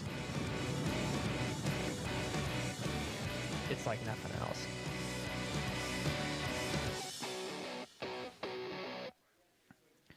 Hey, welcome back, everybody, to the SLOCal Open here at Morro Bay. We've just begun quarterfinal number 2 of the women's. Shelby Detmers and Sawyer Lindblad. And you can see young Ella McCaffrey making her way in from quarter 1 in the blue jersey right there. She took the win, and she's going to be in semifinal number 1 and will be up against the winner of this heat. Looks like Shelby finishing a ride here. Check in McKenna Burke, Chiasa Maruyama. Oh, Shelby making the reform all the way in. Well, what a consistent run now for Ella. Straight into the second event and semis. We are loving it. Okay, out the back in the blue, Sawyer Lindblad, big sweeping roundhouse into the oncoming section. Just doing the busy work, keeping with it, keeping the flow. She really torques those fins into the oncoming section. So an opener now for both Shelby and Sawyer. Two goofy foots here up against one another. We've got the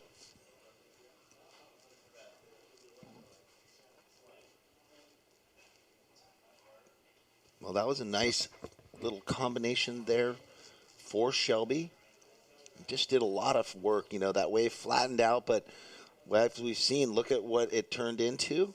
If you're watching online, the thing bottomed out. She got a finish strong.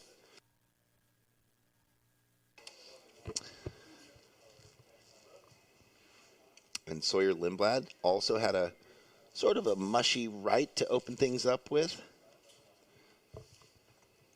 We've got the 14-year-old up against the 25-year-old. How is that? At least a 10-year gap. Sawyer Lindblad, like we were saying, just won the last event that was in Pismo Beach. Here's that replay. Nice sweeping turn back into the foam. And again, some good flowing setup turns. And doing her best just to finish it off strong. I think we're going to go down to a quick interview, and then I'll give the surfers their scores. Take it away, Kelly. All right, congratulations on that win. Thank you. Now you're on to the semifinals. How was it having two surfers compared to four? It was so awesome. You get like, there's a lot of waves out there, but you have like the opportunity to get on the best ones without like having to compete with as many people. So that's nice. And are you going to go watch this heat right now? Because I do believe you'll be surfing against one of the winners from this one. Definitely. What's your strategy moving forward today? Just get some rest, eat good food, and get ready for tomorrow. Well, congratulations and good luck to you. Thank you. Back to you guys. Well, how well spoken. Look at that. Very polite, courteous. Thank you, Kelly. We love those interviews. Good job there, Ella. Moving on into the semifinals again. Right now, out in the water, Sawyer Lindblad and Shelby Dittmar. Shelby, your opening wave was a 4.0, and Sawyer, your first wave, a 5.17. So that's how it sits after both of you have ridden your first wave. Sawyer, you have first priority.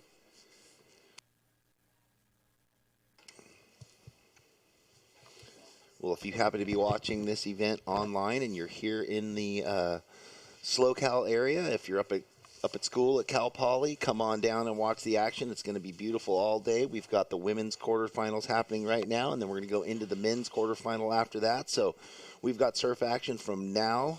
I don't even know what time it is, but from now until 3:30 or so. So if you're in the area watching on your tablet, on your phone, or on your laptop, desktop, whatever it is, come on down. Check us out live. And if you're joining us for the webcast, thank you very much for... Ryan and I are having a good time here, doing the double duty of the beach commentary and the webcast. It looks like Blue is about to get on her second wave. So that was a quick in and out. Sawyer Lindblad using her priority in a strange way there.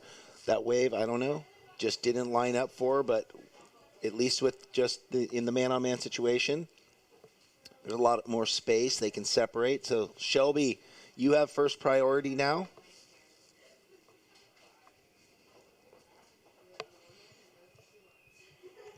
We have solid, I don't even know what it is, 4 to 6 foot surf, pumping all day long, all afternoon. This whole event yesterday was actually a few feet bigger than today. The weather's cooperating. We have slight onshore breeze, which doesn't affect the wave quality at all. Fortunately, the way we're tucked up here against Morro Rock and the way that the whole coastline jutting out towards Big Sur kind of blocks the north wind. And if it's a south wind, we get this giant 600-foot cliff to our south that blocks it. So very contestable surf for the women and the men. We just had young Ella McCaffrey from the Seaside area, San Diego, take the victory in that first quarterfinal clash against Italian Emily Gusani. So she will be surfing tomorrow. Like I was saying, we have the quarterfinals that are happening now and through the rest of the day, and then it's going to work into tomorrow, the men's and women's semis and the men's and women's finals. So that'll start at 8, and we should be finished up around 11:30. We've got just over 18 minutes remaining in this heat. That's a beautiful sweeping view for the webcast. Up the coast, that's looking at Morro Bay towards Cayucas and on to Cambria. Okay, live right now. Shelby Dittmer's on her second wave, and that left flattens out for her. So both surfers finding it challenging to get on the right wave, although there is just nonstop surf coming in. Some of them hit that sandbar properly, others don't. They have to be opportunistic and take the chance. It might look like there's a bit of wall for 20 yards, and then it'll just hit a strange hole or sandbar and flatten out. So now priority is going to go back to Sawyer, and I would assume. It's not on my monitor, so I'll wait. There was the replay. Well, I don't know if Sawyer got a wave in between that somehow didn't pop up. Well, it looks like, yeah, Sawyer has priority. So blue with first priority.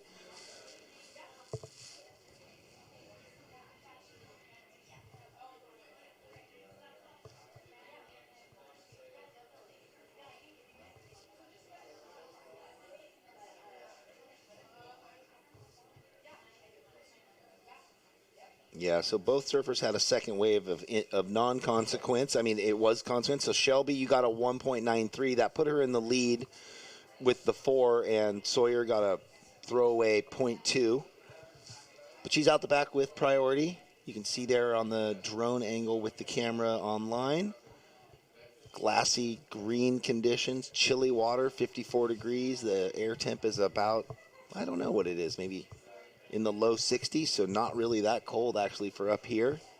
We had a gray morning that has turned into sunny and beautiful weather. The rolling green hills behind us covered in wildlife, sheep, cows, bird life here, and the surf action in the water. Just under 16 minutes remaining. Sawyer, you have a 5.17 and a throwaway. Shelby, you have the 4, and your last wave was a 1.93. Red is in first. Blue is in second, needing a 0.76. So we really need both these surfers to get that second wave to catalyze what's going to happen in this heat moving forward.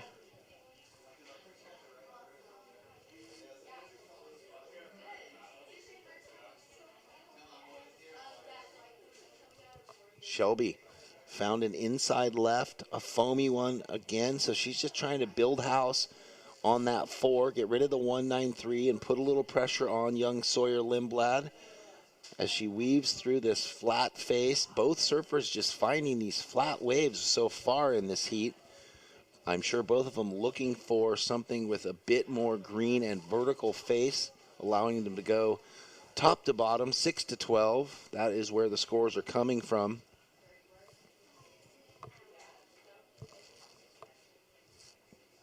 All right, here we go. Surfer in blue, Sawyer Lindblad up on this right. Well, she tacks it twice and cuts out quickly. No doubt trying to paddle back out and regain priority after getting rid of that 2 or 0.27. Smart work by Sawyer.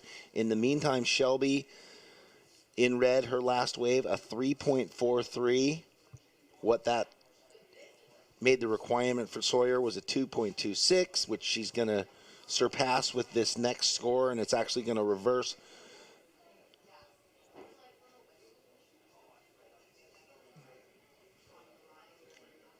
Waiting for the score here for Sawyer. It's a 4.13. So with that, blue goes into the lead. Red is in second, needing a 5.30 now with just under 14 minutes.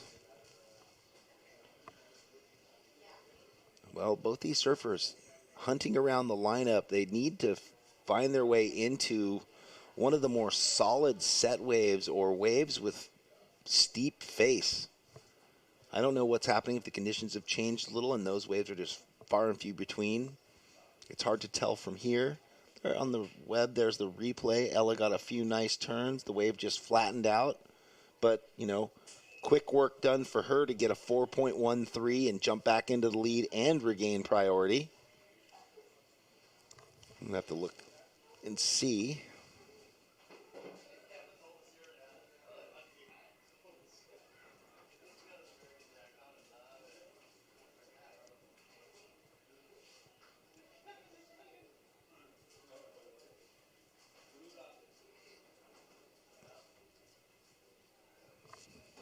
Well, that was just a quick up and out. Sawyer took off behind the section and never got around the section.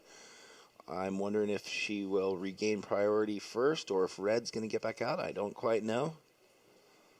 A lot of lumps in the ocean, hard to see everything.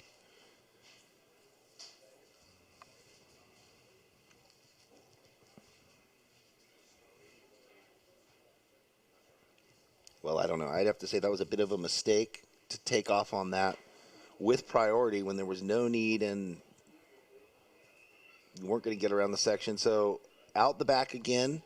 Priority is now Red. First priority Red, second priority Blue. Blue, you are in the lead with a 5.17 and a 4.13, but here she is up surfing. That's what we're talking about. Sawyer Lindblad slams the first section, complete turning roundhouse, and that wave offers up so much more. Whoa. Moving through the rapids into that channel, that was the bonus that we've been talking about all day. Sometimes after you take a wave and paddle out, something magical just jumps up in front of you. So without priority, after a mistake, she gets the reward. This will be probably, I'm thinking, the best score for her.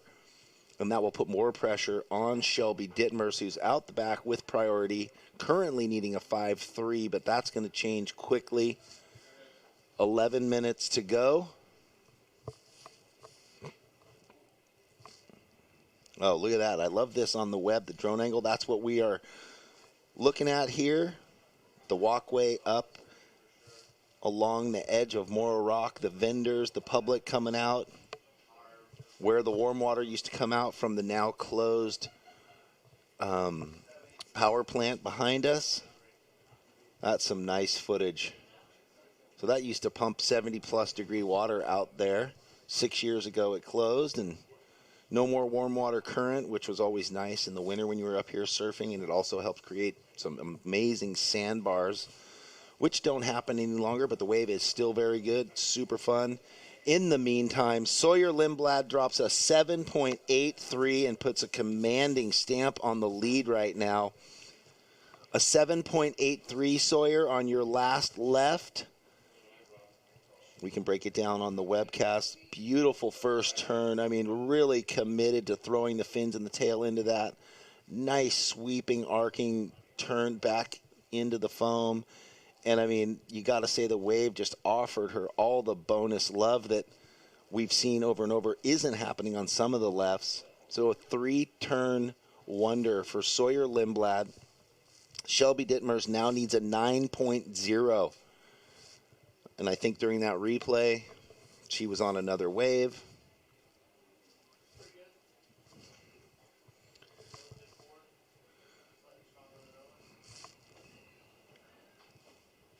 Scores dropping in quickly for Shelby's last wave, a 4.43.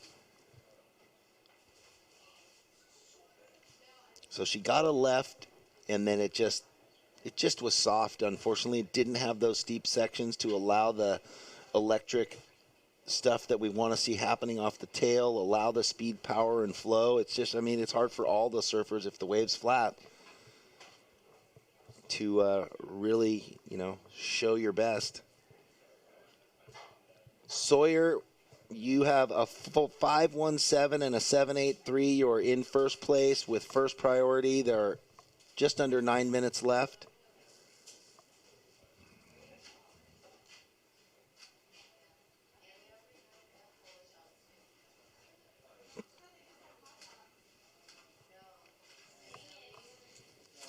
Well, man, it's nice being up here in Morro Bay. Thank you to everybody for coming out. I can just see it's warming up.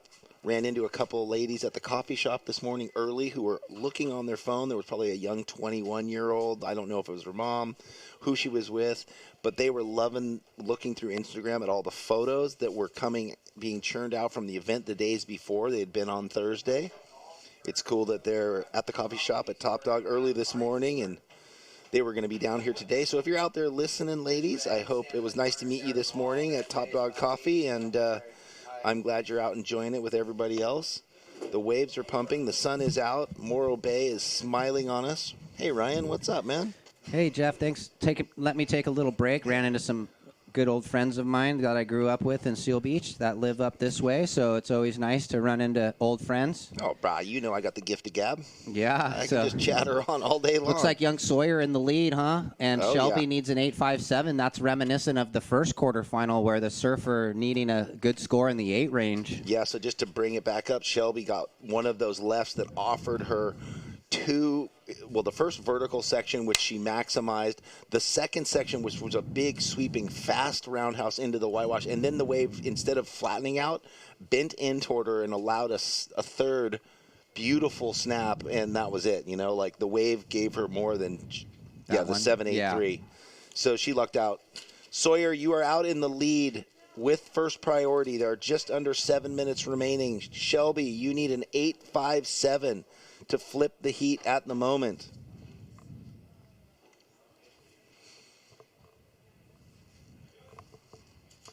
How are you? Whoops. Doing good? Yeah, of course. I like the photo you sent us. Right? Or on Instagram, was it? Yeah, I saved it. The black and white from this angle, it was really cool. Okay, do I have baggy eyes? No. Oh, I thank you. Back in our beanies and amazing, Ryan.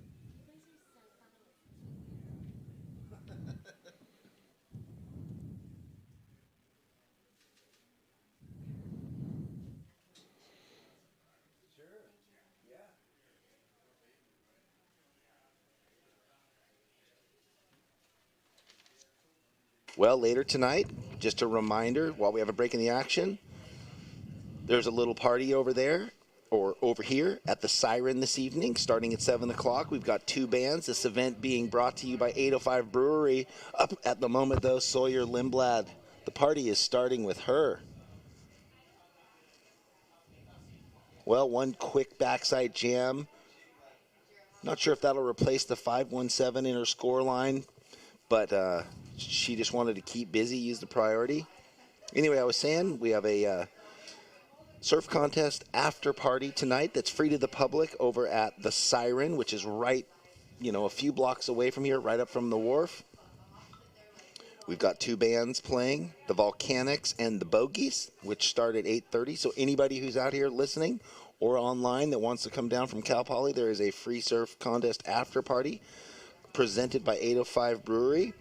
You got to be 21 to attend. That's the catching point, but that's okay. Free music. If you're 21, come on down to the Siren this evening. So Red looking for the 8.57, Shelby. Holding priority, waiting on that last of blue. She's trying to get rid of the 5.17 for young Sawyer, who won the Pismo event at 14. Red looking. Found some open face. Smooth carve there. Cuts it down. And just sticking with this one, looking to get the finish. And does. Frontside hit and kicks out there for Shelby with 4 minutes remaining. Coming up next, McKenna Burke and Chiasa Maruyama. I think both. It looks like Blue's out there, so Sawyer looking to better. The 5.17 as the last wave was a 4.67, so no change for Blue. Still in the lead, though, for the surfer out of St. Clemente, Sawyer Lindblad. This was Shelby's replay.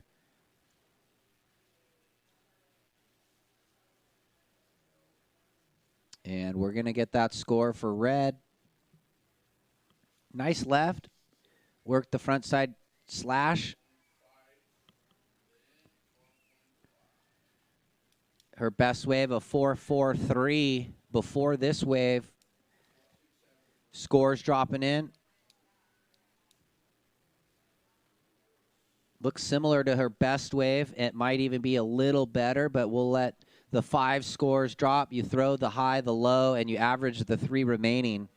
It's a 4.47, and now you need an 8.53, so a little bit less needed now. And she's going to have to hustle back out after the long wave. Let's see where she ended up. She's getting back out there, I think. Well, halfway out now. 2.5 remaining. So it'll be just maybe get out there unless there's a bunch of waves. Well, that's a tough ask. That's a long paddle. That's for sure. If I think that's where, oh, yeah, she's way in here. We'll see. Ella McCaffrey out the back alone in the lead. About to take off on this, or Sawyer, excuse me. What did I just say? Sawyer, big backside jam. Throws it up quick again, and will she get around the section for this inside reform? She doesn't. But no worries. She's trying to throw away the 5.17. Well, time is going to tick down, and it's going to be a tough ask for Shelby to make it out in time unless she gets halfway out and something just reforms for her. And it is like she's in that middle zone where it looks like she got through that with 140. But it does look like a big set out the back. So, and who did we saw in the last heat? I forget who in green get that inside and just turn the heat at the end and get the score she needed. So it is possible. Chiasa, the last heat of the four-man heats. 1 minute and 20 seconds left. We got some sunset roll-ins happening out the back here. Some cappers. Look at that right. We're calling it the Haleiwa. And there we go. Look, Shelby gets that inside middle one we're talking about. Nice cutback. This is live action, Detmers. So she had to do the little redirect to try and jump over the stairs, and that's not going to happen. So yeah, you almost could tell from the body language she's understanding the situation with 50 minutes. Hey, it's going to be the end of the road. That's where you go. I gave it my best. I paddled back out. I turned on the wave I could. With under a minute, she bows out gracefully. Good job to Shelby Dittmers. And with 30 seconds, congratulations to Sawyer Lindblad moving on into the semifinals. Up against Ella in that semi one tomorrow morning. Not sure. Probably start with the women. I'm not sure, though. That's a decision that will be made at 7:30 a.m. tomorrow. Last of Blue did go 6.17, so with 20 seconds. Good job, Sawyer Lindblad, and it's an equal fifth for Shelby Detmers. 500 points and $500. You can buy some new emojis, buy some new apps. We're going to count this down. 5, 4, 3, 2, 1.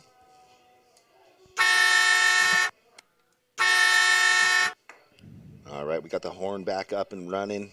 It seems like it's going to be a quick turnaround to start this second quarterfinal of the women's. Slow is good for the soul. While the rest of the world is busy racing to the end, slow gives your life the attention it deserves. Inhale. Exhale. Let us show you the world you've been too busy to see. Soon enough, you'll discover the slow cow is just your speed.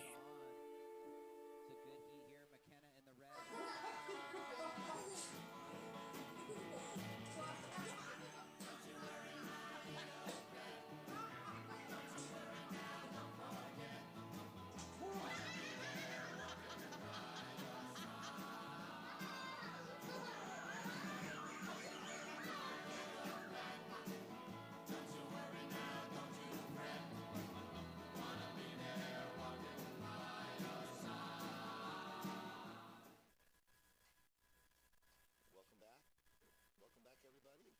Out there on the webcast, Jeff Baldwin with Ryan Simmons, bringing the hot action at the SLO Open here in Morro Bay. The sun is shining, the waves are pumping, and we are into quarterfinal number 3. McKenna Burke in the red and Chiasa Murayama in the blue. Ryan, what are your thoughts about the day so far? Well, the sun's popped out, and the waves are really good still, so very contestable here for quarterfinal number 3. There's almost too much surf. Yeah, right. It's hard to pick the ones in between. We just saw Sawyer Lindblad move on through to semifinal number 1 against Ella McCaffrey, which will happen tomorrow. 2 more quarters to go to determine the next 2 semis. And then into the men's action right on the back end of that. While we have a quick break, thank you to all the SLO Open sponsors. Vista SLO, Dignity Health, Jeep, 805 Beers, Midstate Containers, La Serena Hotel, Masterpiece Hotel, Best Western San Marcos Inn for hosting all of us and putting us up. We appreciate it.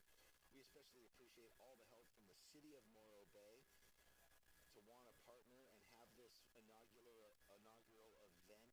We love being here. We hope you guys want to join us again next year. Thank you so much.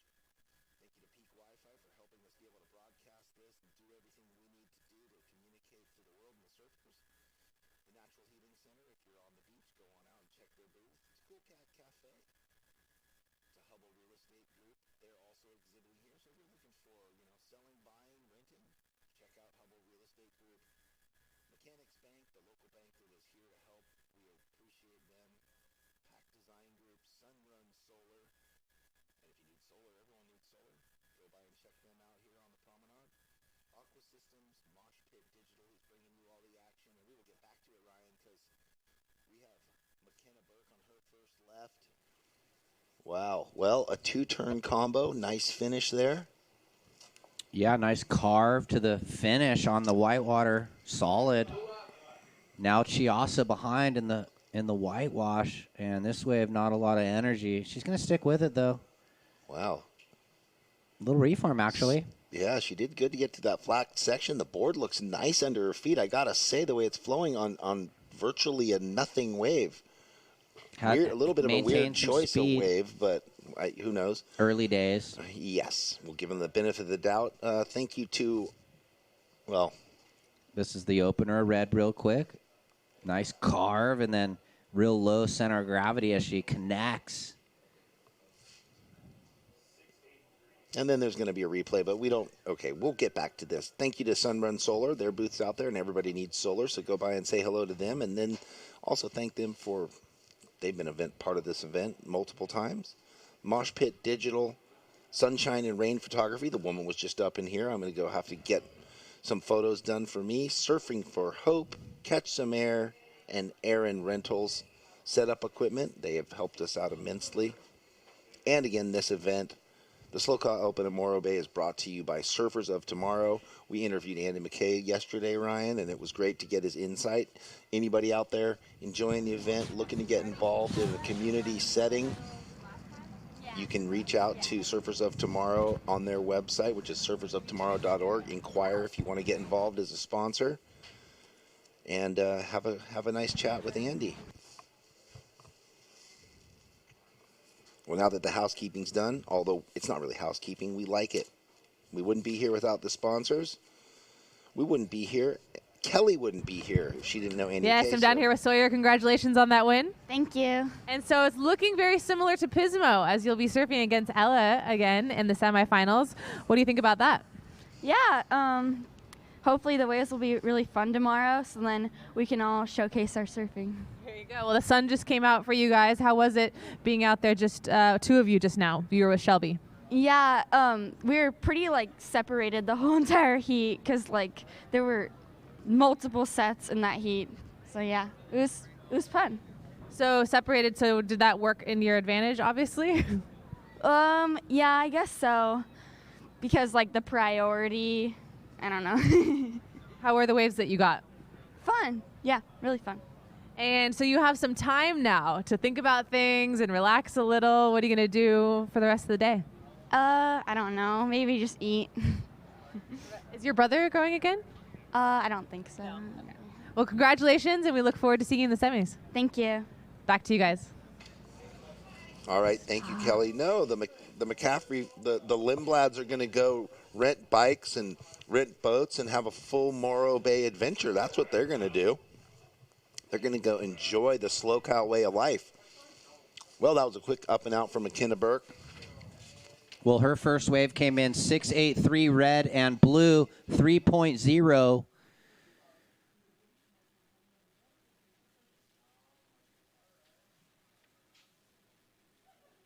And should be getting checked in, Izzy and Katie.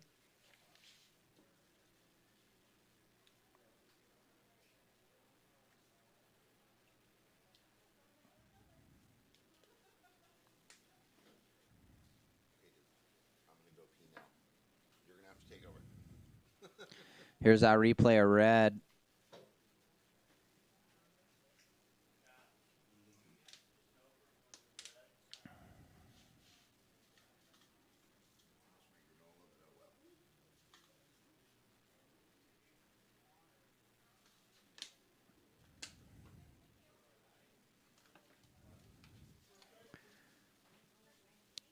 Priority with red. McKenna, your opener a 6.83, and you backed it up with a 0.5.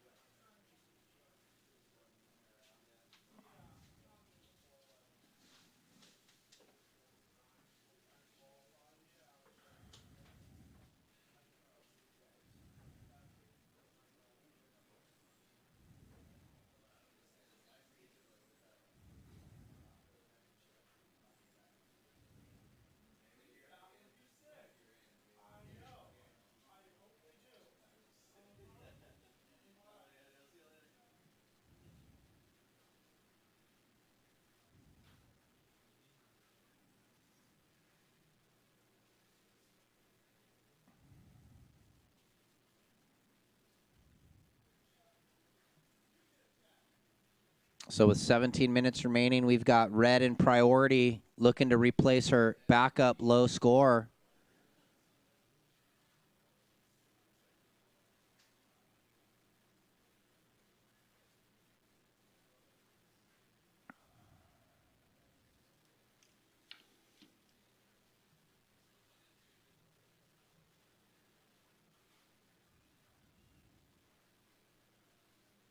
So with 16 minutes 30, red holding priority. McKenna has a really good first wave, the 6.83.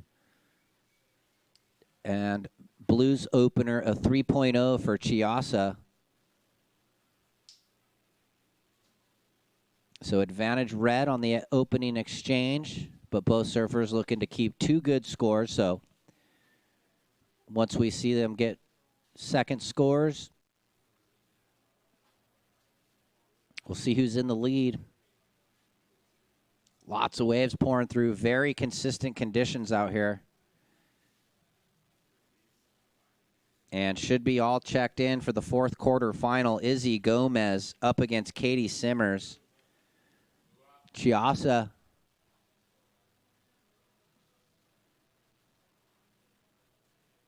gets the front side lipper. Just the single maneuver there.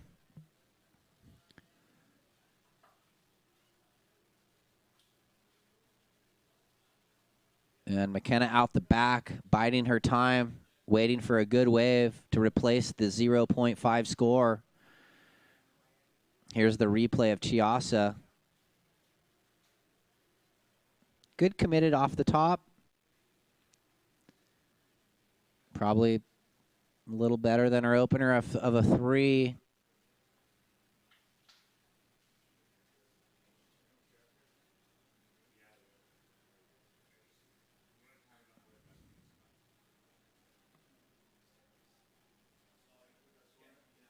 And the last, the blue will drop.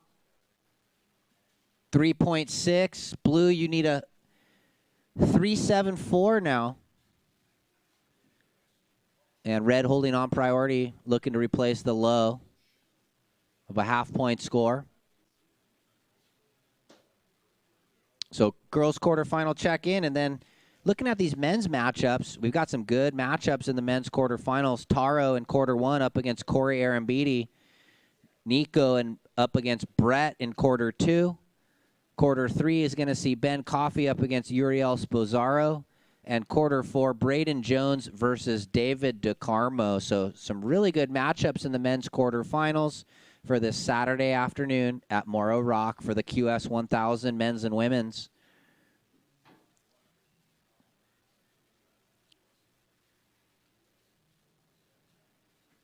So blew that last wave, 3.6. Looks like we have McKenna. She'll roll in. Nice off the top there on the corner of a set wave. So she's definitely going to throw away a 0.5. Once we get that third wave score for red, it'll set up the situation for what blue's going to need. Let's watch the replay. Nice big bottom turn and gets up over the whitewater. Explosive from Burke out of Ventura. And good score dropping in right now. McKenna gets a 5.83, and now Chiasa needs a 9.06. So Chiasa, she's going to want to not mess with those little ones anymore.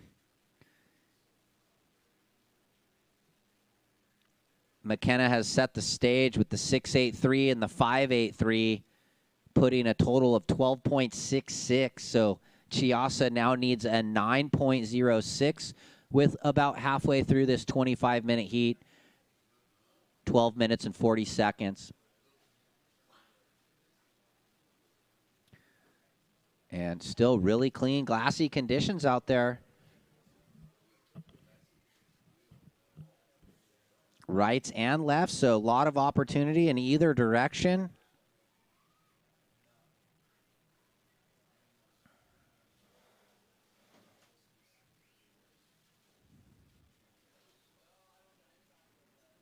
So priority shifts to blue, and Chiasa needs that score in the 9 range.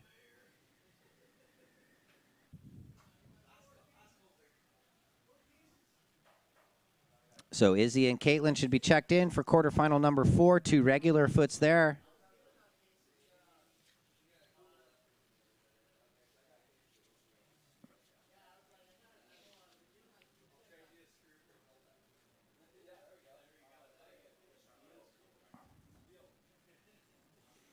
So now down to about 11.5.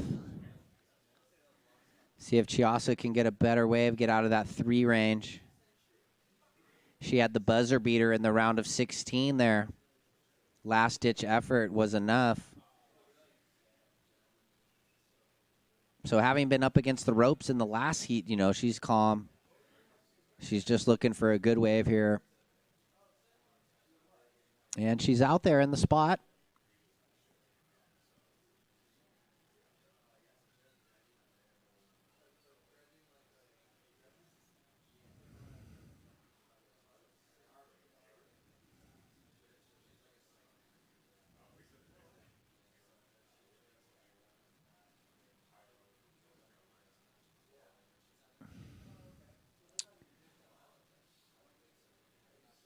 So Chiasso out the back, waves approaching. Looking at a couple rights maybe coming in.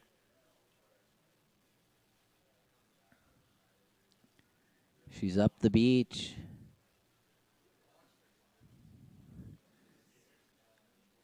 And just over 10 minutes now.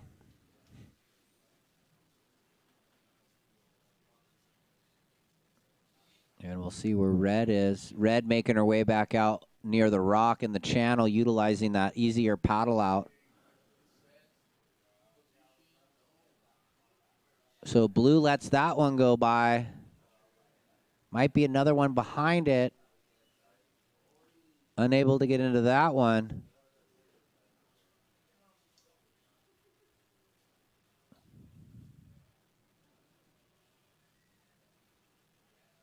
And more opportunity approaching as it's just pretty much nonstop.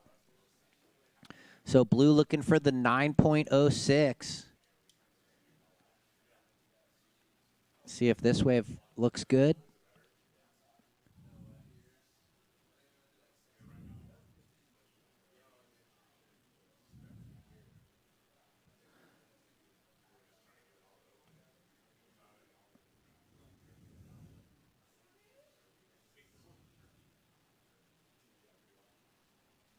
Looks like we got a paddle.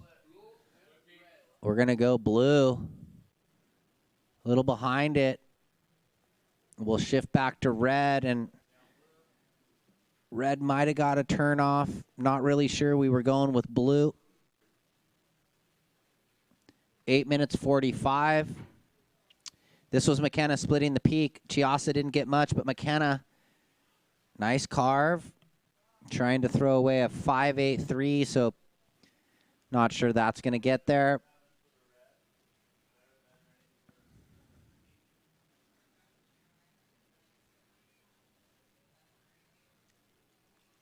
So no change. Blue still looking for the 9.06. This was blue on the left. And just a bit behind it. Chiasa needs the score in the excellent range.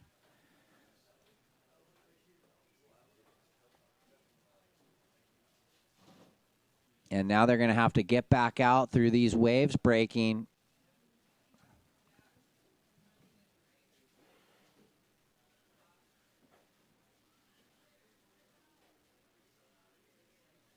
So Jeff's on break. Andy's going to jump in for the rest of this heat. Howdy, Ryan. Hey, Andy. How's things going down there? Busy, busy. We got some crowd here today. Yeah, that's good. We got a beautiful Saturday. The sun's come out. We're in the quarterfinals of the girls, quarterfinal heat 3 right now, and this is exactly what you foreshadowed with putting on the event at the Rock, and everything working out really well. Yeah, it's all coming together. Very happy. Great surfing, and some of the same names that were at Pismo, and then some new names. Yeah, that's good to see, but the consistency of the better people always shows. Yeah, definitely. I think Aaron Beatty, he's here again. Aaron Beatty's in again. Brett's. It's almost like carbon copy with some new names. Look at this. Red, McKenna. She's been finding some really good waves. Look at that long, drawn-out carve. And times it right on the finish. Solid. Yeah, beautiful surfing from young McKenna out of Ventura. And we're scoring again 3 days in a row. And I just ran into some friends of mine that I grew up with in Seal Beach. They live in the local area, and they said that we got real lucky with the conditions. This is a dream scenario for me, man. I picked this date a year ago on the calendar, and we've been blessed with good weather and good waves. And there's some wind out there, but it's still highly contestable. Yeah, almost that little bit of onshore breeze makes it more rippable. We've been talking about that where we saw the super offshore on day one, almost making it too difficult to even ride the waves. Yeah, when it's that hard offshore, it's just hard to get down the face. Lovely conditions for when you're free surfing or trying to get barreled, but not when you're trying to compete in a contest. And then I think we're looking pretty good for tomorrow morning, right? Like a little wind slated for the afternoon, but we might be done and dusted with everything before it gets too weird. We're going to get in and get out just like Pismo. It's like carbon copy, like you said. Yeah, sounds good. So time call, 5 minutes 45. I'm Ryan Simmons sitting in with Andy McKay, event director and the brainchild of these Slow Cal Opens. This is our 4th event in the last 4 years, right? 3 years, yeah. Yeah, okay. Stoked on how it's all going.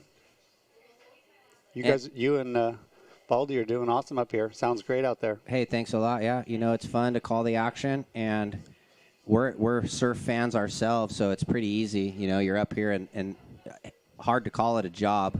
This is a nice place to work. That's definitely, for sure. And the good view here, the mid-state containers. The setup is really cool here at the Rock. Beautiful scenery everywhere, and you can see on that drone view for the folks at home. And like Jeff said, if you've never been up this way, either Pismo or Morro Bay, you're going to have to make a vacation if you can. It's just a beautiful area. I moved up here 8 years ago, and no regrets. It's just awesome. 5 minutes. That last red did change the score. It's a 6.53 for McKenna.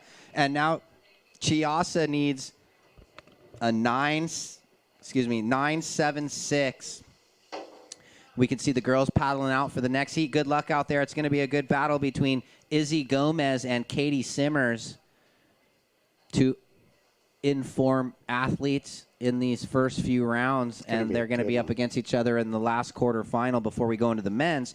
And did you see some of these matchups for the men's? Yeah. Pretty solid for the last 4 heats of the day. Cream of the crop right there. Same names, like you said. Yeah. Brett Simpson, Braden Jones. Well, Corey's always around. I'm not sure. Was Corey in the quarters last month at Pismo? I think he lost in the quarters. Brett was there. He made the final.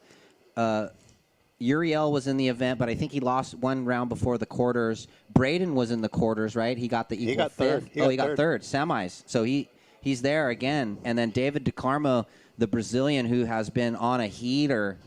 So really good matchups. And Taro got third in Pismo the first year. Yeah, the first year Taro was ripping. And he's back again in the quarterfinal, number 1 with Corey Arambidi. So that's going to be a real good heat. Good to see all the Californians and a Brazilian in there.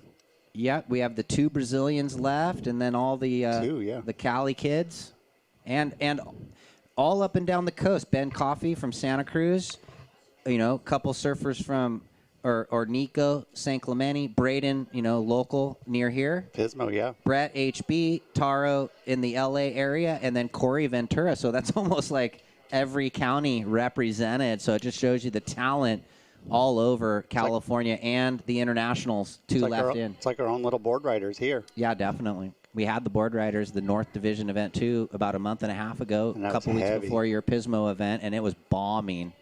That was scary. 8-foot Hawaiian, so that's, translates into like 10 to 15-foot face Californian surf. The rock can hold some size. And, well, down to 2.5 minutes. One more women's quarterfinal. We know the first semi. Oh, we got a surfer up.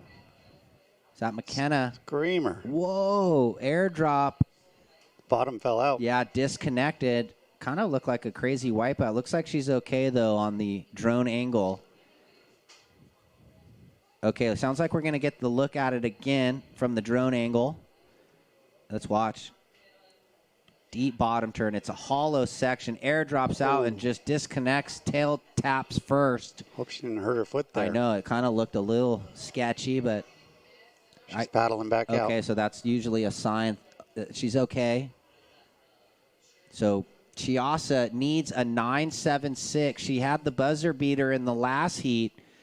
I think she needed like a 4.76. So a 9.76, a little tougher task, but within one wave. So she almost needs a perfect wave. I think McKenna made semis in Pismo, so this could be a duplicate for her. Hopefully she can go one farther. Well, she'll be up. If she ends up winning this heat, she will draw the winner of quarterfinal number 4, which is it's going to be either Izzy or Katie. I think Katie just 13. Wow. I know. Girls are just so good, so young.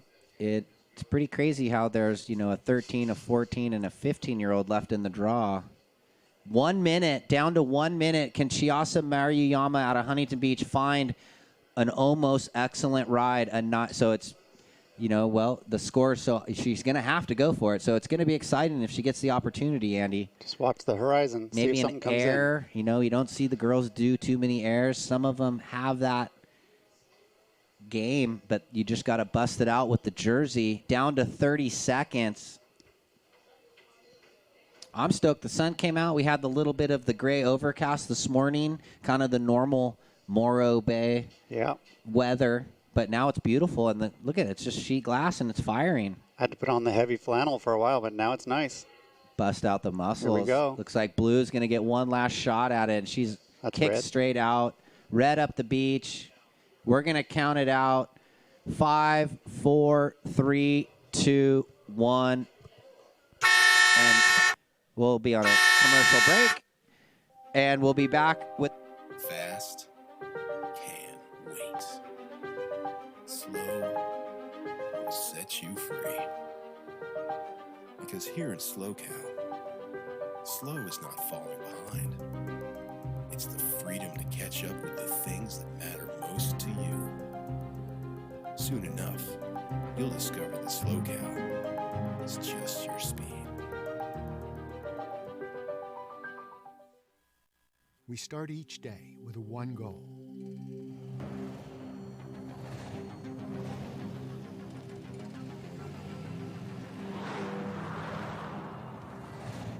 With our state-of-the-art network, we provide reliable, high-speed internet to the Central Coast with no contracts and no limits. Visit peakwifi.com for plans and coverage of our rapidly expanding network. Hey, welcome back, everybody watching at home online. The SLO Cal Open, this men's and women's WQS 1000. We just started quarterfinal number 4. Izzy Gomez in the red, Katie Simmers in the blue. Katie out of Oceanside. Izzy, formerly from Florida, living, I think, in San Clemente now, and surfing for Colombia. Her and her brother, Giorgio. Dual citizenship, so the ability to surf for 2 nations if they like. And what we're doing now, calling up first call for men's quarter 1, Taro Watanabe up against Corey Arambidi. So the younger up-and-coming competitor, Taro, I think he's in his last year of junior surfing, probably 17 years old. And Corey, the veteran, and he's won this event before. Not this event, but the Pismo SLO Cal Open, I should say.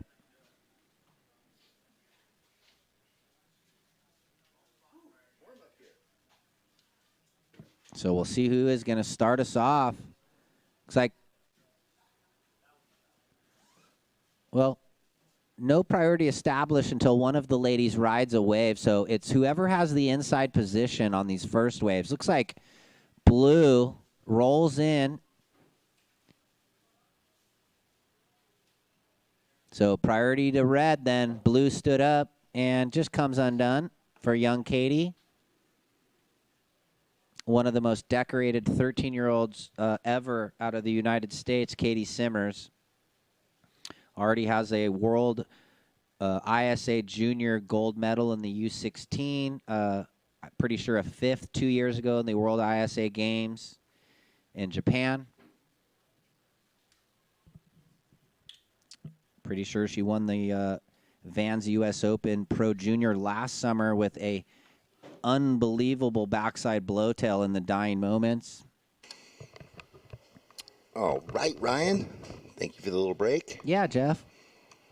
Great. We had Andy up here for, 7 minutes. He jumped in. It's always good to hear from the event director, Andy McKay. He's doing great things with these events. Well, he sure is. And if you need more information, just go to surfersoftomorrow.org and hit Andy up. He'd love to get you involved.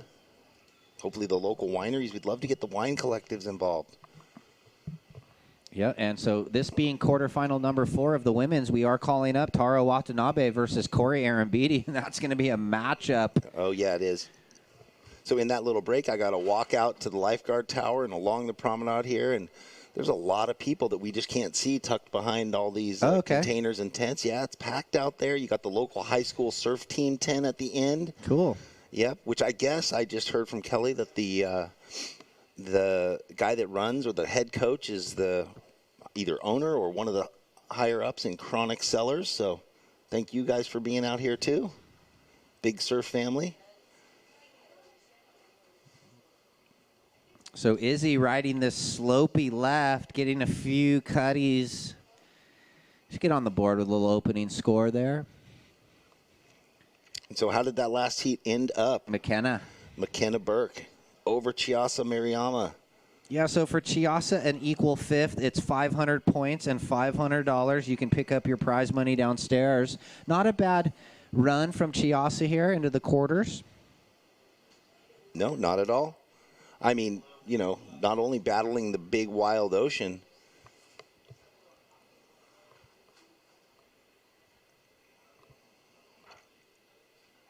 and Katie finishing a wave there. One nice cutty and then just sort of going through the motions. The wave softened up for Katie Simmers.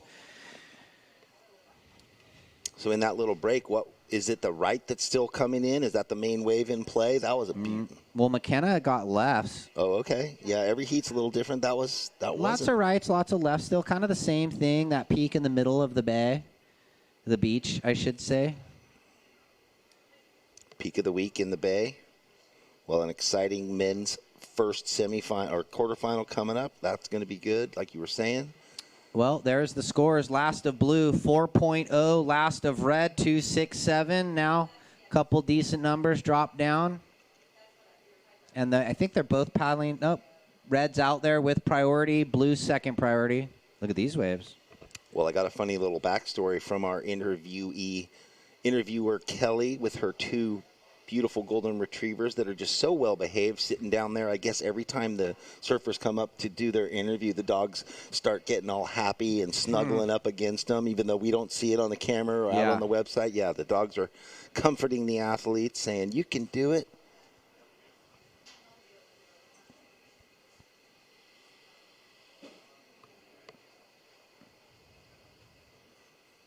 Yeah, and 5.5 off the clock, 19.5 remaining. They asked them, they said they can't see the dogs at all. Oh, look, and they're talking about it. Like, it looks like we have an interview with Kelly right now. I'm here with McKenna, the heat winner. You've obviously already bumped yourself up. You were an equal 5th in Pismo, and now you will be 4th, 3rd, 2nd, or 1st, so congratulations. Thank you. Yeah, I'm super excited to improve on my result. That's always a good thing.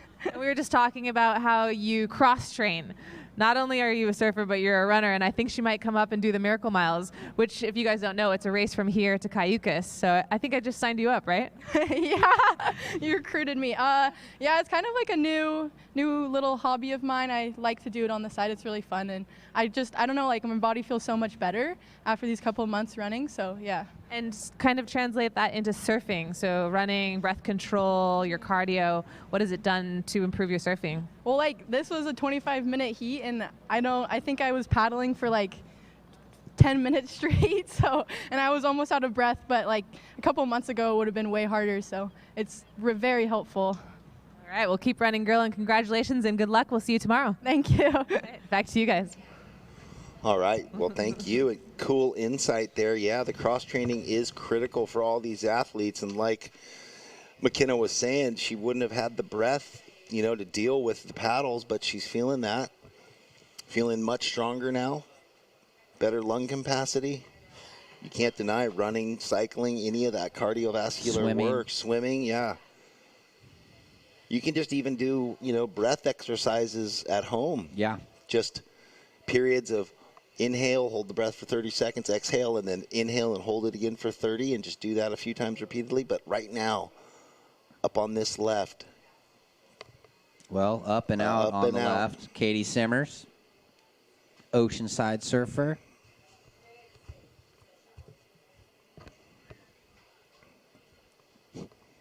Surfer on the USA Junior National Team, a part of Brett Simpson's program as he's the head coach. And looks like some waves out the back.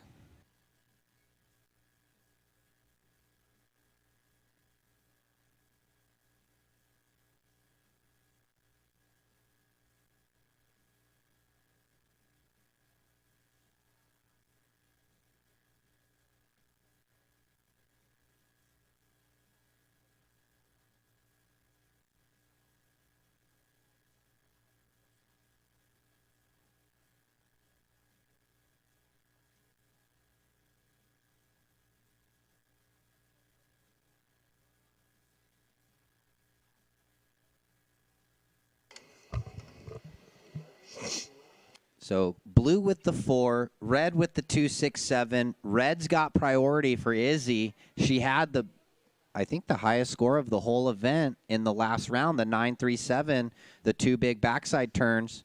And we know, we've talked about it, she's an SUP gold medalist multiple times over. Is that in the distance paddling? No, in or the surfing. Is it in the surf side? Yeah, great. So she knows how to be a champion. ISA SUP. Yeah, she knows how to travel. She knows how to get her equipment there on time, be focused, win events. Yeah, so she has the strategy. She has the know. She has the how. Kind of was more focused on that up until recently, and then now maybe transferring into the shortboard QS. try and get her points, try and get into those big events. And that's the theory for a lot of these surfers in the 1,000s, the 1,500s, and the 3,000s to get your points up for the end of the year. So next year you can get in those big events that we're talking about, like Newcastle next week. It's a 5,000.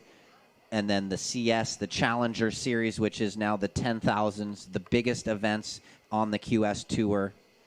Yeah, that's amazing. Well, that's what I was talking to Kelly about also, that so many of these young women that we're watching right now, they're already on the trajectory of they will be there within a year or two. Yeah. Not as many on the men's draw will be making that same little trajectory. tougher on the men's side.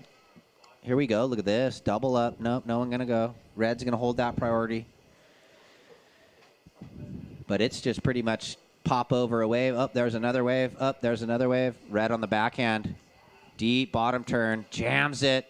Quick hammer. Wow, nice completion to fit there. the 2. Wow, Izzy Gomez is going to look. This is going to be a great score. That's and then exactly she'll have the 2-6 backup. That's where she was busy in the last heat. But when she gets that opportunity, she throws so much water too, huh? Look at this first turn, all the water, and then click. Ooh, even up in the corner. No, yeah, solid. Expect a great score for this. I mean, and with surfing like that, she needs to be out on the QS, right? Yeah. She could make the World Tour. Well, and, that's the whole thing with the Dream Tour, right? All of a sudden you get to be in situations where the waves, although not always perfect Dream Tour, generally the canvas that you get a paint on is so much better, so much more consistent. You think of all the stops, like Honolulu Bay, Snapper Rock, Cloud Break. Where else? I mean, and there it is, 683, 683 for Izzy Gomez, now trying to get rid of the 267. So, Blue, you now require a 551. Katie, she has the 4. Now Katie needs the 551, and Izzy's going to go try and get better than a 267. So, a great score on a short span of a wave. She manufactured almost a 7-ranger, 683 from Izzy. Pretty solid. Very, very nice surfing, pleasing to watch, and the connectivity was perfect. Rail to rail, hit the spots. Out of place. Nothing. Some of these younger surfers may be moving too much arms, but that was proper. Yeah, there is the counterintuitiveness in their technique. Up and riding now. Big, sweeping, nice redirect off the foam in the corner, and she's out. Wow. Yeah, she saw it was slopey, and she just looked like she was disinterested in grinding out the reform. She's a smart competitor, though, at only 13. Pretty sure she's still 13. Well, 13, and she got a 3.5. So, yeah, hard to say if she saw something down the line that wasn't going to allow one more point in that wave or more. But, I mean, with such a nice opening turn, redirect off the foam, carrying speed, she knows better than us. Caitlin Simers with a 3.5. So the situation is Izzy Gomez in the lead with priority in red. After that last wave of Caitlin, she needs a 5.51. So priority shifts back to red. Izzy, your last wave, 683. You're now trying to get rid of the 267. Katie, you need a 551. Surfer in blue. More waves. I mean, it's pretty much just nonstop waves. So not even really like sets. It's just nonstop. Yeah.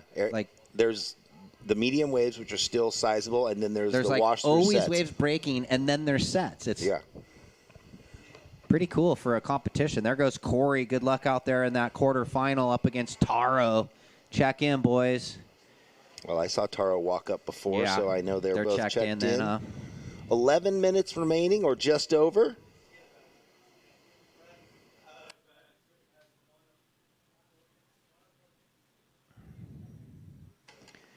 Well, looking out here at the hills of Morro Bay towards Cayucas and knowing that right behind us, Cal Poly, the whole Paso Robles wine tasting area. I mean, tourism is just blossoming in this region.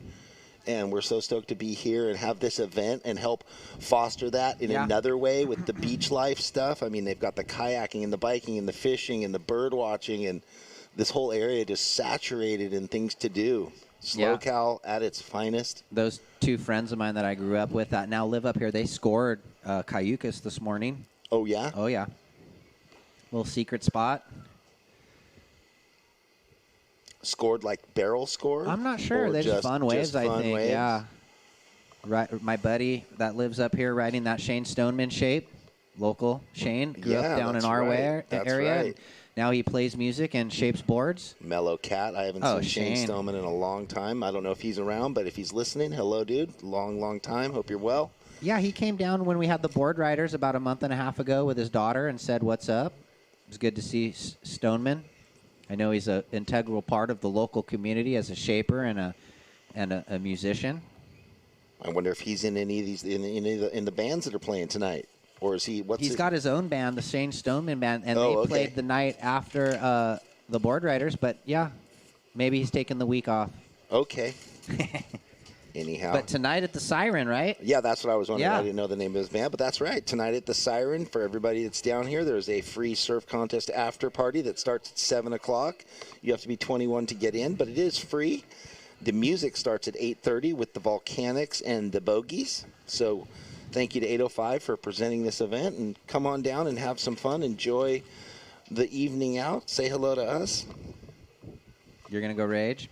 No, not rage, but I'm going to, go check it out. I know. You know me, I'm raging. It's a pitching wedge from our hotel room, so. A perfect pitching wedge or a duffed pitching wedge? How was the new set of clubs you got, dude? Oh, I'm stoked. Yeah? They work perfect. You got out and fired them up a few times? Yeah. Even with your sore leg swell and back? No, my swell bow. Oh, your I swell fell bow? on my elbow twice. I thought we were both saying after the last event our back was sore, and you said yours was still sore. I'm always from sore. sitting for 4 days. Let me just complain. So down to 8.5. Reds with priority trying to throw away the 267 right now. If Red doesn't better the 267, Katie needs the 551. So a good battle right here. Yeah, and priority with Izzy, so she's in a sweet situation at the moment to take off and better the 267.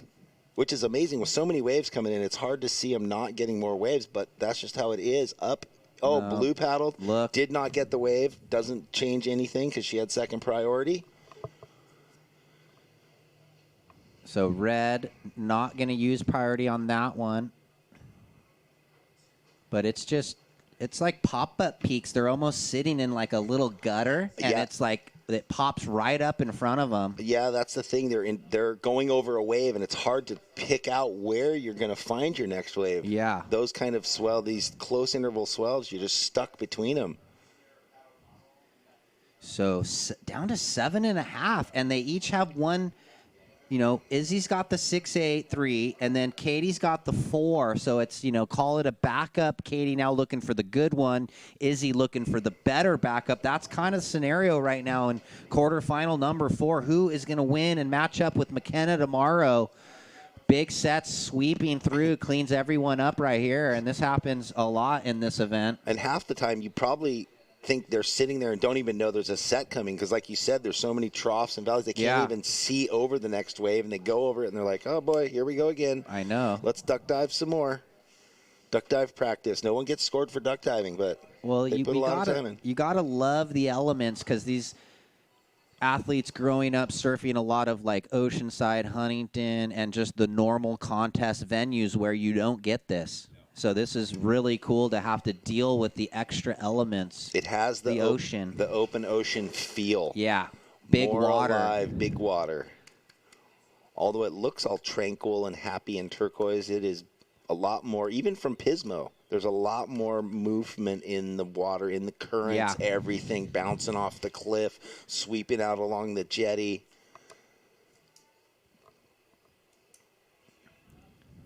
Have you seen any more whales with the binos, or just the one? No, just the one. The solo passerby. Looked to be a smaller one. Maybe like a calf. Baby. Look at the crowd. So, yeah, you can't see, but that angle shows. Yeah, there we go. Welcome out, everybody from Morro Bay and the vicinity. Right there, we got one person waving. Hello. Thank you for coming out. You guys are on the web. We love it. And for everyone out there joining us on the webcast, check out Morro Bay if you're interested in getting away from wherever you are. This is a beautiful part of California to come and visit and sightsee and wine tour and go get some beautiful food at all the locally owned and run restaurants. I mean, outdoor activity, fishing, boating, art seminars, wine tasting, breweries, everything you could look for either a couple's retreat or a family, vacation. It's so family friendly. It's everything friendly. If you got kids that are about to go to college, come on up this way and check out Cal Poly. Not a bad place for your kids to go to school. Looks like Red's going to commit to a runner right. So Izzy up and riding, has a double up section, going to try and push around it and get the finish, snaps it there. And that's, I don't know if that's complete. No. So with 5 minutes, priority shifts back to blue, and this is the little open door Katie is looking for just the 5.51. She's got 5.5s tucked in her back pocket all day long. Got to find the right wave. And, based on what we've seen, 2 turns. 2 solid turns on an open or face one wave. Huge one. Or so. One can possibly, you're right. Yeah. So one big turn or multiple combination on a good wave. Obviously, that's where we're looking at the scale that's been set throughout the day. Still got to find the wave, though. Almost washing machine conditions right now with so many waves breaking. And Izzy, no change, 1.6. So now she's under priority, hunting around, looking to better the 2.67. Did you bring your clubs? Yeah, we might have to get out there. We got a little earlier finish today. Well, I think hit the local links. Well, I think Shaddy and the judges are going. Some of them. I talked to Shaddy this morning. I heard rumors that there's time today. Maybe they'll let me play with them. What? They don't. Well, Shaddy's good, man. Yeah, just ask him. Yeah. Come on now. No, he is good. Yeah, I know. It's like a 2 handicap or something. I used to scratch around and watch him rip it up. He plays a lot. All right, well, time ticking away, 3:20. Red, no change, still trying to better the 2.67. Blue, you need the 5.51. That's how it's been for quite a while. Red rolls in on this left. Comes off the bottom, under the lip jam. What a critical section that was. Was that looking like she almost amazed herself a little bit, huh? Well, I can't wait to go back to the replay because I didn't have the binos and watching. I just saw how tied in on that. Look at here it is, Jeff. And how steep and thick this thing was. Zang up and under and rides out. So one nice turn with the look Well, say goodbye to the 2.67. Most likely, yeah, right? And let's see where the score goes. That could change the requirement for young Katie in blue. Yeah, from here, that thing just looked soupy and sandy and mean. Yeah, and critical power in the under the lip snap. All right, 2 minutes and 15 seconds left. Caitlin out there with priority, looking for something we don't know yet because the score is going to drop in it.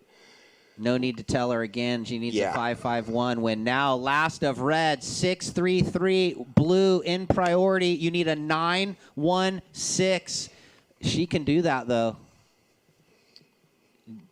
Pretty much the best 13-year-old in the world. Katie out there. And she's got priority. Looking for a 9.16 now, Blue. And just like Izzy, after the right, no change, but now you're not in priority and you almost get a bit of different perspective. She's hunting around then, and you see even Katie kind of looked at that wave but she knew Katie looking for the better wave. Katie had the 9.13 also, so she's needs a 9.16. She did it yesterday, right, on the good right. Time ticking away, though, 1:15. What a good heat here. All of these women's quarterfinals, incredible surfing. Well, you need it all. You need the fitness, the training, the equipment. You need the strategy. You need that little sprinkling of luck, too, at times. Sorry, Blue frantically waving her hands. Blue, you need a 9.16. You have priority, Katie. 45 seconds. And it looks like we're committed on this one. Floats it up and over and just bounced off her board. Even if she'd have gotten through that section, that wave fizzled Just out, didn't and look there like- wasn't a second or third section, which is what you're going to have to get. Kind of a tricky heat, not too many really good waves. Izzy was able to manufacture on that first left and then on that last one. So just there wasn't a lot of really scoreable waves. It was, here we go, up and riding blue. Whoa. Little smooth wrap. Stylish. Well, I'm going to count this down. Count it out. 7, 6, 5, 4, 3, 2, 1. Beep. It's over. So no horn, it's over. Men's move into the zone. Short break. We're going to reset before we kick. No offense to fast, but slow is good for the soul.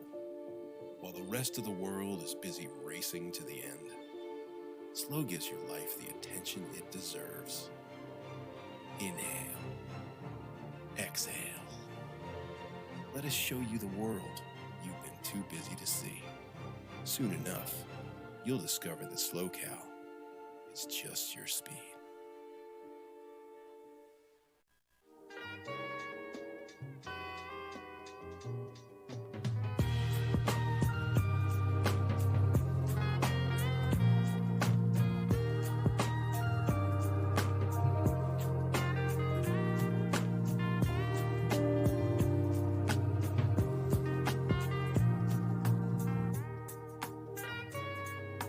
We're on.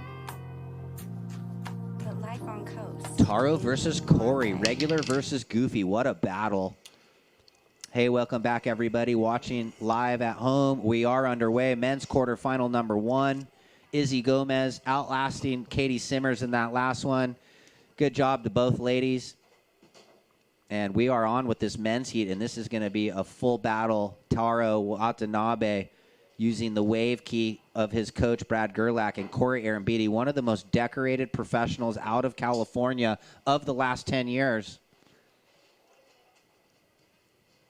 Check in. First call for Nico Coley, Brett Simpson. So, and that's, what do they say? Apprentice versus master, because Brett coaches Nico on the USA Junior Surf team, but not when they're in the heat.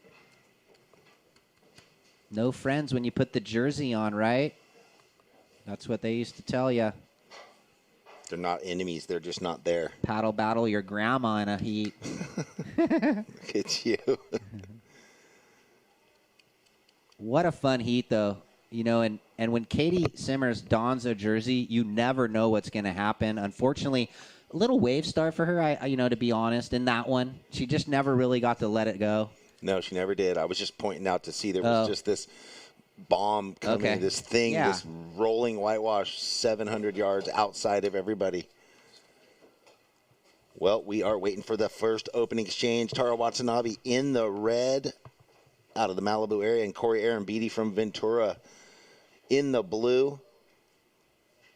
Taro was in the event in Pismo 2 years ago.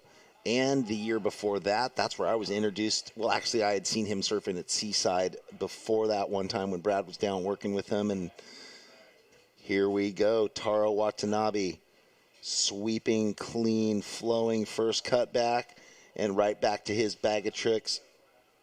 Rides out. Yes, he does, ladies and gentlemen. So nice opening wave for Taro. Very clean and patient and cruising on that first turn, setting up that big tail blast at the end to stomp his authority. And behind him, wow, one big massive turn there. Our drone missed it. Hopefully we'll get there with the regular camera. Corey Arambidi had a big opening backhand jam, which we know he just does like clockwork. And there was a second, but I'm not sure if he came unstuck. We'll have to hopefully cue that up. And if not, we'll just wait for the score to drop for both surfers. Move right along.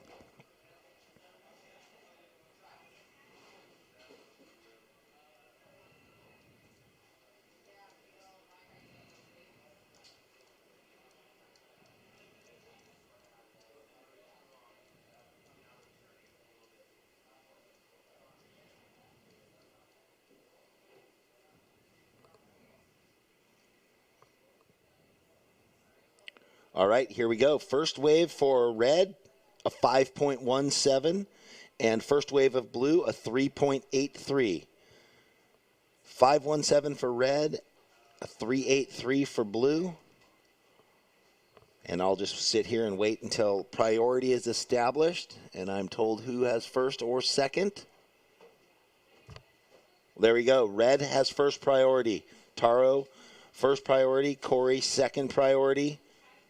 If you guys were paddling, Taro, you got a 5.17, and Corey, you got a 3.83. Well, we just saw the two surfers together. I'm not sure what's going on. Anyway, first priority with red, second with blue.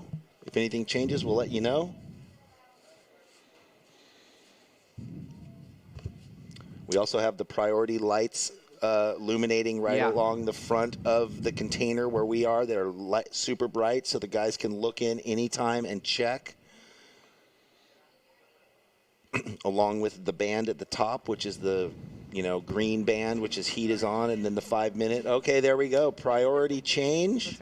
Priority is now with blue. Corey Arambidi, that's why he raised his hand. So Taro must have paddled for that wave. So priority switch. Corey, you have first priority.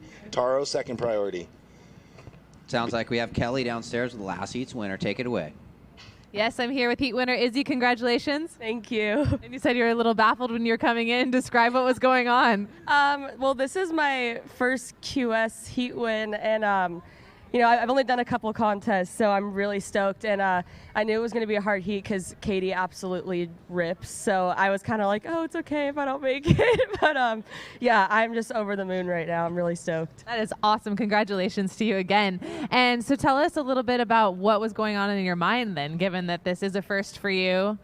Yeah, I knew I've been pretty confident in my surfing lately, and I just knew I just needed to kind of stay patient and wait for the good open face set waves. And yeah, it paid off. I only got a couple waves in that heat, so I was just trying to have a good game plan and stick to it and not get too rattled.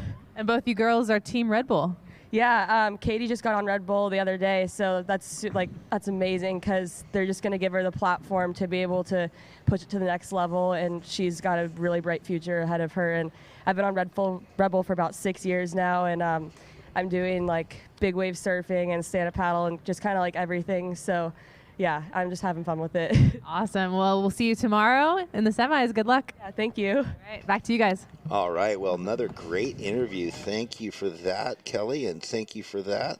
Well, Izzy Gomez, what a personality. Yeah, well-spoken and very, had a lot of praise for Katie, and that is what you want to hear from the competitors. So they're, like we were just talking about, it's all battling in the water, and then you come in and you're all good. And I just want to make a correction. Katie turned 14 in October, so okay, so she's I was calling her 13, but she's 14. But anyway, she's just a youngster. She's way older now.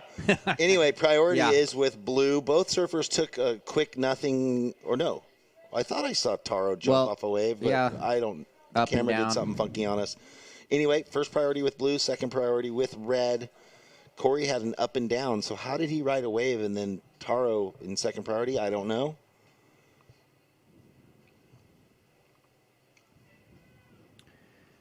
Yeah, and then I saw Katie when I stepped down, and she said she just couldn't find a good wave, and that's how it played out. Izzy was a little in a better rhythm with the two good. There was really only two good waves, and Izzy got them both, so.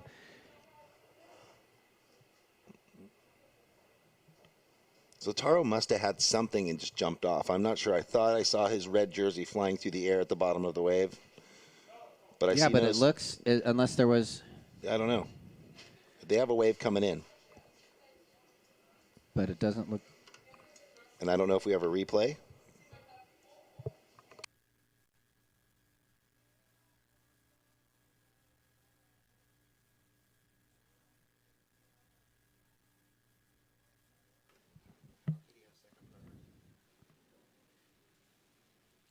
So red opened up with the 517. Blue opened up with the 383.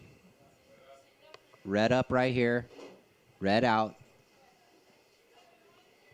And now Arambidi, looking at this wave, rolls in. He's got some wall to work with. Deep bottom turn, as always. Hammers it right there.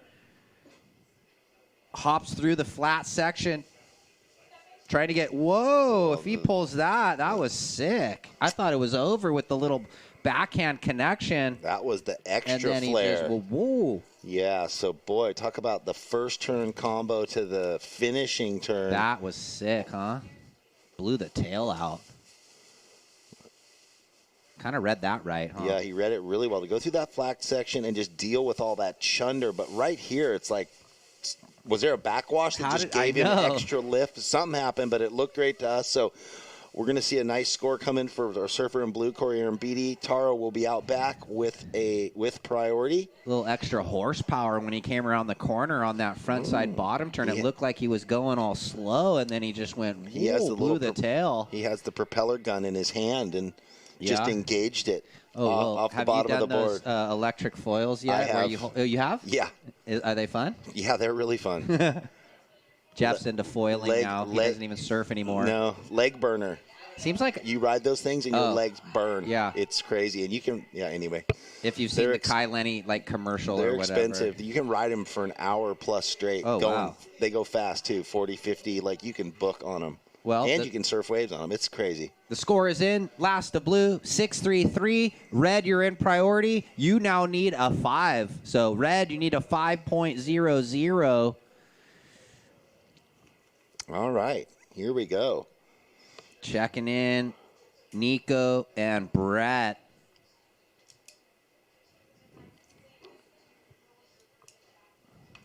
Taro motioning for this right-hander, but doesn't go, so he uncommits to paddling for that wave. Had a little corner on it, but just kind of in the whitewash, so it was going to be all cavitation on the fins. Never easy to surf those waves. You want that clean wall if possible. Well, the drone makes it sure look clean. Yeah. It does. From here, there's just wave after wave. The drone makes it look all nice and smooth buttery. And plenty of space between every swell. When from here, it's just wave after wave after wave. Taro motioning on the camera angle from the drone. Bradley Gerlach, if you're out there checking in, watching your student, we have been enjoying it and hope you are too. Cheers to you, Papa. Yeah, good morning. It would be like 8:30, I think, in Australia. He's probably waking up with his groms, having a cup of coffee. Or at the Avoca event. Could be at the Avoca event if he's got some athletes in that event. Saw some cool photos. He got to go up to the Burley Head Single Fin Challenge. I always like watching. You'll catch that on social media. It looks like they had some fun waves for that event. And then all the old, everybody surfs it. Parco. Yeah, everyone. It looks so fun. It reminds me of like the Cosmic Creek. Remember the old Cosmic Creek? Well, they still have it, right? Yeah, every summer. I don't know if they still do, but I think, yeah. Okay. Brillo runs it, I think, now. Okay. But I always liked going there, and you show up, and you don't get a bring aboard. You got to pick. Yeah. Here we go. Taro Watanabe. He goes left, slams that first section. Big section for him to fly through. Riding out. Yes, he does. We see the red jersey pop out of the white foam. So completed ride for Taro on a two-turn left. The jaws of death kind of finish. Let's watch the replay. Rolls in right here. I like how he did the mid-face bottom turn to just gain so much speed, knowing he had to find the finish section. You know, the only thing was just having to lay back to get back up, but it probably won't affect too much. Yeah, in the whitewater. Here's blue. Ooh, blowtail grab rail. So the boys are elevating the level. I'm calling that was a claim, too. I didn't think Taro laid back. I just thought he had to let the gas off and, just got consumed by it. But anyway, wow, the battle is on. So Corey looking to get rid of the 3.83 on this wave, and Taro going to build on the 1.07. Well, Corey, with the long, drawn-out cut back to the grab rail blowtail, it's like, what? With the kind of bad boy club half claim. Remember that? So Corey trying to throw away the 3.83, Taro trying to get rid of the 1.07.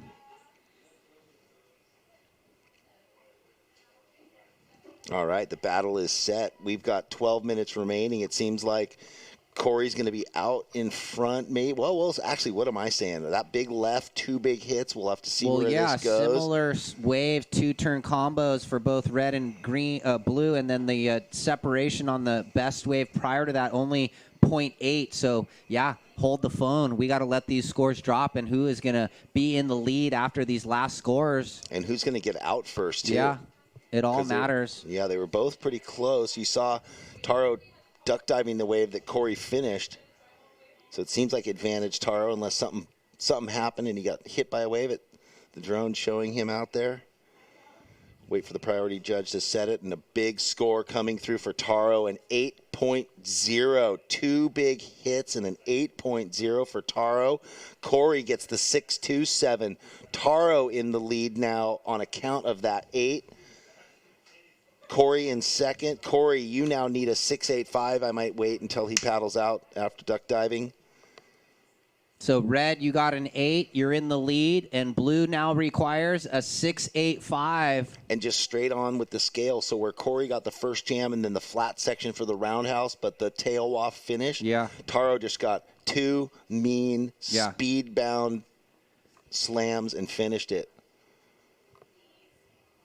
The setup, that first mid-face bottom turn that he got to set up the speed carve, knowing he had to get down the line for the second finish. Yeah, and he threw a good bucket of water on that first turn for Taro. He just had a bit facier, a bit steeper wave where Corey had to draw the cut back. It was a bit slopier. That's why the difference in score is almost 2 points. Blue, you need a 6.85. You're second. Blue, you need 6.85, Corey. But your last wave was a 6.27. There you go. The left was a 6.27. So now he can calculate 6.27. He needs 6.85, a little better. Which, as far as what we've been watching all day on the lefts, unless it's kind of the left like Taro's, because he put the exclamation point, the fins over the lip on the finishing turn, that's what brought it from the mid-5 range up into the low 6s. Well, yeah, you're right, because he just had the long swooping cutback, not a critical high degree of difficulty maneuver, but it set up the blowtail grab rail. Here's Red. Taro looking at these lefts again. Oh, man, that... Well, he was well on his way to bettering a score. Good first turn. And Corey deep off the bottom, straight into it, just... Oh, and he just over-flares the tail. Just manhandled the lip of that wave. You can see the intensity in Aaron Beatty, though. He's definitely going to want to get that 6.85 with 9 minutes remaining. And the fins were singing on both their boards. Oh, yeah. So Taro, it looked like his had like a little backwash action that... Just to kind of chase down the line, he had that speed hook, big turn, and then it just didn't let him get up in the lip for the second. Good first turn, though. He looks like he's in rhythm. I don't think I've ever seen him not. I've never seen either of these guys not be in rhythm so far in my... Well, they're like we know, they're intense competitors, and they hate to lose, and they're usually winning their heats and always on the good waves. But they come up against each other. That's why it's a fun quarterfinal right here. And Watanabe in a slim lead. Aaron Beatty in priority. You need a 6.85. Well, what I always see is they both surf to their strengths. Yeah. Always. But they never, or very, very infrequently, are making mistakes or misreading where they need to be on the wave. Red, you have an 8 and a 5.17. You're in the lead with 8 minutes. First priority is with Blue. Your last wave did not factor in, Taro. Good turn, but it's a 4.5.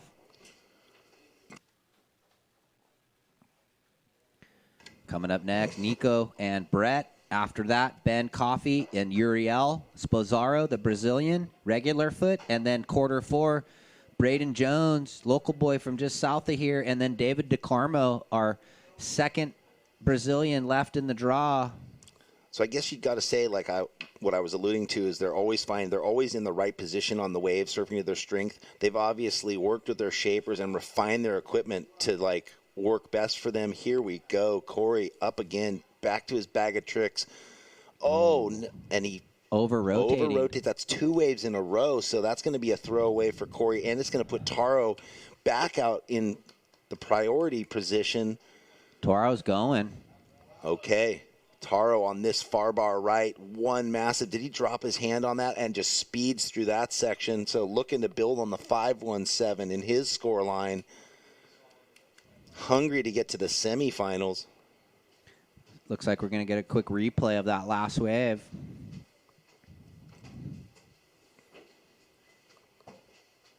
Right here, Taro. Nice down the line speed snap, straight off the bottom, late float, and rides out. So he's trying to batter a 5-1-7. We'll see, because his opening ride, he had the sweeping cutback, but then he had the way that he finishes with the blow tail, kind of pushes the tail over the lip. That one was a searing down the line carve into more of a lip line floater. Apples and oranges. So the 6 minutes remain.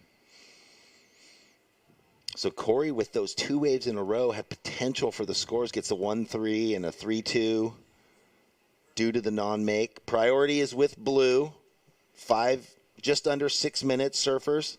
And the requirement changes for Blue. Blue, you now need a 7.51. Blue, you need a 7.51. Last of Red, 5.83. So he betters the 5.17. And Corey now needs a 7.51, Aaron Beatty. Yeah, so different than his first wave, a stronger opening turn and a clean finish. Yep.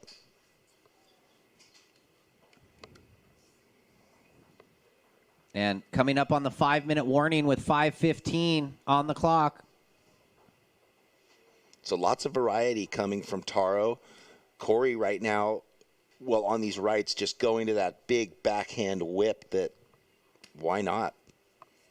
The scores are there when you're going 6-12 and redirecting, carrying speed, and throwing spray everywhere. 5 minutes. 5 minutes remaining. Next heat paddling out. Good luck, boys. Brett and Nico. It's going to be a fun battle. Ooh, the cold's coming. A little wind, a little breeze. Look at this big. That just shows you on the webcast how far out they're the sets outside. are. Yeah, they're sitting outside in that pro. or what? They're sitting on the outside sandbar. for the. Yeah, they're sitting on the proper sandbar. Ooh, lots of lines approaching. Pretty much just corduroy to the horizon right now. Just so blessed to get all this swell for this event and the good weather. So Blue looking for the 7.51 to be able to surf tomorrow in the semis. If he can get that score and Taro doesn't better his backup.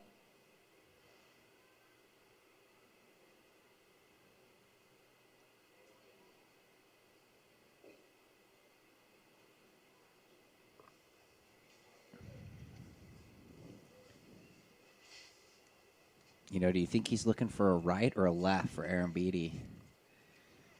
Well, he's gotten good scores on either direction. I would have to say he's kind of put that out of his mind. I think he's just looking for, if that TP wave comes, it's just, he knows he can get it done going either way. He just has to say, with the time frame and priority, what's the best opportunity. I don't think you can, close yourself off mentally to one or the other.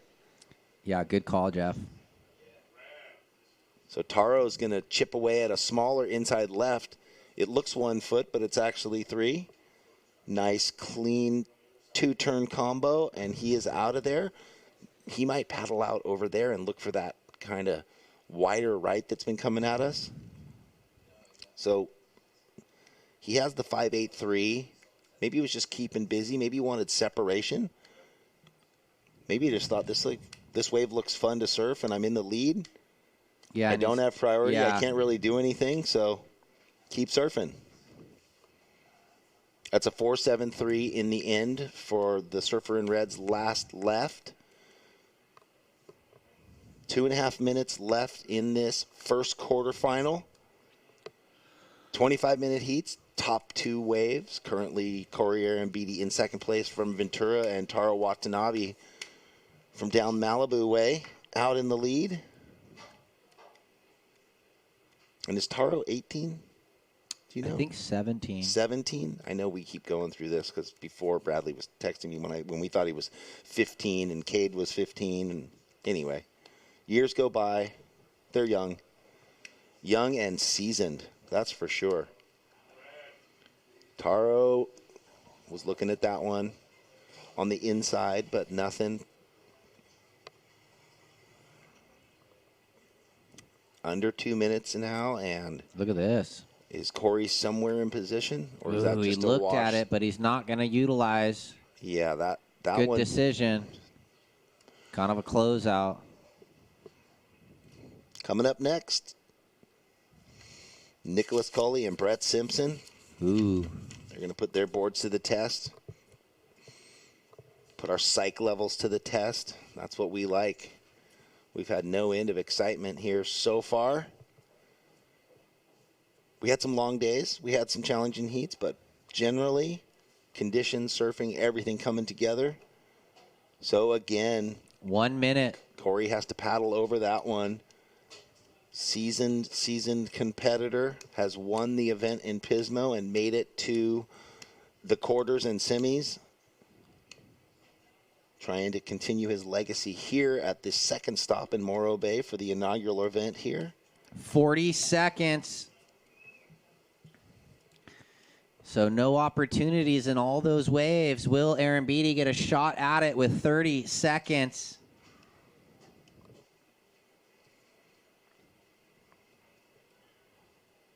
And down to 22 seconds. So do you want to watch for the waves or Sure. count it? Okay, you watch for the waves and I'll count it down. We are down to 10 seconds, surfers.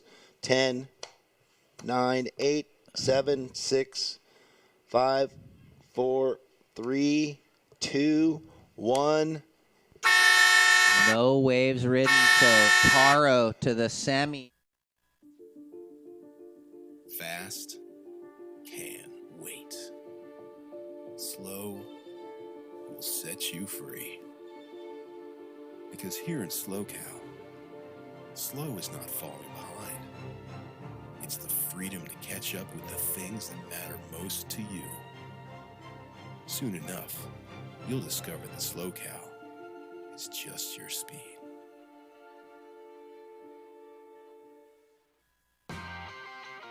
Take a trip back in time to the best American food around. Colecat serves 14 different burgers, all with the traditional fixings and some with a unique flair. Check out our Burger of the Month, which is always changing. All Colecat Cafe sauces and dressings are made in-house with the finest ingredients. And don't forget about the incredible milkshakes and adult shakes that are fully customizable. Come give us a try. We are open 7 days a week at 10:30 a.m. Hey, welcome back, everybody. Thank you for joining us here for the SLO-Cal Open in Morro Bay 2020. We are straight into quarterfinal number 2. After the hot action of quarterfinal number 1, Taro Watanabe into the semifinals over Corey Aaron Beatty. Great job to Corey Aaron Beatty, and excellent for Taro to get into a semifinal here at the QS 1000. In the water, Nicholas Coley in the red, Brett Simpson in the blue. Quarterfinal heat number 2. So check in quarter 3, Ben Coffey, Uriel Sposaro. Like you said, the student and the master, or the teacher and the student, coach and coachee, but now they're just 2 competitors in the quarterfinals. See if Brett surfs up the beach. It's been kind of hovering away from the rock.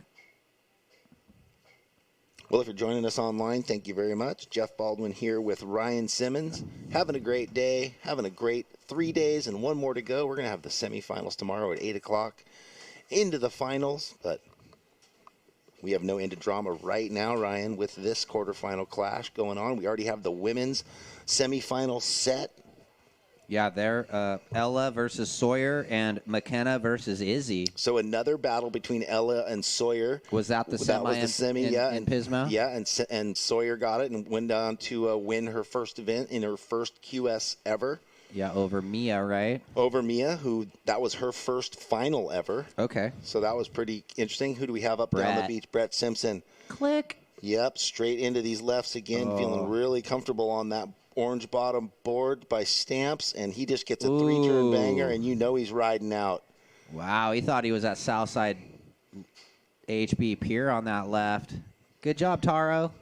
Well, Taro, enjoying his Pizels. No doubt that equipment is looking so nice under his feet. Yeah, his boards look good. That's so the being X able factor. to work with your shaper and really dial it in, and that replay of Brett, if you're watching on the web, just back to his usual 3 turns, give me the score, I will move on, back out in the lineup. So both guys, I was saying from that last heat, obviously Corey's been with Channel Islands a long, long time, so dialed in with his equipment. Taro also. We've seen some surfers that it didn't look like the equipment was right for them. That is not the case with those 2 surfers. Yeah, both of those guys always look like they have good boards under their feet. Kind of the X factor if you want to make it to finals day. Well, and Brett looking like his equipment is working under his feet. And he just got a 717 on his opening ride, so straight back in the saddle. 717. He seems to like the 7s and the 8s on those lefts. Well, it was funny. When I saw Nico checking in, I almost gave him the hey, get the quick start on Brett. But Brett already knows that theory. So Brett got the quick start. Quick start or not, Brett's going to find those waves. Oh, yeah. He's in such a good frame of mind. I mean, he's out there. He's like, I don't need to compete. This is fun. I made the final of the last event. I was out on a boat tour with my kids and my family. What is there to lose? And it sounds like we have Kelly down there to do an interview. That's right. Yes. Congratulations on that win. Thank you so much. You're up against Corey. How was that heat for you and Corey? It was pretty tricky. It looked really fun, but it was a lot harder than it looks. But yeah, I'm happy to make it. And so you say tricky because of the bump or the waves in particular? Just the waves and how shifty and it's pretty strong. The waves, all the power, and it's just hard to be in position. So looking ahead to the semifinals, how's your competition looking? Everyone looks really good, but I'm excited. So what's your strategy? Just surfing my best and having fun. All right, there you go. Well, congratulations again, and good luck to you. Thanks so much. Back to our live coverage. Well, that's a good strategy, right? You got to always have gratitude and look for the best and have fun, right? If you're not having fun, you're not surfing with joy. You're not doing anything with joy. It just doesn't show. Yeah, and I think that's another important part of competition. You don't want to be mentally in your own way, I guess. Yeah. You just want to be able to be carefree. Well, I mean, I don't know. Let's say David DeCarmo, right through this event, the joy shows. Yeah. In every wave he rides. All these waves Taro's riding, the joy is showing. So you see that, and surfers go through that, the highs and lows of that. Sometimes it just looks joyless. But the ones that are consistent with the joy, good job, Corey. Great result. Quarterfinal at the first Morro Bay Open here. Nico up and out there, quick down the line float, wave not really cooperating, so going to hand the priority back to Blue as Brett opened up with the 717, and then he's looking to hammer down another good score here. Well, right, isn't it just like that? It's like a life lesson. Cook with joy, the food tastes better. Yeah, that's Do what they anything say. with joy, and it's better. And it translates. Brett Simpson out the back with a 717 under his belt. Looks like he's up. He's up again on another one. Oh. Just having fun, feeling his board. See how he waited on that second bottom turn? Yep. So he's back, and this one's going to gutter down into that little reform alley for him. Surfer in blue picks it up vertical. So he's on a nice backup, and he's going to do the full runaround. He's coming in. Yeah. Hey, why not? We saw it. It takes a while. 6 minutes, I think, is what we saw yesterday. Yeah. And was this Nicholas behind him? Yeah, that was Nico. Down the line speed float for the 267. Oh, that was a replay of that. Sorry. So Brett looks like he's going to do the it looks like we're going to have Brett's replay here in a second, but yeah, he's going to come in and do the runaround and save the arms for paddling. There it is. He read this wave like the back of his hand. Such a tough wave, but he's just jams it right there. Big, long arc for the former tour veteran. Little setup snap, and this is the bottom turn I love. See how he waits. What was this next section down the line Right here. that gave him this yummy little one to tap? And that little exclamation point there at the end bit.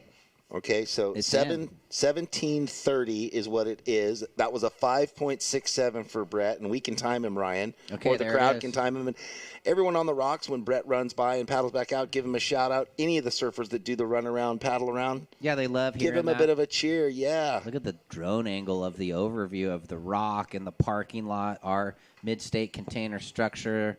So has Brett been training? The little vendor village. Well, he surfs every day for like 2 hours on the south side. He's training Groms. No. I meant beach runs, physical training. I want to see, is he going to sprint or is he going to walk? What's his game plan? He'll probably We're going to have to get the bind. He's going to just jog. lightly jog. He's going to give us a casual jog. You don't want to over sprint because then you waste your energy. So look, there it is. Go tell Italo that. Have you ever seen him do a run around? Yeah, the but guy's he's in a on flat, another he's in a level, like flat-out energy, sprint. Brazilian. Yeah, I do. Like, so I'm just saying, he's in a flat out sprint no matter what. yeah, but Brett's a little older. He's a little calmer. He's cruising. I know. Look at, here's Nico. Okay, take it away, Ryan. Bottom turn, click, float there, and bit the outside rail. Well, the pressure is starting to build early because Brett has hammered down the 717 and the 567. Brett. Yep. 717, 567. All right. For El Simpo. El Simpo. So when he comes by, everyone, give him a shout out. Any of the surfers that come on by and they're paddle out. screaming at him. He's back at him. Oh, that picked up his pace. That gave him a little chutzpah.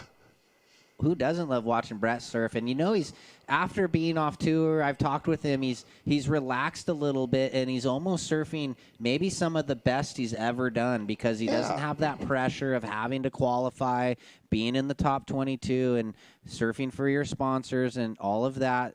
Red, you have a 267. You're holding priority, and you need a combination of 12.84. So call it a pair of 6.5s or better to get 13. Nico will do some quick math for you. He needs 2 good scores. Brett already on the board. Oh, you got time out there. There's 15 and a half Plenty of minutes. time. Brett's doing the long paddle around, so you're going to be out there by yourself for 5 minutes. Yep. Nico looking for a good one. Big, powerful, goofy foot out of San Clemente. So what would you say? The stage is yours. Yeah, right? Like, that's it. Waiting for a good one. But yeah, you're right. It would be rad if there was ever a video that came out that was like the surfers 2 years after they're on the tour, just ripping, right? No pressure, just there's something about not having to surf a certain way or get a result or, surfing for your sponsors. He's just doing it for the love, and you can see he's up here with his family. He's having fun. It's kind of a double-edged sword, though. It's funny because then guys get past it, and then they're not in that hotbed environment. They're not feeling the pressure, so they don't have to be sparking all the time. So then sometimes in free surfs, they're just looking cruisy, and they're like, I'm riding a twin fin. Like, there's no point in pressuring it.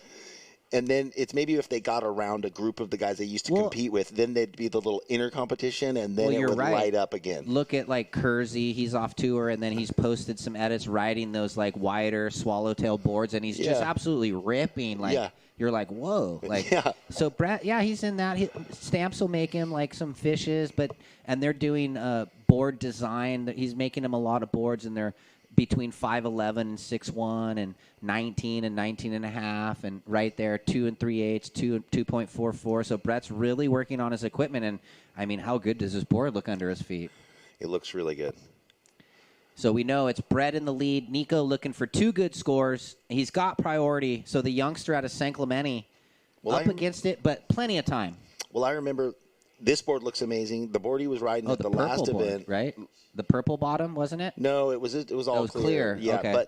And then there was a board, and it was during the U.S. Open 2 years ago or 3 years ago, and it was like, well, what's going on with that board? But right now, all focus on Nico carrying his speed down the line, up and out, so that wave not doing anything for him. Anyway, he had a board that was just beyond sparky, and then he didn't ride it in the next heat. And I was asking you, why didn't he ride that board? Was like, it looked amazing, but how it looks and how it feels is 2 different things, right? Yeah. I've had boards that people are like, oh my God, that board looks amazing. I'm like, I hate how it feels. And they're like, well, whatever, dude, it looks better. So then what do you do? I don't know. You just have to either accept it and ride it, or don't. Well, down to halfway, 12 and a half of this 25-minute quarterfinal. Coming up next, Ben Coffey and Uriel Sposaro. Well, look at that view on the cam. Everybody here knows it's onshore and getting a little nipply. It is getting a little more bump on the texture. Textured and cold, and we expected this wind to come. Yeah, this is what. But that's okay. That's why we were running this thing through today, and it's not going to affect the surfers. And then tomorrow, hopefully, we'll have that morning calm, and then the wind is supposed to come strong again. So starting at 8, should be done around 11, awards presentation. Everyone can have a beautiful Sunday afternoon. We'll be celebrating some new champions or some same names that we had at Pismo. Well, yeah, maybe. Not in the men's. We can't have the same champion. That's right, because Kevin Scholes isn't here. But it could be Sawyer Lindblad, but she's got 2 more heats. The semi against Ella. Who has something to say about that, by the way. And She's that's like, that my rematch. turn. What? That's the rematch. Come on now. Ella on the new JSs, and they're looking good. Looks like Nico going to roll in down the beach. This thing might back off, give him some sections. Nice hook. So he just got the one foamy turn, and now he's in a world of paddle way down the beach. Yeah. Brett is probably out the back by now somewhere. Yeah, he's got priority. Well, I just don't know. I meant I'm looking for where he is. It's looking Alaska scary out there now. Wow, when you take the binos across the bay, whew, check that out. It's whitecaps all the way across It's small craft advisory. Yeah. You got to turn tail and head for the harbor if you're out there on a small dinghy. There's Sawyer right there. Where? Oh, Brett. Where's She's she just at? walking by. Where's Brett. Brett? Oh, up and out. He's like, this wave's not, I don't need this. I'll get back out, continue holding priority. Yeah, he's trying to better the 5, 6, 7. Nico's last wave was a 3. We kind of thought it would fall in that range. So he's now, with that, needs a 9.84. So he's got himself out of the combination situation, which with this wind, and once he gets out, maybe he'll raise his hand, and we'll try to let him know exactly what's going on. Probably can't hear us at the moment.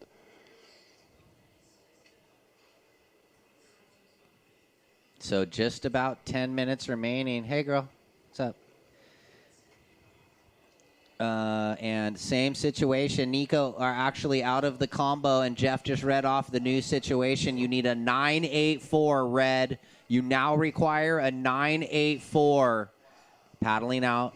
You see him there on the drone angle, trying to get back into position. 1 excellent wave or 2 rides. Ice cream headaches. That's what's happening with this wind. Someone said that. With the wind picking up like this now, before when it was still and sunny, you don't get that. But now it's chillier on the ears. Yeah. There's the beach scene down here, thanks to Jeep, to 805, and all of the vendors. That's right. We'll read them off, Ryan. Go for it. We got a little break in the action. We got a little break. Well, pay some bills. Come on now. And there are some of the vendors along here. We have Jeep with us. Thank you very much. They are right here. So if you're looking for a new super vehicle to go enjoy your life in the slow cow world, come on down and visit Jeep here. We have the 805 Brewery. Who else? We have the Natural Healing Center booth here. We have the Hubble Real Estate Group. Sunrun Solar booth is here. Sunshine and Rain Photography up the way. It looks like we have Brett on a deep bottom turn foam climb, and he uncommits to that wave. We have the Surfing for Hope booth. We have the Catch Some Air booth. And we also have the junior high school or high school surf team tent out on the end. Cool. Well, welcome out to that local surf team. Yeah, and Kelly, our beach commentary and our beach interviewer, was telling me that the gentleman that is the coach of the high school also is involved or owns the Chronic Cellars and Winery. Okay. And they're a big surfing family. I think I'm not sure if it was son or daughter, had a seed into the event or a wild card, so that's cool. Glad to have them out here. And we're down to 8 minutes in the water. Red, you have priority. You need a 9.84, Red. And before everyone hightails it out from this blistering cold wind, which they're not, they want to watch all these quarterfinals. tonight there is a surf contest after party if you're interested at the Siren, which is right up above the... I think it's right on Main Street. Right on Main Street, yeah, just a stone's throw from us. So if you're over 21, please come and join us. There will be 2 bands, the Volcanics and the Bogies, starting at 8:30 p.m., and this whole event is presented by 805 Brewery. Thank you, 805. Oh, we just plug them, brah. Who's going? Okay, Brett? well, yeah, Brett again. He just keeps finding them, but yeah. Pushes the eject button. So that wave's similar to the ones that Nico had. 1 turn and nothing. They jump out. That's going to just be a 2 or something throwaway for Brett. He's already got the 717 and the 516. What I say, onshore, more opportunity. More fun in the lip. Yeah. It's just wind. It's just wind, but then the lip line change. You get funky little sections to do, things with more stees. How is that? Sometimes you show up at a wave that's glassy and perfect, and it looks so good, you're so overpsyched, and you just have a lame session. Then you go out on the same day and it's onshore, and you have a blast. Okay, Nico in the red, arcing back, waiting for this wave to stand up. Another nice big turn back into the corner. He's just looking to build on that 3 to give himself the opportunity to get more scores. Little reverse. So that one he looked like there wasn't much in it. We'll see if he gets over the 2.6 and lessens the requirement with just over 5 minutes. Well, throwing some good buckets on the first 2 turns, and then he may have just raced down the line a little much and got away from the power source. Had he wrapped it back, he might have been able to set up the inside a little cleaner. It's a 3.6. It is his best wave. He now needs a 9.24. Let's watch it. I like the start of this wave right here. A smooth wrap. And the next one, too. And the next one, he even threw more water. Or the wind did. And then, but right here, he should have, see how he checks it down, and then right here he gets a bit anxious and runs away from the power source and then loses a little bit of speed there.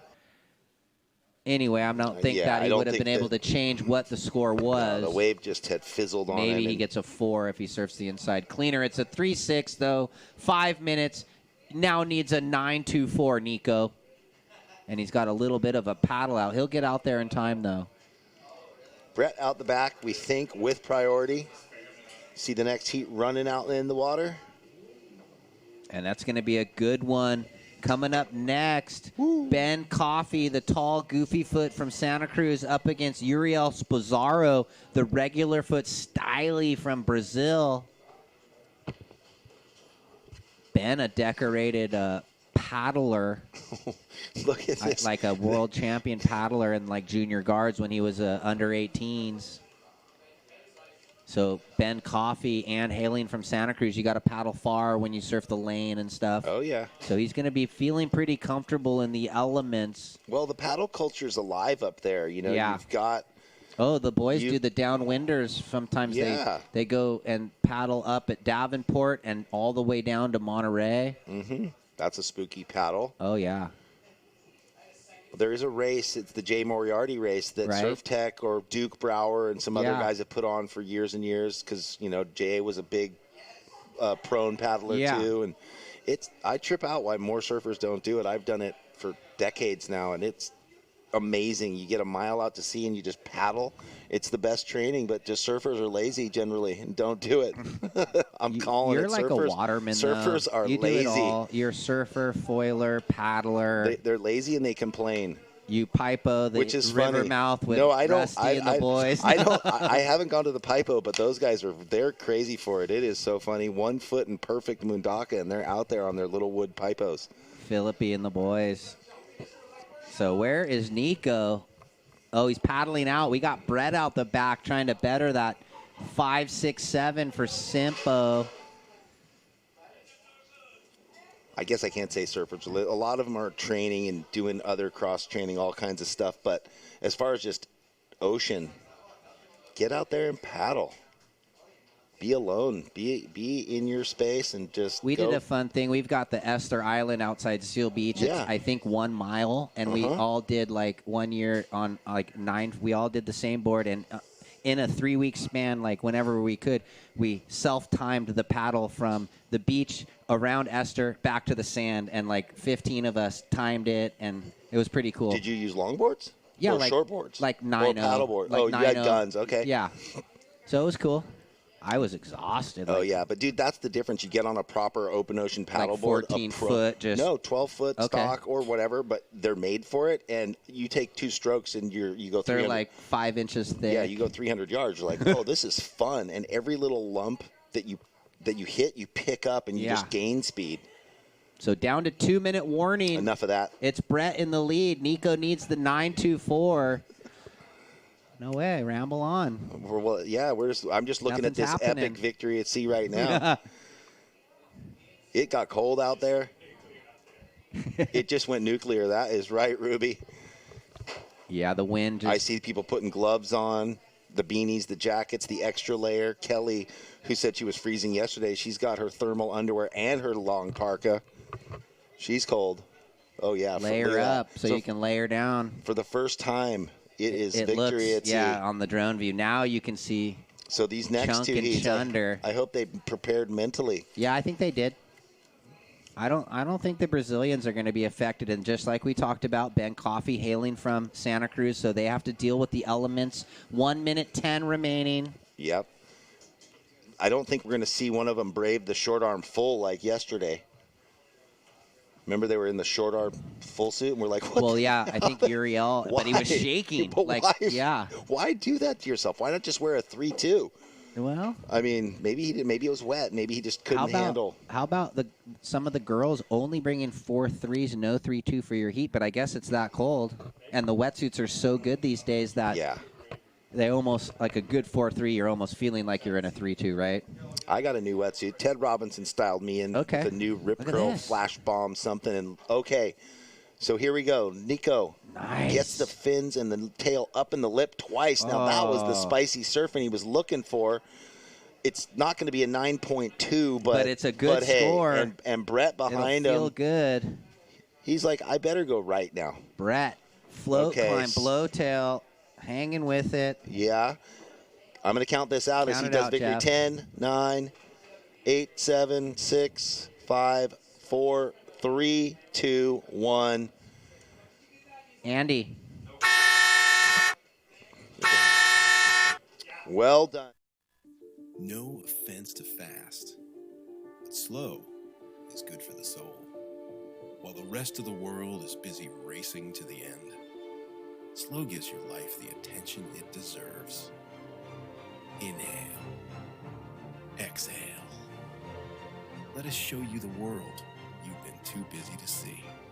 Soon enough, you'll discover that Slow Cow is just your speed. You know, you're strapping yourself on an animal that can kill you. Whoever says they're not a little bit scared, they're lying. You got to have a little bit of craziness to get on a horse that ain't broke and that can break you.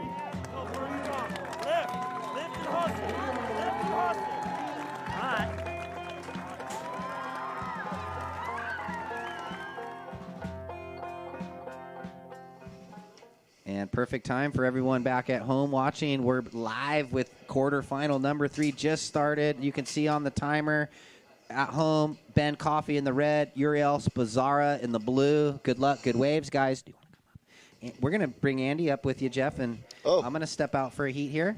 Oh, brother.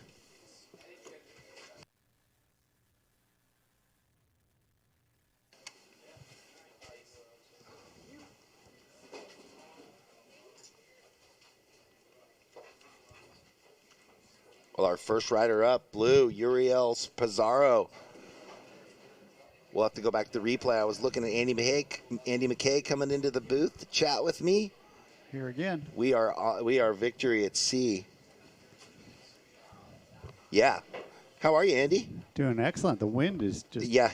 Here it is. If you take the binoculars and look across the bay, it is a small craft warning. Wow. It looks pretty victory out there, but that's okay. These guys are on the inside. They're ready, and this is that replay. If you're watching at home, Uriel just got the one turn in the blue, and he is in a short arm full suit. What is going on? That just must keep him psyched. He wants to stay busy because Manly. maybe it's a 4-3 short arm full suit. I don't even know if they make those. Very strange. I don't know. Oh, we got red up. Nice little turn. All Finishes right. it off. Ben Coffey. Well, okay. He's got to be used to these conditions from Santa Cruz. Yeah, so this is no big deal for him, and he's wearing his full suit and booty. So I don't know. I want Kelly afterwards, or if I want to know why Uriel wears a short arm full when the air is 52 and or whatever, and the water's 54. That is nuts. Keeps him psyched. So the first wave for blue, Uriel Spazzaro from Brazil in got a 4.5. Ben Coffey's score is going to drop in. Andy McKay, are you going to be going to this surf contest after party? Oh, I have to be there, yeah. Siren? You are, yeah. Going to the Siren to see the Volcanics, hosted by 805 Beer. That's right, and the Bogies. We got that.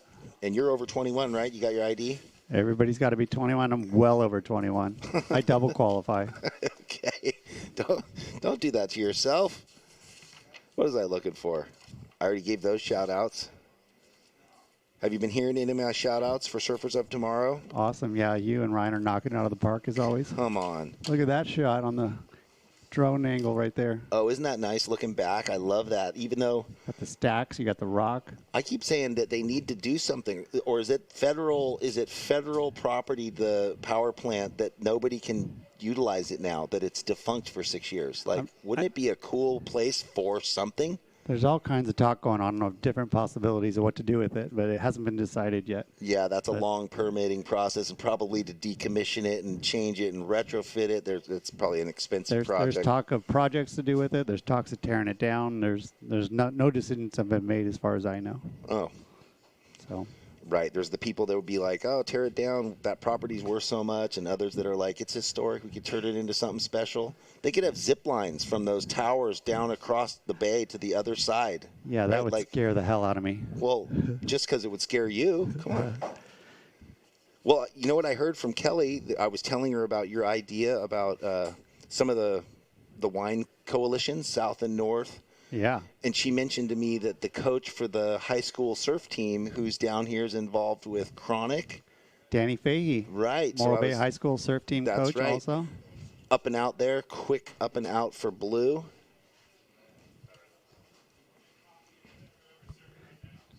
Yeah, this is a big wine area. We would love to get the wine industry involved with what we're doing somehow. Hopefully Danny can help us. Well, the stage is set, yeah. I told Kelly I was all for it. I'll come up 6 months and shoot some little vignettes, you know. Oh, here we go. This was it was Ben Coffey that got up and out, so that was just a short wave.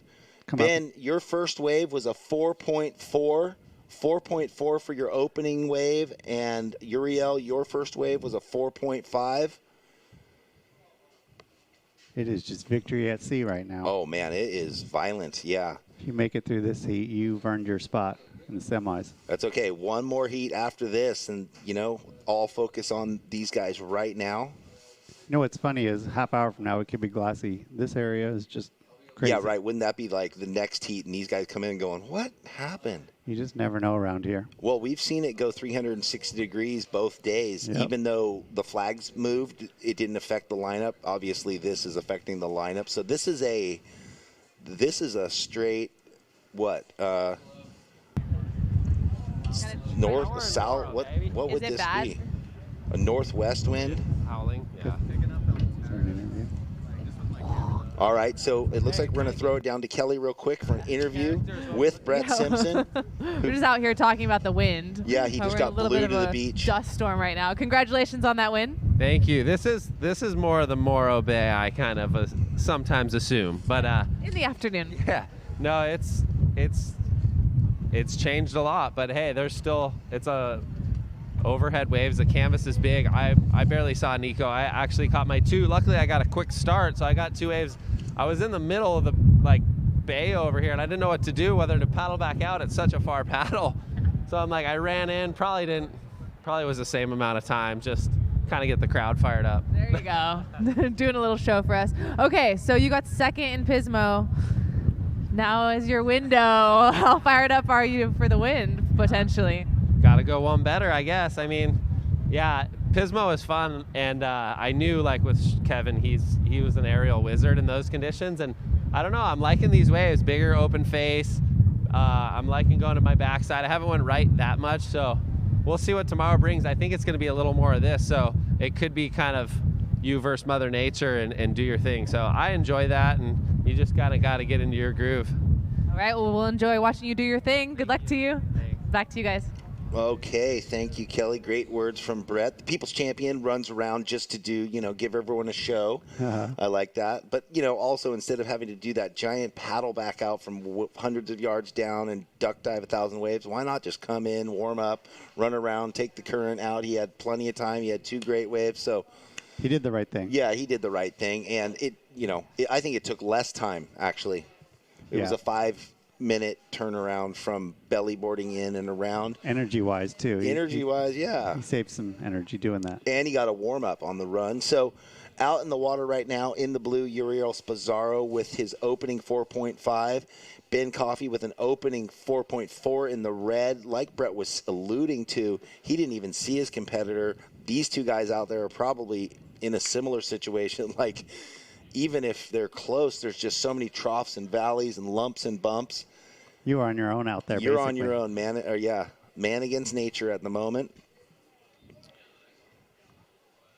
These are some crazy conditions, but that's what we were kind of hoping for from Morro Bay. We didn't want to just give them a softball 2 to 3 foot mush burgers. No, hey, this is great. And like Brett, this is what I was picturing too. But, we were so blessed all the way up until 30 minutes ago, and who cares? These guys surf these conditions anyway. This is just part of it, part of the game, and the show goes on. We have to surf all conditions, all sizes. And anyway, when there's funky conditions like this, great things can happen because waves decide to do unusual things, and the surfers, quick up and out for Ben Coffey. Yeah, this is all or nothing here. So you were saying, if you want to, obviously it would be great to get the wine collectives. Do you know it's hard to solicit over online, but it would be great for you to be able to get in conversation with them about the potential. I know they're watching or looking and seeing, how does this event work? Is it a community-based thing? Is it good for us? Well, I think it is. I think everybody thinks it is. We just got to get their attention, and any type of business, if you want to get involved in a nice community building event involving the surf world, here we are. Come find us at surfersoftomorrow.org. And on that, then on the website, there's tabs that can lead you to different questions that you might have, or is it just basically an overview site and then it's call direct and Andy McKay picks up? It's an overview says, hello. Site. Just send us a little message through the website and we'll call you back. Okay. Put the phone number out there. You get too many robocalls. So. Yeah, so if there's private parties, if there's companies out there, even if maybe they're not from this area and just want to support surfing in California and get involved, you know where to go, surfersoftomorrow.org. We're trying to get more events here in California, so if you're interested in helping out in any way, look us up on the website. And if you're watching down in Ventura or up in Santa Cruz, we would love to extend this to those 2 areas. Not far up or down the coast, we've got this beautiful mid-state container already built out for us to commentate and the judges to be in and house the whole production staff and the crew below, and this thing just drops on the site wherever you need it. We'll bring the World Surf League to you. That's the way. Bring a nice, multi-day event to your town. So in the meantime, 10 minutes off the clock here. Both surfers just scrapping around. It's hard to even see where they are. They're pretty close to each other out there. Okay, well, even the drone. We haven't had the drone. Maybe it can't fly in this wind. I think that's what just happened. He's actually out there. He's right over the boys. Oh, is he right now? Yeah. Right when I picked up my binoculars. So Uriel, he's up the beach, fighting that wind's blowing him into the beach. But hey, he's just looking for 2-turn. That wave fizzles out. So not much there. Yeah, the way the wind has affected the waves at the moment, there's no bottom and no top. He's riding in on his belly. There he goes. And pulls out. Okay, well, Uriel's going to get rid of the 0.93, although, I mean, we know his surf potential is so much higher. The wave just... Nothing there. Nothing there, but he did what he could. He gets a 2.6 as it is. With that, he's in the lead.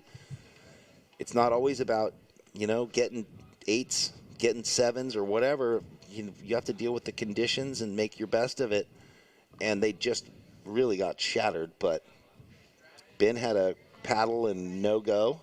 So priority is with red. 13 and a half minutes remaining in quarterfinal number 3. Yeah, there's a couple surfers up at the pit, and they have hoods on. They look like they're appropriately donned for the weather. If you're doing multi-duck diving sessions like this, you need the hood. Yeah, because you can get some serious ear infections just always having that wind. That's what I was saying before.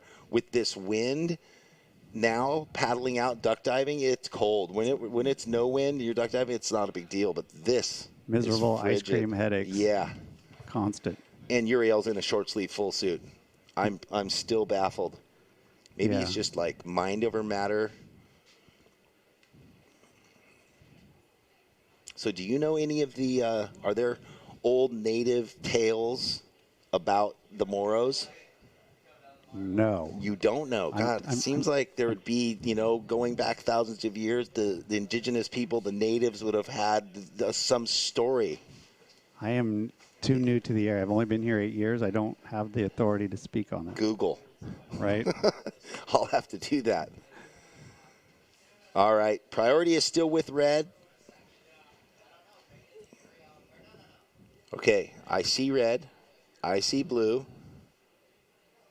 It's like the I Spy game when you're driving on the freeway Blue's with paddling. your kids. Blue. Not going. Motions, but he had second priority, so it doesn't really matter. Yeah, priority is almost not a factor. Well, they're so far apart, like Brett was alluding to. He barely even saw Nico anywhere in the lineup. So, and even if you are, there's so many dips and valleys and whitewash. Even the seagulls are confused. See Braden Jones down there waxing up, getting ready for his last heat of the day. Yeah, he's like, I know these conditions. I'm out there in this stuff all the time. What are you talking about? Just going up against the Brazilian, David DeCarmo. Okay, Uriel, he gets into this left. This thing could line up nice for Uriel. Big, giant smash in the corner. All the lumps and bumps coming together. What a wave. That was nice. He couldn't have really asked for a better scenario. Like, surfed the wave so well, so psyched. We'll get that replay. Big. That was big. That's going to be a high-scoring wave. There was a whitewash behind the wave, and look at that.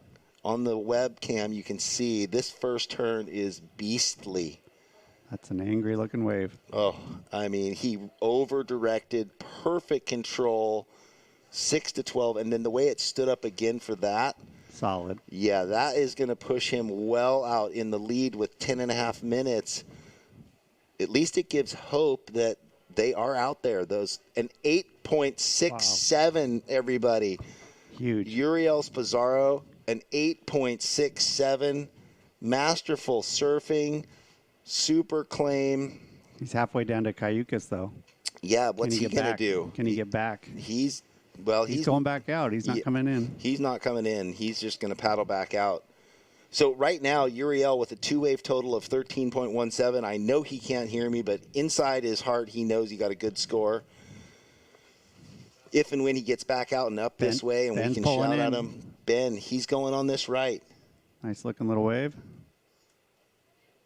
Sort of a slow first turn, nice second turn. He's looking for the third. He wants to get himself in this. Anything's possible in 10 minutes, so that's going to better his .043 or 0.43. For sure. That'll get his back up after the wave of Uriel's.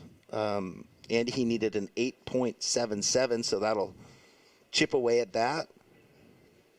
Just didn't have the face size and the vert that wave had. There's only been a handful of the waves like that. I mean, maybe 10 of them of all the waves ridden today have been like Uriel's. Brett got a few.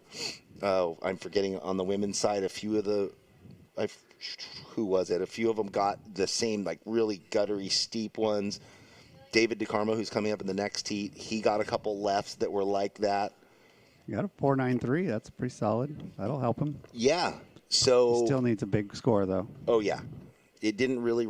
It went from an 8.77 to an 8.22. Ben, your last wave, a 4.93.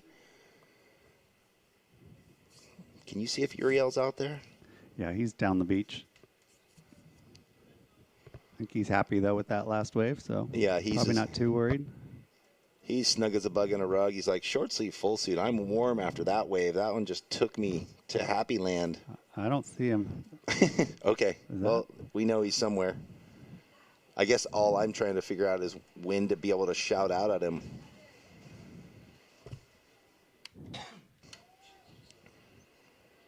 Okay, so it looks like Ben's made his way out the back already, and I have no idea where Uriel is. Anyway, it doesn't matter. Ben, your last wave was a 4.93. You need an 8.25. Oh, Uriel must be out there because he's got first priority. Oh, he is. Okay.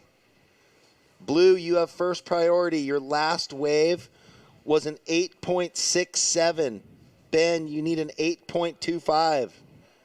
It's almost hopeless with so much wind and wave. I don't think they can hear us. All we can do is shout out and hope. It's like a survivor tale. Victory at sea. Well, hey, this is Slow Cow 2 at its finest, right? Yeah. The sunny Slow Cow, the gray, windy, howling Slow Cow. Look at the hills, still look happy. There's sunshine on them. You could go to a winery and have a great day today. Oh, today wouldn't be the boat tour day. Not a good day for a boat tour. Uriel up again. Oh, my goodness. He found another. He's in his own little world. And that one he does get bucked off. Finding gems in the chaos out there. You're a good spotter. You got LASIKs? Oh, you got glasses. I got glasses That's on. what's going on. These are good binos. They're so easy to pick up and see everything. Well, Uriel was looking to get rid of the 4.5 and just extend his lead. I'm not sure if that won't do it. That was a 3.87 to everybody out there viewing online and here live. Well, the crowd kind of dissipated. That wind picked up. 6 minutes remaining in this heat here. Quarterfinal number 3. Uriel Spazaro from Brazil up against Ben Coffey in the red.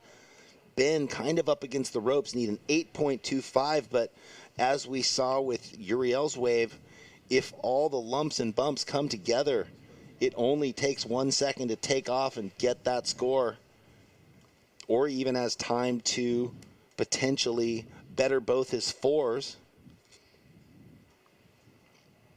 At the same time, Uriel looking to better his 4.5. That drone angle on the webcast. See, when the drone's out there, it almost makes it look smooth. Yeah. You're like, how is that possible? It's deceiving. Oh, yeah.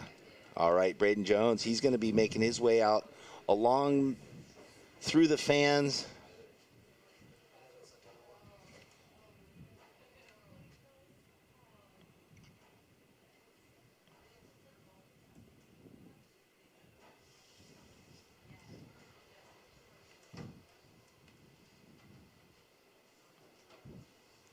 How's it been down along the interaction? I got its break, and I walked out to the lifeguard tower once, Andy, and back.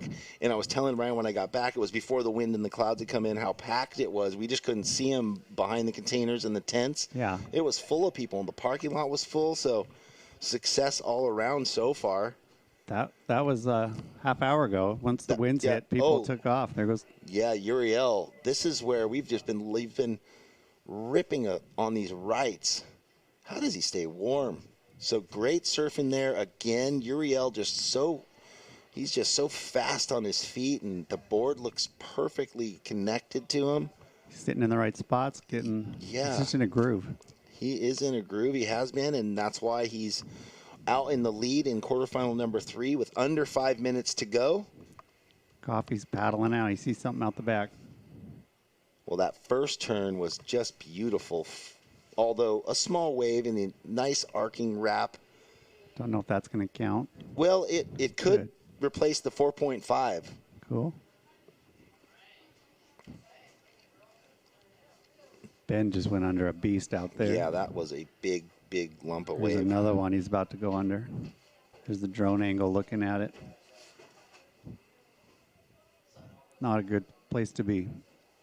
And I can just, all that water bouncing off the rocks, smashing through the opening gap there, just pushes this side current that you can't really understand from where we are or even on the webcast. There's a lot of water moving through the middle outside in the lineup. We have 3 minutes and 10 seconds left, you guys. Ben, you need an 8.25. Red has first priority. That last wave of blue was a 3.8, so that doesn't factor in, but blue's still out in the lead on the merits of an 8.6 and a 4.5. I'm just throwing down here with Andy McKay, contest director and leader and operator of Surfers of Tomorrow and surferstomorrow.org. So if you're out there listening, if you've just tuned into the SLO Open here in Morro Bay and you're interested and want to get involved, please reach out to surfersoftomorrow.org, send a message, and they will promptly get back to you with any inquiries you might have. Definitely. Any input, we're open to talking to you. Input, inquiries. We'd love to get an event in Santa Cruz, or Andy would love to get an event. I can't really say we. It's not my event, but I just blab it out there.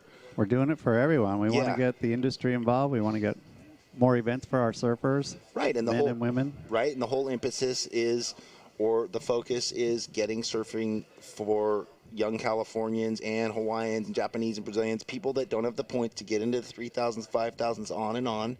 They can come here, get in these events, build their points as a leapfrog tour. As California should have. California should have and used to have and then lost. So we don't know why that ever happened, but we want it back. I grew up with it. Ryan, tons of us did. I've made it my mission. Bring it back. Bring it back. We are down to 1 minute and 30 seconds, surfers.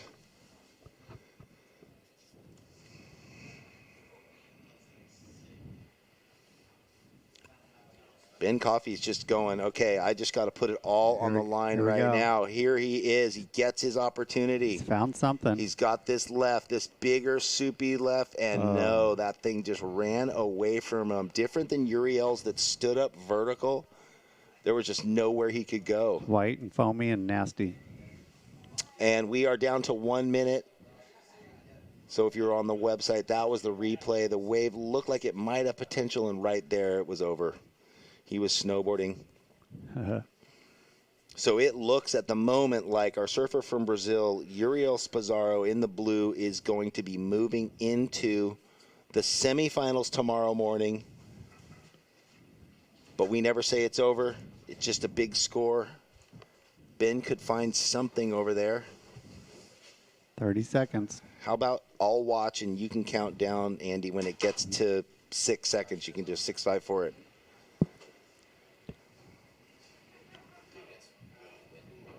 Okay, well, Uriel's up. Regardless, he's doing a victory lap. Will Ben find anything to the tune of 8-5? We're down to the final 10 seconds. You count it out. 6, 5, 4, 3, 2, 1, done. Good job, Andy. No offense to fast, but slow is good for the soul. While the rest of the world is busy racing to the end, slow gives your life the attention it deserves. Inhale. Exhale. Let us show you the world you've been too busy to see. Soon enough, you'll discover that SLO is just your speed.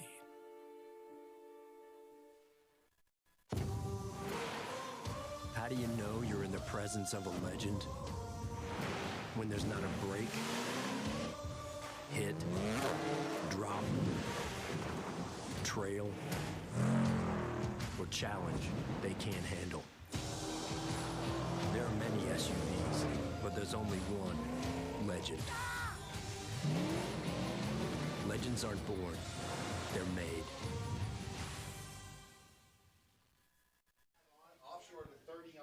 Hey, welcome back, everybody, here at the SLO Cal Open at Morro Bay. We're in the last men's quarterfinals. We just saw the Brazilian Uriel Sposaro, parabéns, boas ondas out there. He's psyching, running up the beach.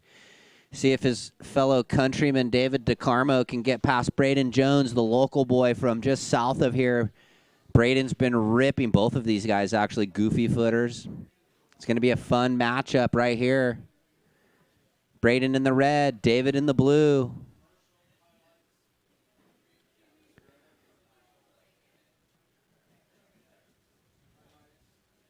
So it's an equal fifth for Ben Coffey, 500 points, $500 to the QS campaign. And we'll see if David goes up the beach to his left zone that he's been winning all his heats on. Definitely a bit different with the wind now, though. Heavy onshore breeze, 20 to 25 sustained. Andy stepped in here and called that last heat with Jeff, and I stepped down off the mid-state container scaffold, and it was a little bit of a wake-up call when I stepped out.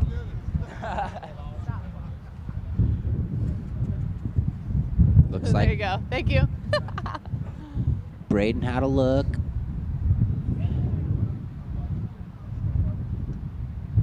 Okay, take it away, Kelly.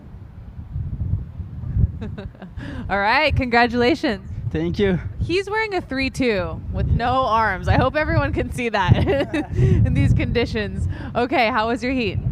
Well, it was pretty gnarly. The waves are really hard, but it's okay. I'm so happy. I was talking to your coach, and just a little philosophy of your team, and that you guys always stay on the beach and support no matter what. Even if someone loses, they stay behind to support each other. How does that make you feel, that you have everyone here for you? Well, this is the best, you know. We have a good energy, and that's make me be stronger. And yeah, thank you guys. You are awesome. All his fellow Brazilians standing right here. So good luck to you and congratulations. Thank you so much. Back to you guys. Thanks, Kelly. Yeah, good insight there from Uriel. And the Brazilians have always been like that, traveling together, supporting each other as a crew.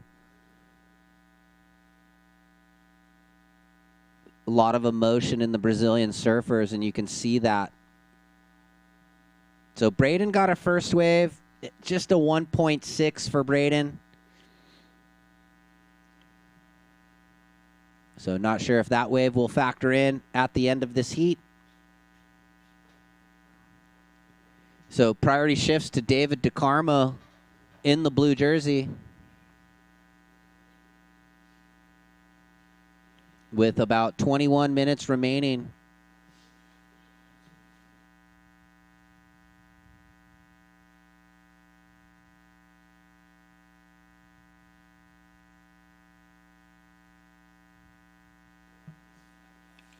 So not much happening, but here we go. DeCarmo fading into the low road.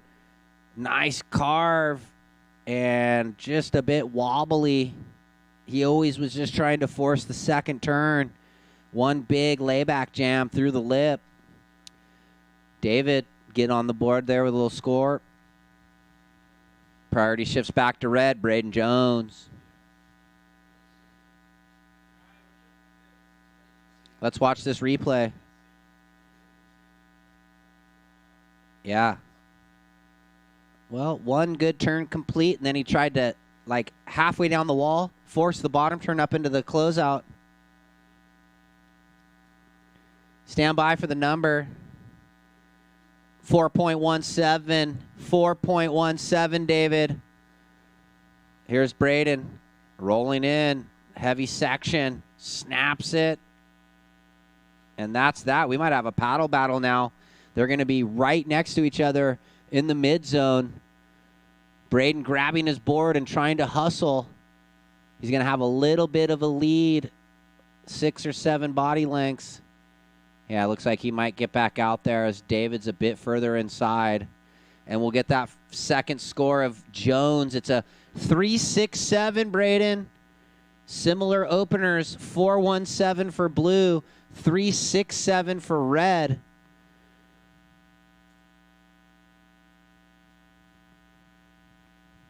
And the boys are paddling out, try and retain priority.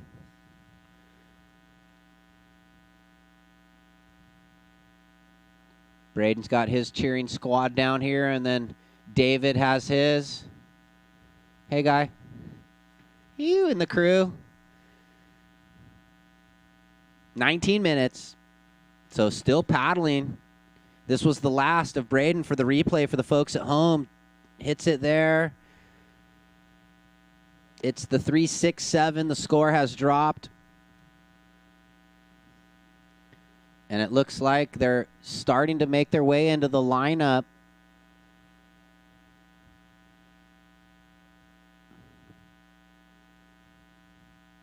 And I think red's going to get there first. He's a bit further outside blue.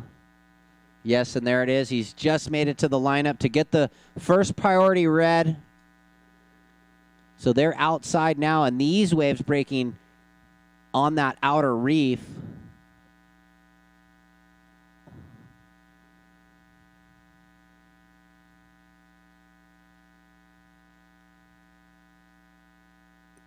So back to square one with blue on the 4-1-7 and red on the 3-6-7.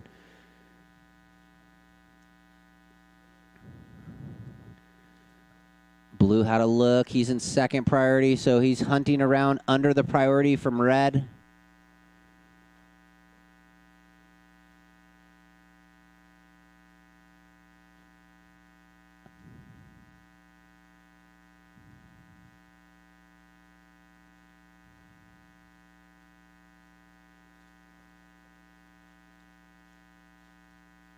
Time call, guys. 17 minutes, 15 seconds.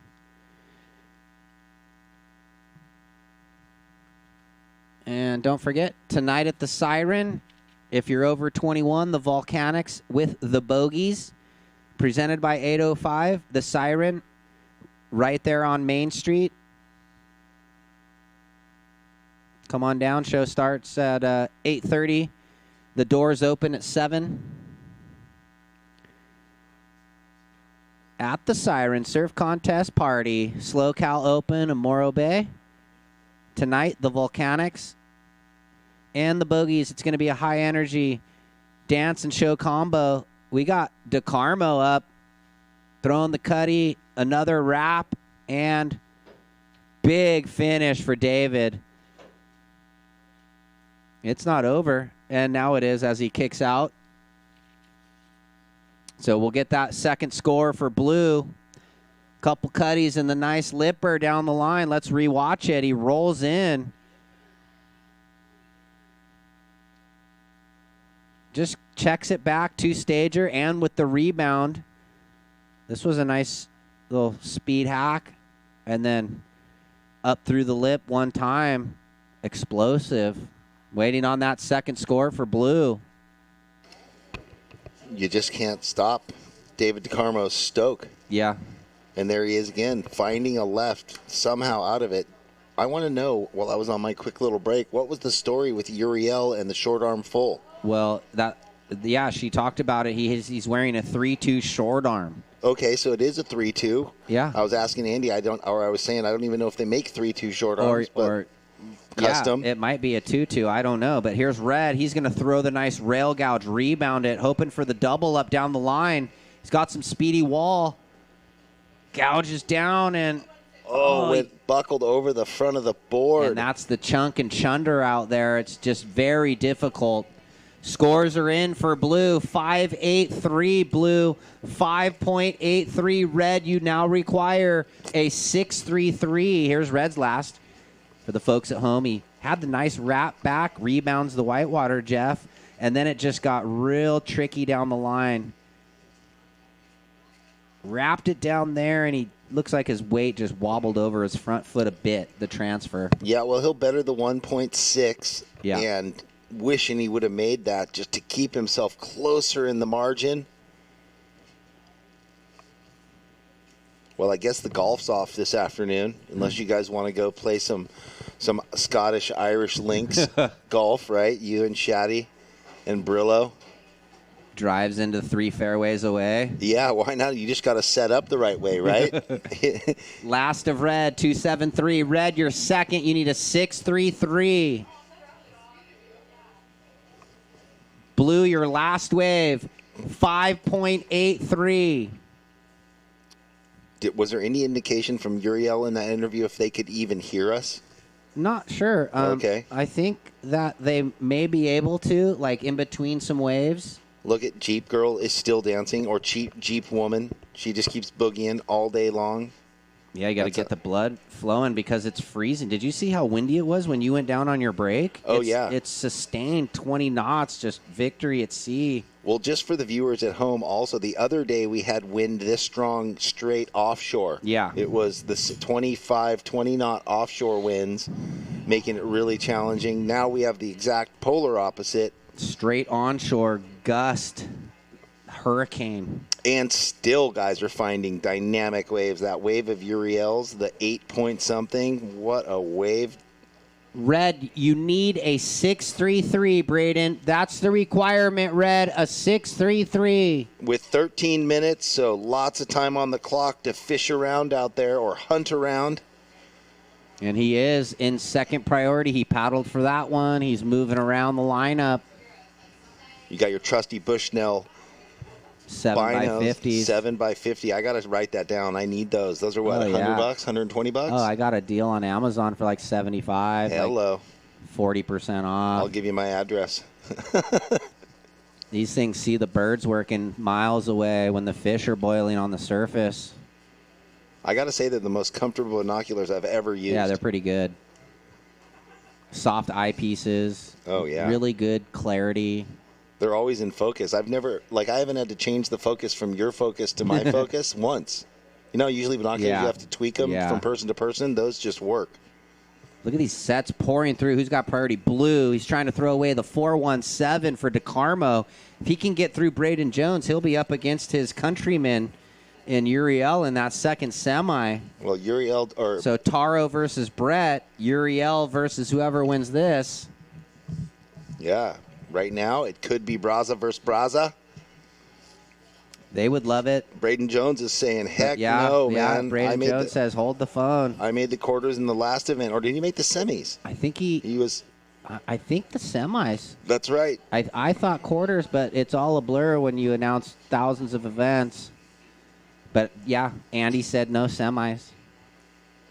Oh, just now? You got the check? Well, when he was up here before. Okay.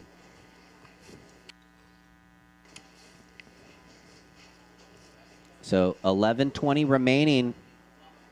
Braden looking for the 633. He's looking. He's going to scratch into this double up. Let's see what it does. If it's got some wall. Little setup turn. Oh, it is building for him. Throws Big air. Ooh. Disconnects. Goes for broke.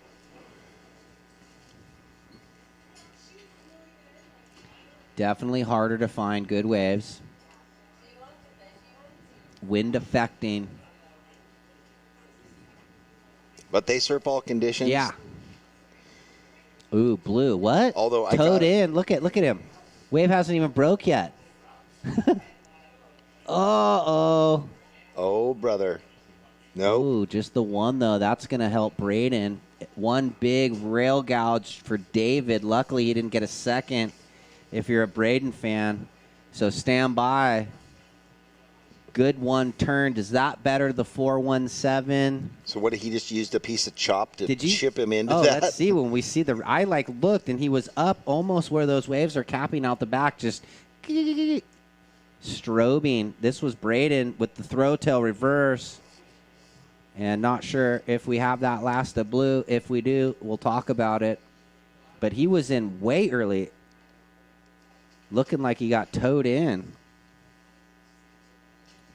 So priority with red. Waiting for the last of blue. He might replace the 417, I think so, with a 517. So add that to the score needed. Red, you now need a 7-3-3. Here it is. Look, he got up. Oh, so there was like a, but look, see how there was, look at that. Yeah, he just used the onshore wind to push him in. That was a beautiful first turn. Speed jammy.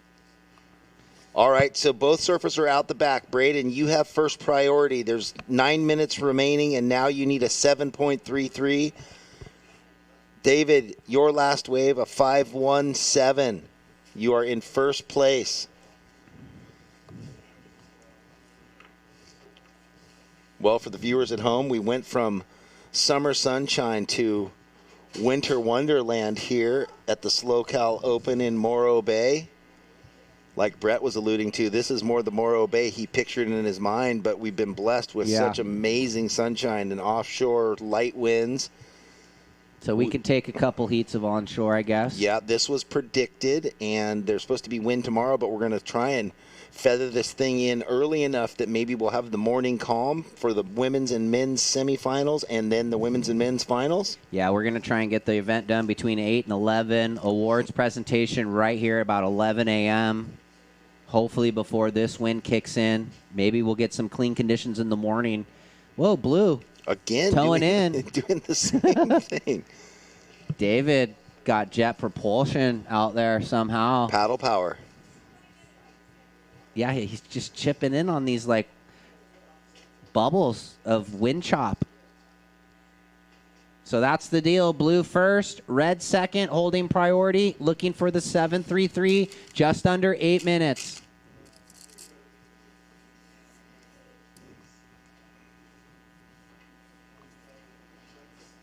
Well, thank you for joining us, for all the people that came down from the community, from up at Cal Poly or wherever you were journeying from, and now sticking around into the cold, breezy last heat of the day. We appreciate your support. We love you coming down and enjoying the event. For everyone watching online, we've been having a great day. All kinds of amazing action, and the cream has risen to the top. Who will make it to the semifinal of this heat? At the moment, looking like David DeCarmo, who's had a kind of a dream run, surfing the lefts off alone the whole event from round one. He is a surfer who's gone from round one. All the other surfers were seeded. David DeCarmo started in the 6th heat of the very first round, so he's been putting in his work, and to be this consistent takes a lot of strategy. Priority change. I guess Braden motion for a wave, paddle for a wave. David DeCarmo, you now have first priority. Blue with first priority.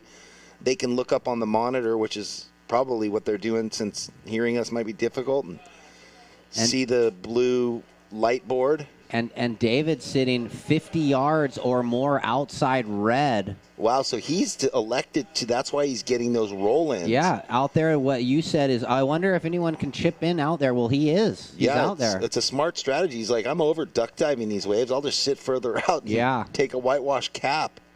And the way his board planes, it's been working. Yeah, possibly a little flatter rocker. It looks like it when I see his board when it's under his arm. Oh, okay. Well, and also Braden, after he lost priority, probably just trying to sit inside him. Braden motioning for another wave here, it looks like. This could be a good one. Yes. Braden up and over that foamy, soupy section, and behind it, will he find an exit? He finds an exit. There's nothing left for him on that wave with just under 6 minutes. So David left out all alone, having fun. He's just probably singing. I wonder what he's singing in his mind. And probably. I haven't seen him claim in this heat yet, but I'm waiting. There he goes, trying again. Maybe he's a bit more serious. He knows. He's like, I'm semis bound. 5 minutes 20. Was that your Beavis laugh? That was. Maybe. Or the other one. That was the butthead laugh, right? I missed that. Or he used up all his claims in the last heat. He might have, because he had some triple claims. But we love it. It's like the NFL when they dance in the end zone. They got to kind of work out their claim action in the hotel room before. Yeah. When I do a big reverse, this is my claim. This was the last of Red. He rolled in. We thought it might have had some wall, had the down-the-line speed float, and then that was it for Braden. So he's going to paddle out reset, maybe be in a different zone. Could help him. 4.5 minutes on the clock. They've both been sitting in this one zone where that good left is coming in, and then the right off of it. Well, the drone angle definitely on the webcast helps us see what they're paddling for, and like the last 2 waves that David had, he just found those little tiny foamy bits to go right on into, and he's going to try it again, but that one doesn't allow it. So he feels safe paddling for these waves, knowing that Braden's inside him, so he keeps, if they were next to each other, he would potentially lose priority and then be switched over, but he's out there alone. But if Braden gets to deemed the takeoff spot, right? You can, even though he's outside, he'll lose priority. Yeah, that's right, because the takeoff spot isn't necessarily who's just the farthest out. It's where the line is, like the critical line that the judges have determined, the head judge. Once you get past that. Yep. But down to 340, Braden looking for the 7.33. Blue in the lead. See if he can find a good wave. He's nailed scores better than that this event. But now just in the dying 3.5 minutes, when you gets a bit tougher. If you're watching on the webcast and you look at where David's sitting, it looks like he could be in the middle of the Molokai Channel right now. Like there's no perspective to land. Here he goes, maybe. Whitewater rolling. Look at this. Oh, but down the line, look who gets it, maybe. Red. Where? Right here. Oh, my gosh. Big section. Oh, and he... I don't even know which way that wave was going. It was going left, but I don't know. Seeing after... No, the section he came into was like a peak going a totally different direction. A teepee kind of wedging. Let's watch. He rolls in. Oh, it was... There was just so much side lump. His fin side wobbled over that chunk when he bottom turned. Just set him off a little bit on the flow. Well, 2.5 minutes left. Oh, and DeClarmo, he's like... He just wants to keep surfing. He's having too much fun. So time call 2:20. 2 minutes, 15 seconds, surfers. And... Red still looking for the 7.33. And he's going to just move away a little bit. Blue just sitting way out the back. Looks like Braden give a check at the watch. 2 minutes. 2-minute warning. And DeClarmo paddling out even further. Maybe he sees something. He's like, maybe if I go farther, I can get that whitewash. He was caught in the middle zone. He might see something. He was just a bit off of that peak. Up the beach, though. No waves for Red. Well, Braden up against the ropes, needing the 7.33. Uriel out the back, looking for one of those fun chip-ins. Feeling victory close at hand. The berth into the semifinals. He might be matched up against his fellow countryman, too. And with 1 minute and 10 seconds, see if we'll see any waves ridden at the end of this heat. Yeah, otherwise Uriel's going to, David's going to have a long paddle in. He's like, wait, I'm way out here. We are under 1 minute to go, ladies and gentlemen, and up and riding. Braden, he is not done. He has something to say. Oh, and just the one cutty as the wave is not cooperating. A bit tricky right now. Oh, man. To find the wall that, because of all of the wind with 40 seconds. Well, just anything, because every wave that comes in, even if they're small, they're growing down the beach with all this side wind. So he has 30 seconds to find something, anything. And no doubt he will be going for broke. He has the aerial game. He has the power game. 24 seconds. So we're going to count it down. I'll count it down and you watch it. Yeah, let's see if either David or Braden can find one more wave. So we are down to 10 seconds, ladies and gentlemen.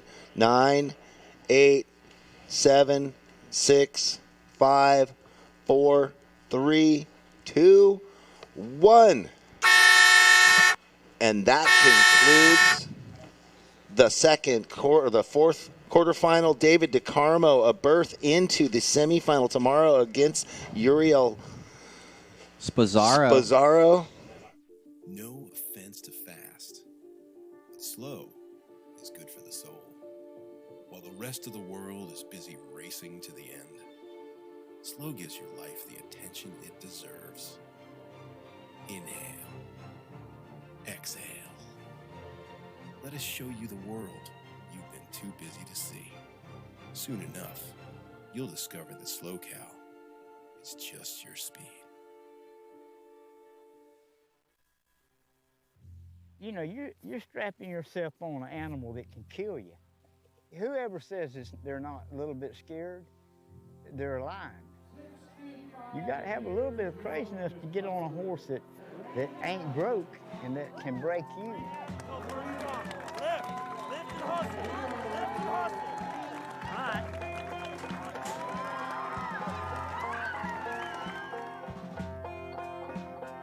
Live online on the WSL app. Hey, welcome.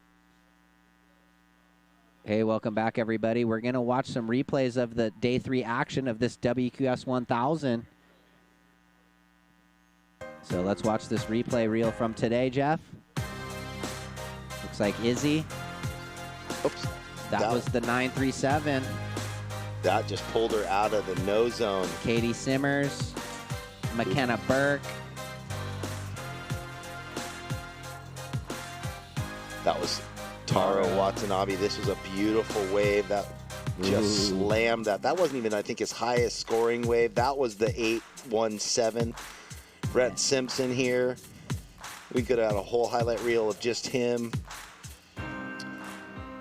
There. That was the section. I want that over and over. Beautiful, beautiful big hook right there. Ben Coffey's run ended in the quarters. And our gentleman, David DeCarmo, who just made it into the semifinal. Great job by David DeCarmo. This is Uriel. They'll be up against each other in the semis. David, come on in. We'll do the interview. Good job, brother. And we're back live with the drone overview. Morro Bay, Morro Rock, the city of Morro Bay, looking at the Morros. What an incredible Day 3, Jeff. We're just going to try and get David up here and get that interview with Kelly. But, you know, wrapping up the first 3 days, little wind here in the end, but another beautiful day of surfing. Yeah, absolutely. A fun day to call. I mean, so much excitement. Plenty of waves over the 7-point range, a few into the 9s, a few in the 8s. I mean, the wave that Uriel found in his quarterfinal, you know, out of nowhere, 867, where, you know, 8-foot face just turned out underneath this other foamy whitewash. He was so stoked. Now, David DeCarmo, what a sessions we just had. Stoked. David DeCarmo. And Brett Simpson, our veteran, just cruising through to the semifinal to back up his second-place finish in Pismo. 2 Americans in Semi 1, 2 Brazilians in Semi 2. Tune in tomorrow morning at 8 a.m. It's going to be a great finals day of this Slow Cal Open. Good job, Braden Jones. Another equal 5th for him at this event, a quarterfinal finish. He's hopefully he does big things this rest of the year on the QS. Where are you going, David? Let's do the interview. Yeah, well, again, good job there for Braden Jones. So consistent, right? Well, I mean, he's been in every quarterfinal of each event. Seems to be. Yeah, of the Pismo events and now over here at the inaugural Morro Bay event. So, yeah, if you're watching out there live, we just have that overview, but we are going to take it down to an interview with David DeCarmo from Brazil, He just ran by, though. Who just vibed his way into the semifinal. Yeah, so we'll get that interview with David, and we'll wrap up Day 3. They do go by fast. Well, what an enjoyable time. And like you said, thank you to Andy McKay for putting this together and fostering, you know, events in California. We need more of them. So if anybody out there was watching and listening, you can go to surfersoftomorrow.org and, you know, if you got any There's questions, David. if you want to get involved, just hit them up and they will get back to you. Nice Good gentlemanly sportsmanship. Yep, a little high five and hug between the two surfers who just experienced victory at sea together. Real quick, and as we get David into the interview booth tonight, surf contest after party. If you're watching, local people, Slow Cal Open, the Volcanics and the Bogies at the Siren tonight, 7 a.m. the door or 7 p.m. the doors open. Show starts at 8:30, and we'll throw it down to Kelly in just a second, getting squared away for that last heat interview. She had to put on another layer of mittens and scarves. It got cold down there. The wind kicked up, and it dropped about 35 degrees. She was saying it was cold when it was sunny. And then it got gray and wintry and Morro Bay-ish. Yeah, this is the typical Central Coast weather that we're used to. Okay. Sounds like we're ready with Kelly. Take it away. I'm here with David. Another Brazilian takes the win. Congratulations. Thank you. So I saw you doing a little praise to the sky when you were walking in. Can you share a little bit about what you were doing? I was talking to God, like say thank you very much for giving the opportunity to make one more hit, and I didn't understand what was happening because it's hard to hear something right there, but when I come out, my friend was at the beach and said, I made it, so that was magical moment for me. Absolutely, and conditions aren't necessarily ideal right now, a little windy. How was it for you combating the conditions? Yeah, it's changed a lot, so the good thing we have like power waves, not like strong. That's the way I like, but the wind show up this afternoon and kind of tough right there, but I got lucky to get 2 meter scores and surf my best. And yeah, I hope tomorrow God brings some more waves, and I hope I got some good one too. I'm sure you will, and hopefully some less wind. So congratulations. Good luck to you tomorrow. All right. Thank you very much. Thank you very much for all my friends, my family at home. So stoked. Thank you very much, guys. And the kiteboarders are out now. That's All how right, windy it Kelly, is. thank you very much. Great job there for David DeCarmo, blazing into the semifinal. And like he alluded to, they couldn't really hear us, even though we were blabbing away and trying to shout out to him. But with so much wind and them duck diving constantly, we understand that. So thanks for tuning in, everybody. We'll be here at 7:57, going back online with the 8 a.m. start. On behalf of Jeff Baldwin, I'm Ryan Simmons, and we'll sign out and see you tomorrow. Have a good night, everybody.